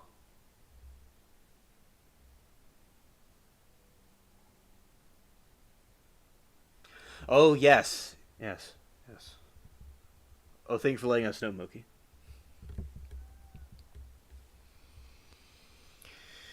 Well, Category 5 Hurricane Melissa remains well offshore. Its outer rain bands and gusty winds have begun to lash the island. Emergency responders in Jamaica have received reports of fallen trees, landlines, and down power lines. We've responded to removed impediments and reopened all but one of the roads that have been blocked. Minister Robert Morgan in a news conference late Monday.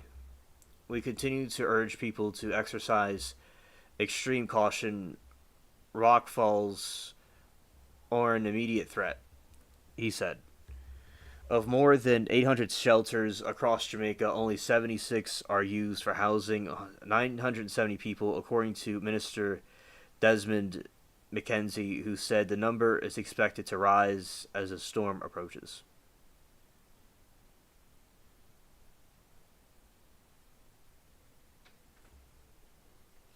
All right, D-Sauce, what's your joke? All right, so those are some updates about the hurricane in Jamaica.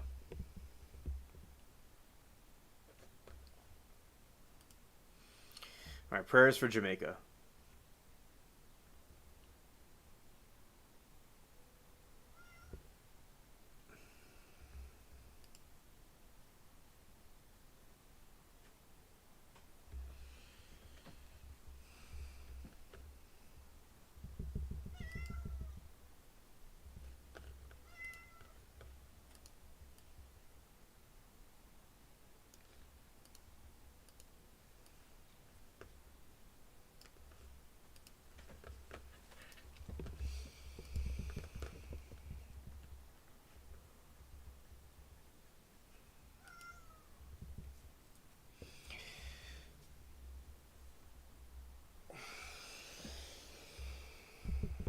All right, and yeah, that is just crazy. That thing looks huge. It looks scared. Scared.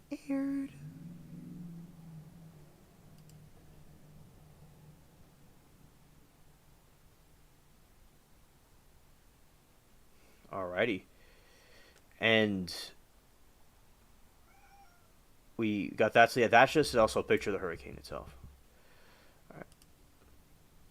I'm gonna get to you in a moment, Bubbles.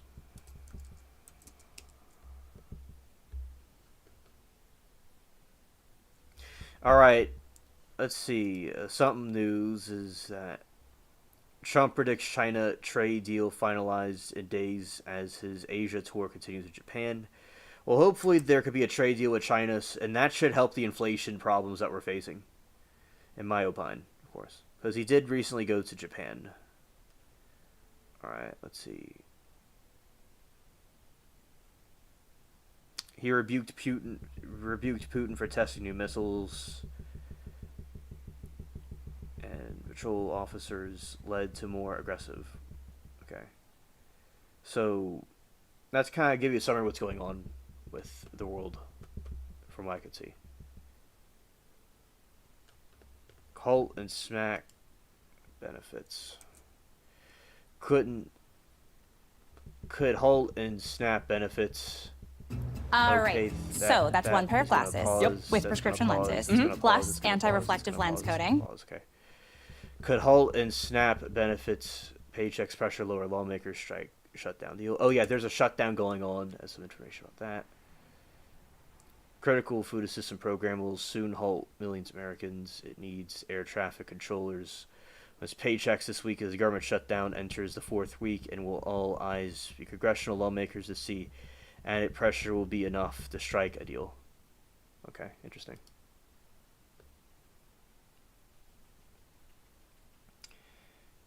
Yes, I blew bubbles when I was younger. Yes. And our friend here still blows bubbles. I'm going to put a trial on. Alright. For y'all to watch.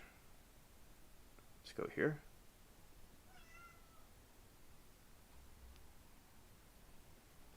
Oh yeah, Joyce, exactly. It is a perfect hurricane. Yeah. Ah! Hilarious sauce. I get it. That was a good one. Yeah, yeah, shout to Bubble. Our buddy Bubble. Yeah.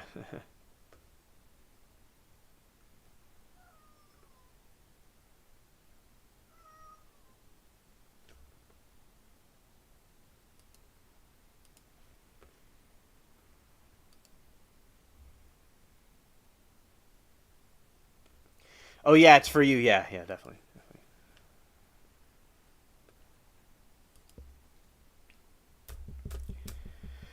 Okay, so I'm going to play a. If everybody is okay with it, I'll play some classical scenes from the Depp trial we've seen before. If y'all have any objections, let me know, because I can play another trial if y'all want to see another trial. Okay. And let's see.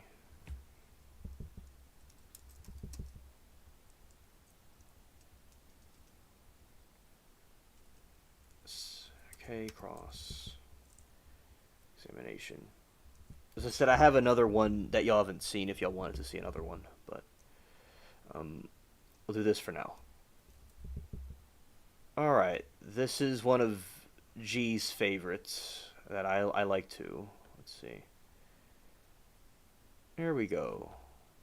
I'm going to go down here. Okay, everything's there. Make sure you're working. And here we go. Oh, that's good. It was on there so it wouldn't go cause a problem. That's good. Alright, here we go. Next question. I'm going to be in the background, by the way. I'm still here, going to be in the background for a moment. Alright, let's go.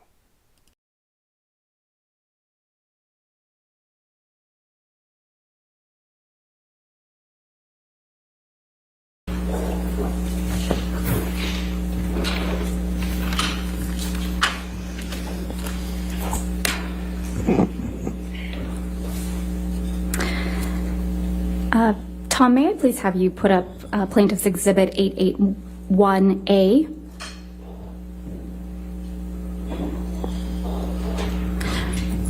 Ms. Hurd, I'm going to ask you to take a look at Plaintiff's Exhibit 881A. This is one of the articles containing the counterclaim statements by Adam Waldman. Is that correct? I haven't seen the article yet. Okay. Why don't we go to page 8 of this article?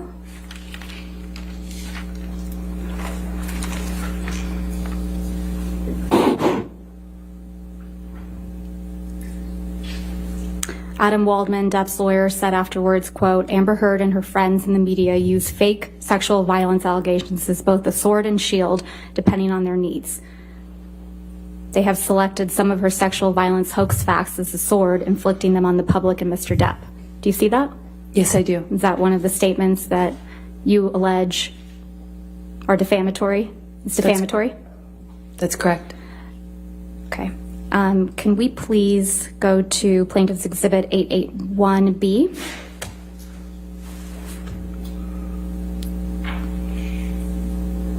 And if we could go to page 10 and 11.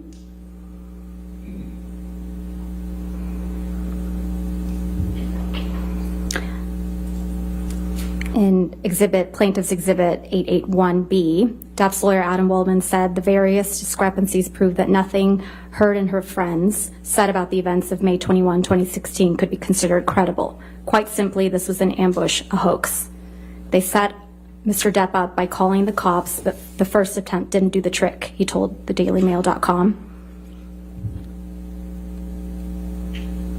The officers came to the penthouses, thoroughly searched and interviewed, and left after seeing no damage to face or property. So Amber and her friends spilled a little wine and roughed the place up, got their story straight under the direction of a lawyer and publicist, and then placed a second call to 911. But even this didn't have... Oh, apologize. You're fine. Okay.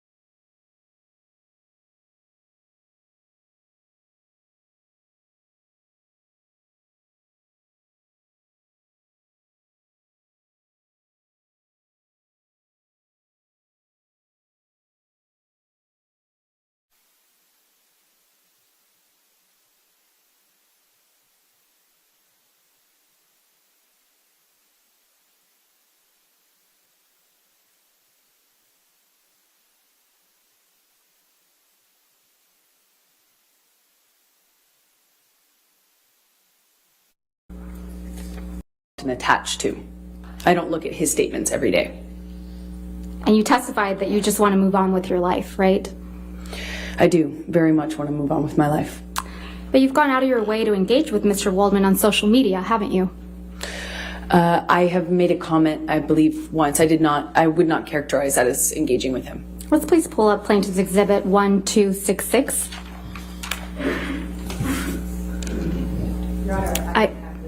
It's right there. Your microphone. Your microphone. I don't have this yet, so I'm asking for it to be given to me before. It's a photograph. I think it's just a... This is your tweet, right, Ms. Heard? That is correct. I'm going to move to admit and publish this tweet. I don't object to relevance. The objection, I'm sorry, what was the objection? I'm sorry, relevance? All right, I'll overrule the objection. 881C in evidence. Is that right? Can we please have it published to the jury? I'm sorry, 1266. I apologize. Thank you, Your Honor. This is from March 26, 2021, right? That's what it looks like, yes. And this is after he made the statements you claim are defamatory, right, Ms. Heard? 21, yes. Ms. Heard, you tweeted at Adam Waldman, quote, "Yes, Mr. Waldman, I may be wearing makeup on this occasion, but on every occasion you will still be short." Did I read that right? Yes.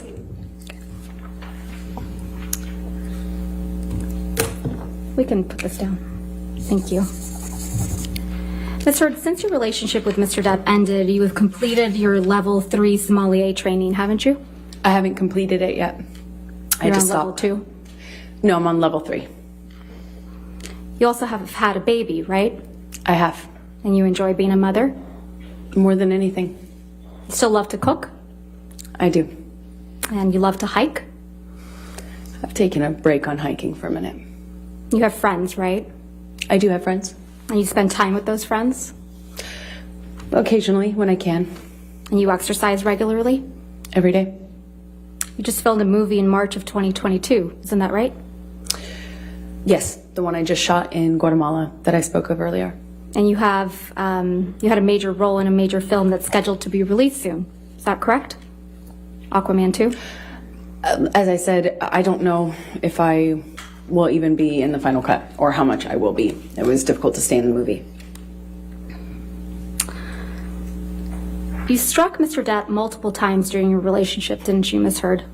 There were many times I had to use my body to defend myself, and that included swinging wherever I could. If it meant I could get away, absolutely. If it meant a difference between a sore face and a broken nose, you bet I would. That's your testimony under oath that you never struck Mr. Depp as the initial aggressor? Well, he was holding me against the wall by my neck. You know, I might be the first person to have been the first one to slap, which happened in Australia, you know, and he was choking me. But I wouldn't say I was the initial aggressor in that situation. You got physical with Mr. Depp often during your relationship, didn't you? I had to defend myself as best I could. Didn't seem to make much of a difference. You just couldn't control yourself, could you, Ms. Heard? I tried to defend myself when I could, but it was after years of not defending myself. Can we please pull up Plaintiff's Exhibit 356? And, Your Honor, portions of the exhibit were entered into evidence yesterday, but we moved to admit the entire recording. All right, and I can confirm that there's no other voices besides Ms. Heard's and Mr. Depp's. And I intend to play from 129.27 to 130.07. So I have 356A in evidence. Is any objection to the entire 356 coming into evidence? If I may. Okay, Hold on just for sure. a moment, Your Honor. I have to check on something. Which one?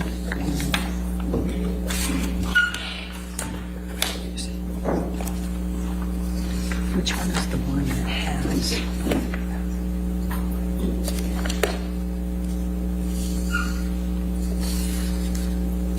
Can you do the excerpt for now, and we'll double check our notes on that, because there was one that had something in that couldn't go, and I just can't find my notes on that. We'll just call it 356B for now. That's fine. Thank you, Your Honor. Could you just give me the times again? Yes, of course. 129.27 to 130.07. All right, and I'm just told that we already have a B, so you have to do 356C. Okay. Thank you. Thank you, Your Honor.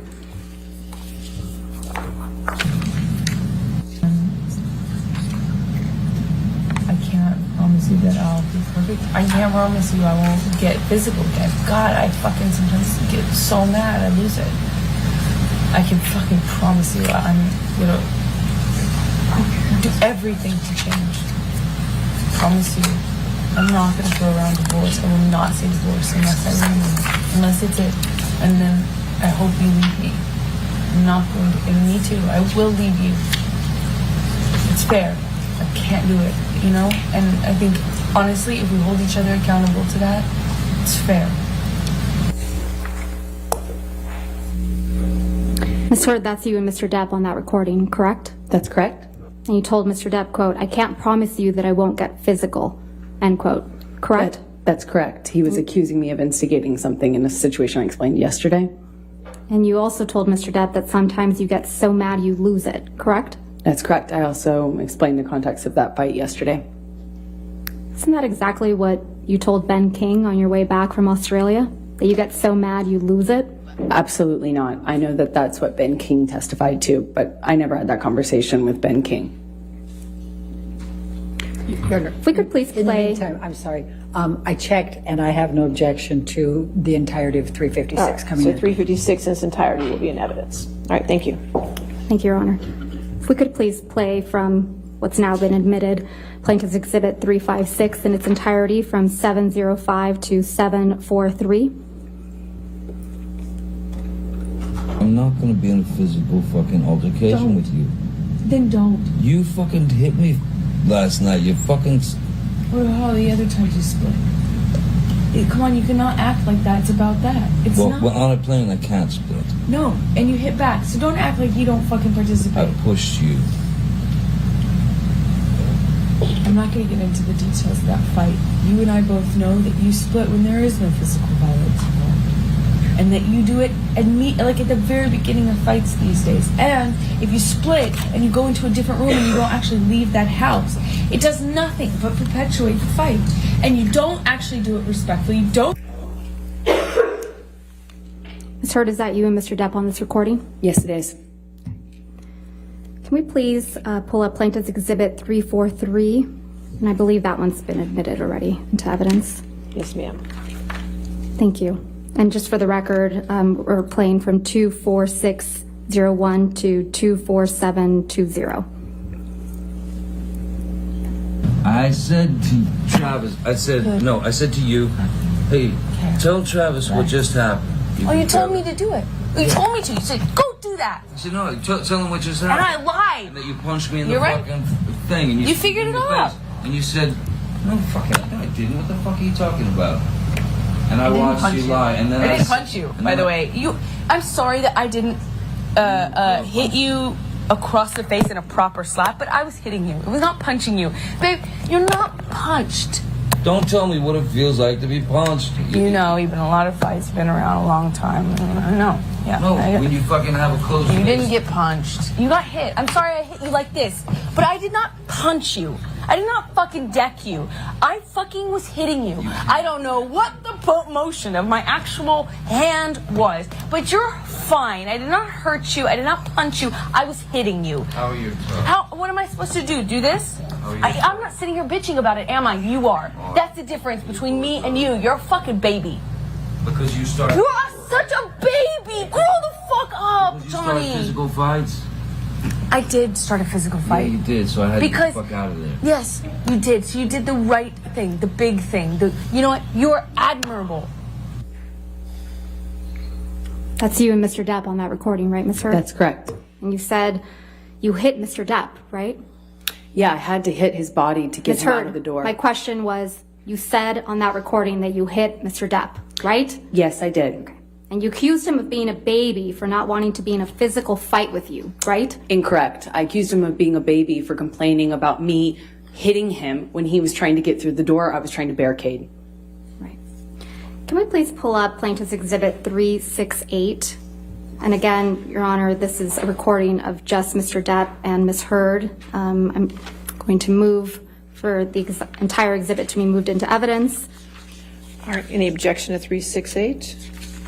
I don't think so, no, Your Honor. All right, no objection. 368 in evidence in its entirety. It's a shitty law. Anyway, I opened the bathroom door when you were knocking on it. After a few times I opened, and you just kept going. You just kept going. I tried to close the door 3 times. Please, just don't. And then wait, and then I accidentally, I swear, when I was trying to close the door, I guess it scraped your toes, and I didn't mean to do that. And I bent down, and you either pushed or you kicked. I think you kicked the door open. The door, more open, so that it would hit me. And it hit me. I didn't mean to. I didn't know it that. Hit me in the fucking head. But I did not mean to do that. I don't know what you're talking I was about. bent down behind the door. I did not do anything to her. I did not kick a door or push a door so that it would hit you. I did not. I swear that I don't even. That did not. It was not my intention. I think I remember when the door scraped my toes. I reacted, but the door thing. I remember. I never did that. That wasn't on purpose. I might have done it on accident. Okay.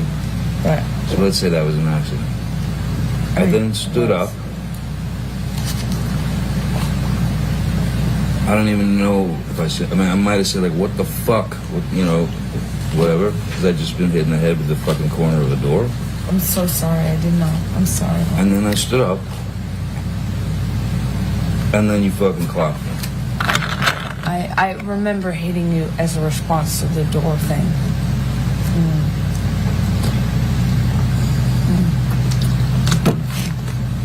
And I'm really sorry about hitting you with the door or hitting your head. I did not mean to, nor... You didn't mean to hit me in the head with the door, but you meant to punch me in the jaw. I meant to hit you, and I did not do this thing with the door. I do remember, I did mean to hit you. So that you didn't mean? The door? No, God, no, I didn't. But punching me in the jaw. I didn't. Okay, I'm sorry I hit you. I did mean to hit you, but it was in response. I just reacted in response to my foot. I just reacted, and I'm sorry. It's below me. Your foot? That was why you punched me? Yeah. But I'm sorry. I'm sorry if I. Again, that's you and Mr. Depp on that recording, right? That's correct. And Mr. Depp was hiding from you in the bathroom. Isn't that right, Ms. Heard? Incorrect. Well, Mr. Depp said on that recording, I opened the bathroom door when you were knocking on it. Doesn't he? I don't know if he said that, and I didn't hear that. And Mr. Depp said, when I was trying to close the door, I guess it scraped your toes. He says that, doesn't he? Correct. And then you kicked the bathroom door into his head, didn't you? No, I didn't. And then you punched him in the defended jaw. myself in that audio. You can hear it for yourself. Right. And then you punched him in the jaw. I also did not do that. I tried to make that clear on the audio tape too, So- in futility. So Mr. Depp said, you meant to punch me in the jaw, right? Are you asking me what he said on the recording? Yes, he said that. And then you respond, I meant to hit you, didn't you? As I explained yesterday, I was trying to get him off the door. And you said, I remember, I did mean to hit you. Meaning the door. The door was on my feet. I reacted instinctively to that. Yeah, you've heard this audio before, haven't you, Miss Heard? Yeah, we've already had this trial before. Yeah, it was played for you when you were deposed in 2016 in connection with your divorce from Mr. Depp, wasn't it? That's one of the times I've heard it, yes. Okay. So you've had plenty of time to think about how to respond to this recording, haven't you? I don't know what you mean by that. Well, let's take a look at how you responded to it the first time. Can we please pull up what will be marked Plaintiff's Exhibit 1261?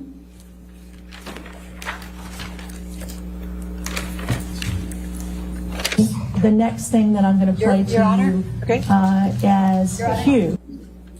All right. This is another You. Oh, if you want to come? Which?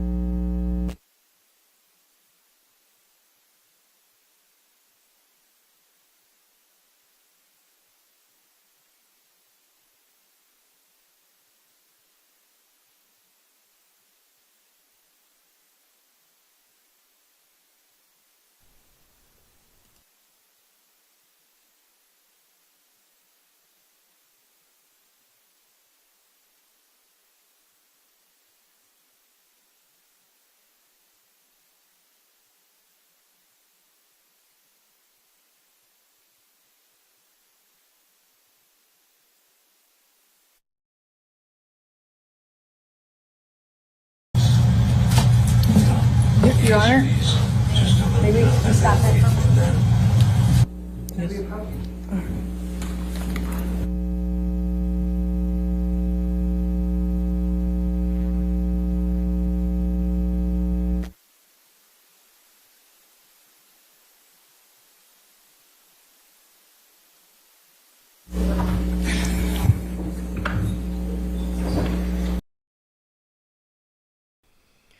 Good night, D-Sauce. Thank you for coming.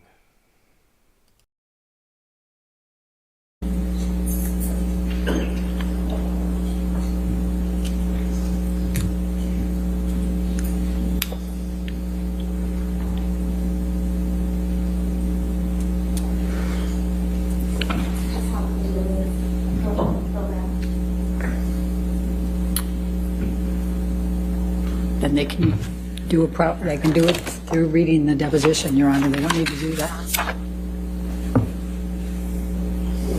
Ask them to take it off the screen.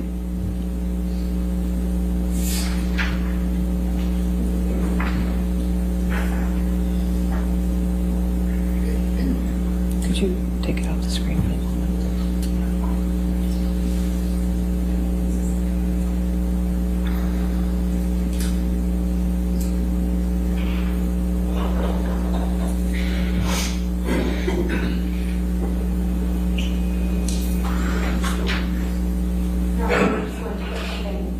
Okay. That's fine. Thank you. I have no objection. Can we please start it over?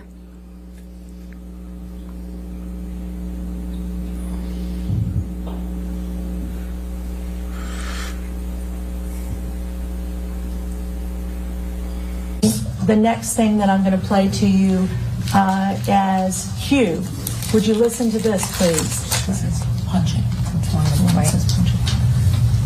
Let's keep on. Anyway,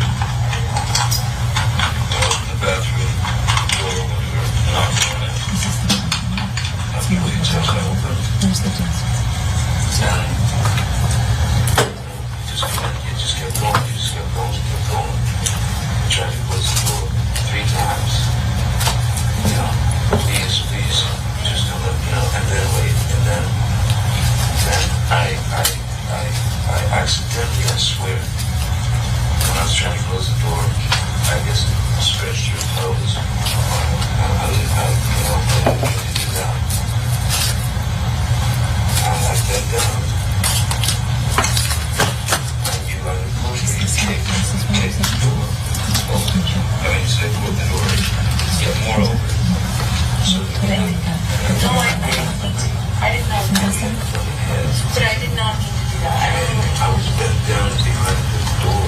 I did not do anything to her. I did not kick at the door or push the door so that it would hit you. I did not. I swear. I mean, that did not. It was not my intention. I think I remember when the door scraped my toes. Okay. So you told him in that excerpt that you hit him with the door but did not intend to hit him, correct? Did you say that? I said whatever I said in that recording. I don't.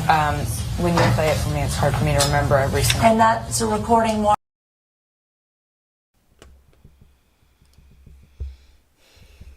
Yeah, exactly.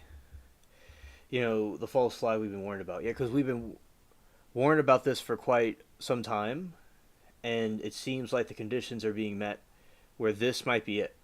You know, it seems. So yes, those are the reptilians that we've all heard about. Apparently. Certainly a concerning situation. Yes. Yes, indeed. Thank you. Dearest Moki. I'm glad that more people are taking this seriously and talking about it more than they used to. Marked as exhibit the punch key. Q that we just played. Q. Would you continue to listen to exhibit Q? Mm-hmm. Are these from the same day? I reacted, but the door thing, I never did that. That was on purpose. I might have done it on accident. Okay. But let's say that was an accident. I then stood up. I don't even I said, I might have said, like, what the fuck, you know, whatever. Because I just been hit in the head with the fucking corner of the door. I'm so sorry. I did not. I'm sorry. And then I stood up.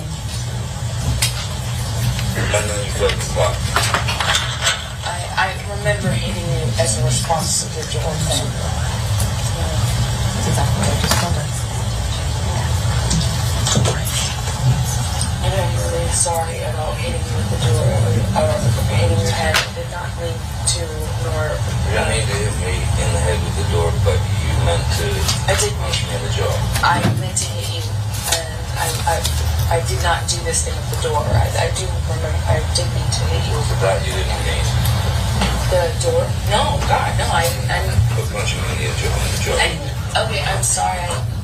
So on the tape, you tell Johnny Depp that you did mean to hit him. And it also misrepresents what actually happened, which is him trying to get into a room I'm trying to keep him out of. And then he runs the door over my toes, trying to get into the room. I tried to push him out of it, which is what the hit is referred to. And Johnny, whenever he was injured or touched it, always referred to it in these ways of punching or clocked or whatever. And whether you discussed it with him or not, the last thing you do in talking to him afterwards or trying to reconcile with him is to get into what the definition of those words mean to him. I never even addressed it. If he was ever pushed, it was a cold. He called it a cold clock. I mean, it's just very dramatic. Isn't it true? You're smiling as that audio recording is being played in your deposition, aren't you, Ms. Heard? Not smiling because of the audio. I'm smiling because of what's happening around me. You even roll your eyes at one point, don't you? I was sitting opposite a whole table full of lawyers who were snickering, laughing, and rolling their eyes at me while I was talking. Is there something amusing about kicking a door into your husband's head? No, I was rolling my eyes and commenting on what I was experiencing at that time in recounting the story. Is there something amusing to you about punching your husband in the jaw? That is not what I was smiling about, and no, I do not think it's amusing. Ms. Heard, you testified yesterday that all you want to do is move on. Do you remember that testimony? Yes, I do. Yeah, your exact words were, quote, "I just want him to leave me alone. I want to move on with my life, and he won't let me." Do you remember that? Yes, that is correct. But that's not true, is it, Ms. Heard? It is very true. You just haven't been able to move on with your life, have you? From Mr. Depp. I'm here, aren't I?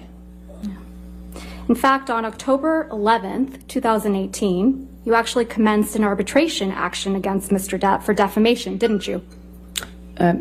I don't recall that, no. Your Honor, may I approach? May we approach? First page of Exhibit 219. All right.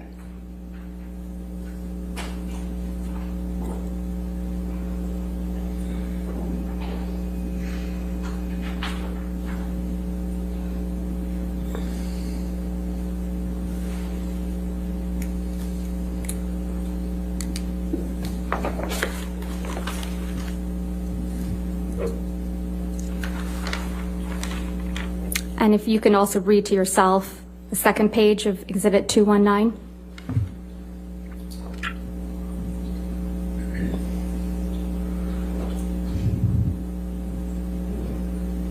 Yes. And if you can scroll down, Tom, again, Ms. Heard, just to look at that page.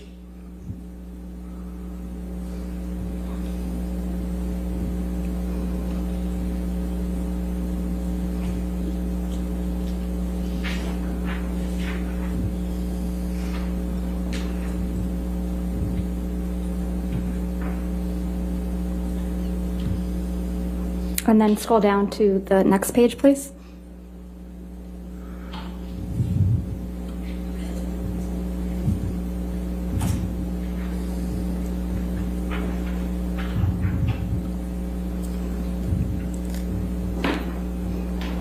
And the next page.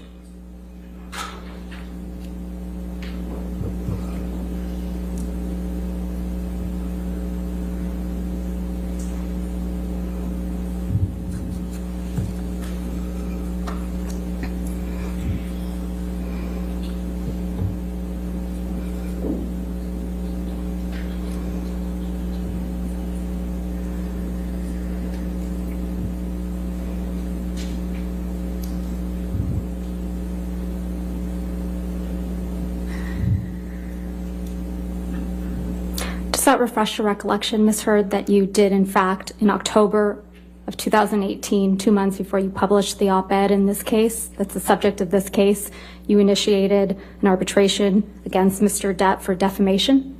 It's not my understanding I initiated an arbitration. It's my understanding that our lawyers sent a letter to his lawyers after he called me a liar again, effectively, in an interview. And that's 2 months before your op-ed that was published in December of 2018, right? That is correct. And that's 6 months before Mr. Depp filed this case against you, correct? That's correct. So you fired the first shot, not Mr. Depp. I disagree. We sent a letter. Okay. Thank you.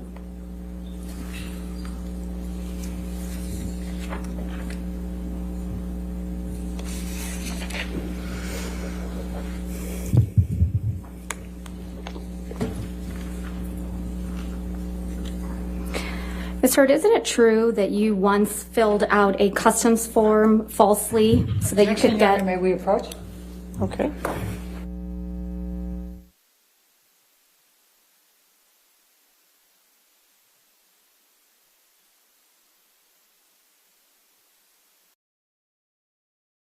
Because it was quiet when you went into the courthouse that morning.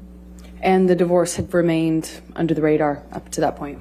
You testified that no one knew about your divorce, so you thought it was going to stay that way, right?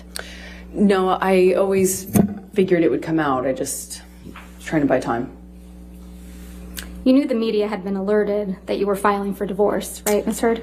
No, I just knew that it was impossible to do that privately, so you could just hope it was a matter of time. You knew they were going to be there, didn't you? No, I did not. Your I mean, publicist- I assume since it's a public building that there is that likelihood, or not likelihood, but possibility. But I was shocked. Your publicist, Jody Gottlieb, was there at the courthouse with you, wasn't she? Yes, she was. So you anticipated that you might need your publicist? I thought the filing might make, I was told the filing was public, that it would be impossible. There's no way for you to do a private filing. And then the second that I filed for the TRO, it would be public news. I didn't expect all these photographers and cameras to show up at the courthouse in real time, but they did. If we could please pull up Plaintiff's Exhibit 1280, which is a clip from your divorce deposition. And you have at page... If I can alert you, you have the transcript there, page 74, lines 22. You said 874? 74. 74. Line 22 through 75, line 13.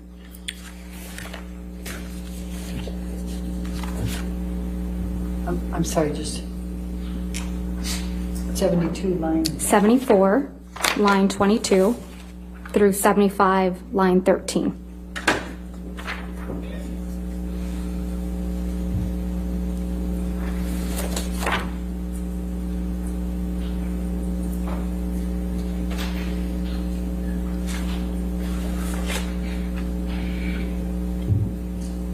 Your Honor, may we approach? Okay.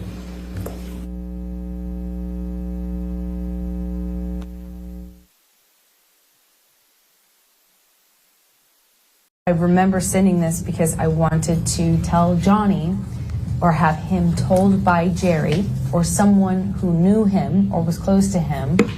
Basically, I didn't want him to find out online that I had or was about to file or I had already filed for divorce. I wanted him to know verbally. So I was trying to reach him through a third party to tell him. When I say reach, I'm specifically saying I would like him to know information coming from me or coming from Jerry, from me, so that he finds out about the divorce filing or my intention to do so from some other source other than TMZ, which was alerted.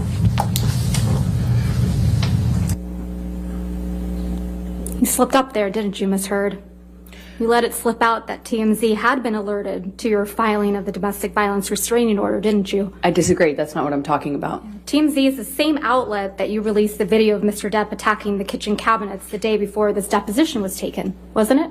I didn't do that. I don't know how to do TMZ that. owns the copyright to that video now, doesn't it? I have no idea what TMZ Did they owns. pay you for that? I never got paid for it because I had nothing to do with that. So TMZ was just lucky in getting the inside scoop to your divorce from Mr. Depp, huh?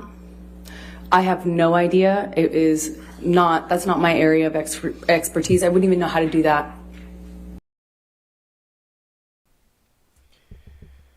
Good night, Rita. Thank you for coming. And also, what does that get me? If I wanted to leak things about Johnny, I could have done that in a much more successful way, in a bigger way, for years. Not when you were extorting him for $7 million. I got a fraction of what I was entitled to in the state of California, by the way. Right. What extortion? Tassa Van Ree is your ex-wife, right? That's right. She's my ex-partner. She's the one that you told this jury Mr. Depp was jealous of, right? Yeah, well, that was 2013 fights around March, yes. You testified that he tried to burn one of her paintings, right? That's correct. You testified he tried to burn one of your favorite paintings that she did, right? I don't know if it was one of my favorites. You committed domestic violence against Miss Van Ree during your relationship, didn't you? No, I did not. You assaulted her at a Seattle airport in 2009, didn't you? No, I did not. And people saw that. That's not true. And it was covered in the press. Isn't that true? It was planted in the press by Johnny's team 2 days after I got the TRO. Not coincidentally. Can you please pull up Plaintiff's Exhibit 1279? Your Honor, may we approach? That's fine.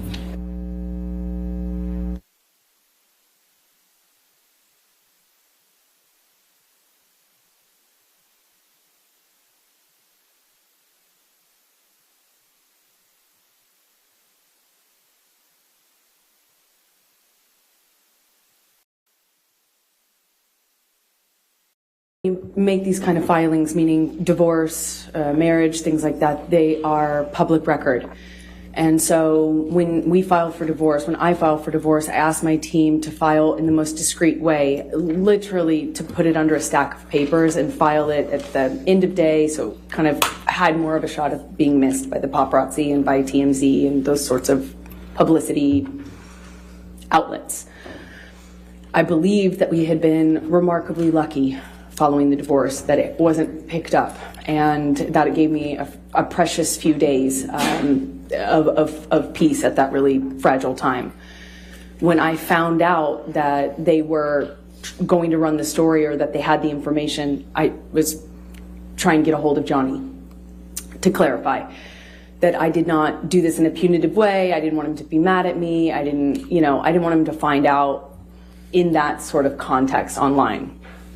And who had connections to TMZ? Objection calls for speculation. Do you know? I do know. Johnny and I spoke about it. Your Honor, calls for speculation. The objection. Did Mr. Depp tell you about who had connections with TMZ? Yes, we talked about it. His lawyer, Laura Wasser. Okay. Now, I'm going to start at the verification process in July, correct? That was objection leading. First one. Sustained. Okay. Kissed me again, held me. I cried, he cried, and then we had a short exchange, and he put a note in my pocket that said, "I'll love you dead or alive." Can Defendant's Exhibit 1581L? I'm sorry? Oh.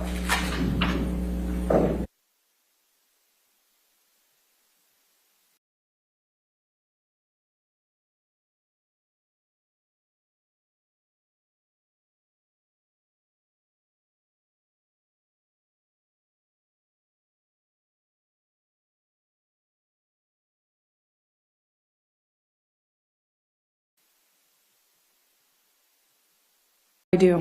How long? 2 weeks.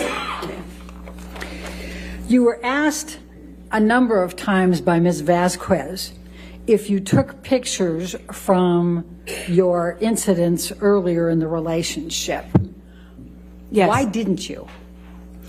It was something I started doing only kind of incidentally. You know, I was commenting to my best friend. I was looking for support from my mom, things like that. There was, I'm ashamed to say, never a thought that this would happen. I mean, not until December and my best friend taking pictures of me to capture it. That wasn't even a thing. It has been suggested by Ms. Vasquez to you in your questions that you didn't tell anyone about the abuse until the TRO. Is that true? Objection, Your Honor. Leading. All right. What if any? All right. Who did you tell about the abuse during the time it was happening? Objection, Your Honor. Leading. That's not offered to. And hearsay. Sustained. Your Honor, it's prior consistent statements. It's leading. It's sustained. Next question. Okay. What, if anything, did you tell to anyone about the abuse? Objection, Your Honor. Hearsay. I'll sustain. Your Honor, may I approach? That's fine.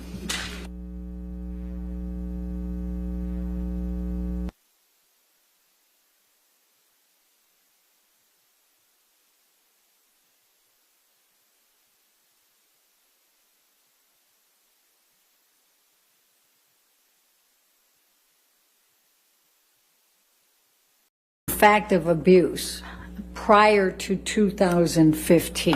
Objection, Your Honor. Leading. Calls for hearsay. How many? Overruled that one.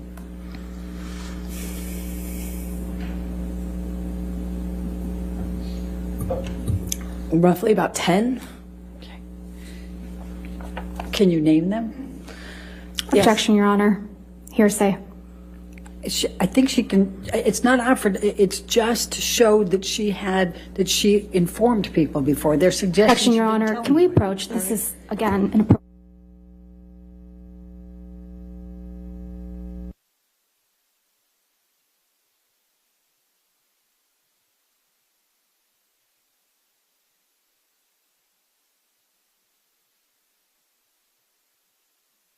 Doctor told me was Objection, Your Honor. Hearsay. All right.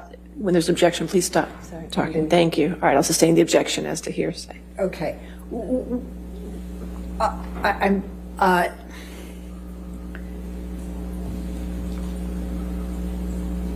What, if any, you were asked if you had, it was suggested that you had not produced this in discovery. Is that true? Objection, Your Honor. Leading. Your Honor, she absolutely did that. It's leading. It's leading question, though. I'll sustain the objection as to leading.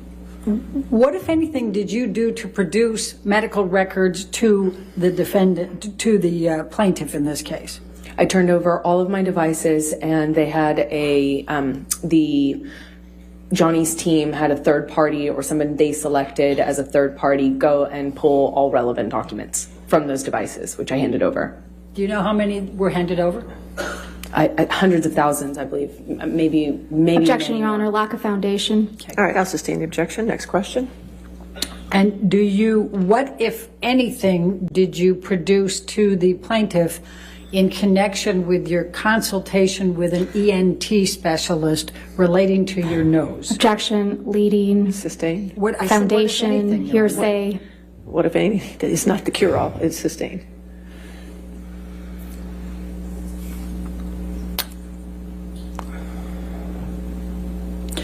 When did you see an ENT specialist? 2017 or 2016 or 17. And as a result of that consultation, what did you learn about your nose? Objection, Your Honor. Hearsay. I'm not asking her to tell what they said. Yeah, I'll sustain the objection.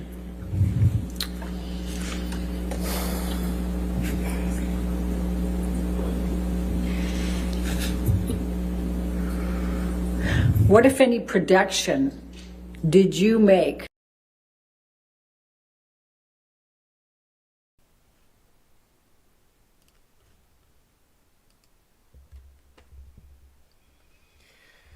Okay, everybody, that will be it for tonight. And we had a very good stream and talking about the different things we talked about. Nice seeing some of the, in my opinion at least, the depth trial. We saw some, watched that for a little bit, and yeah, I want to thank you all for hanging out with us and chilling with me. And everyone, take care. Thank you for coming, and peace.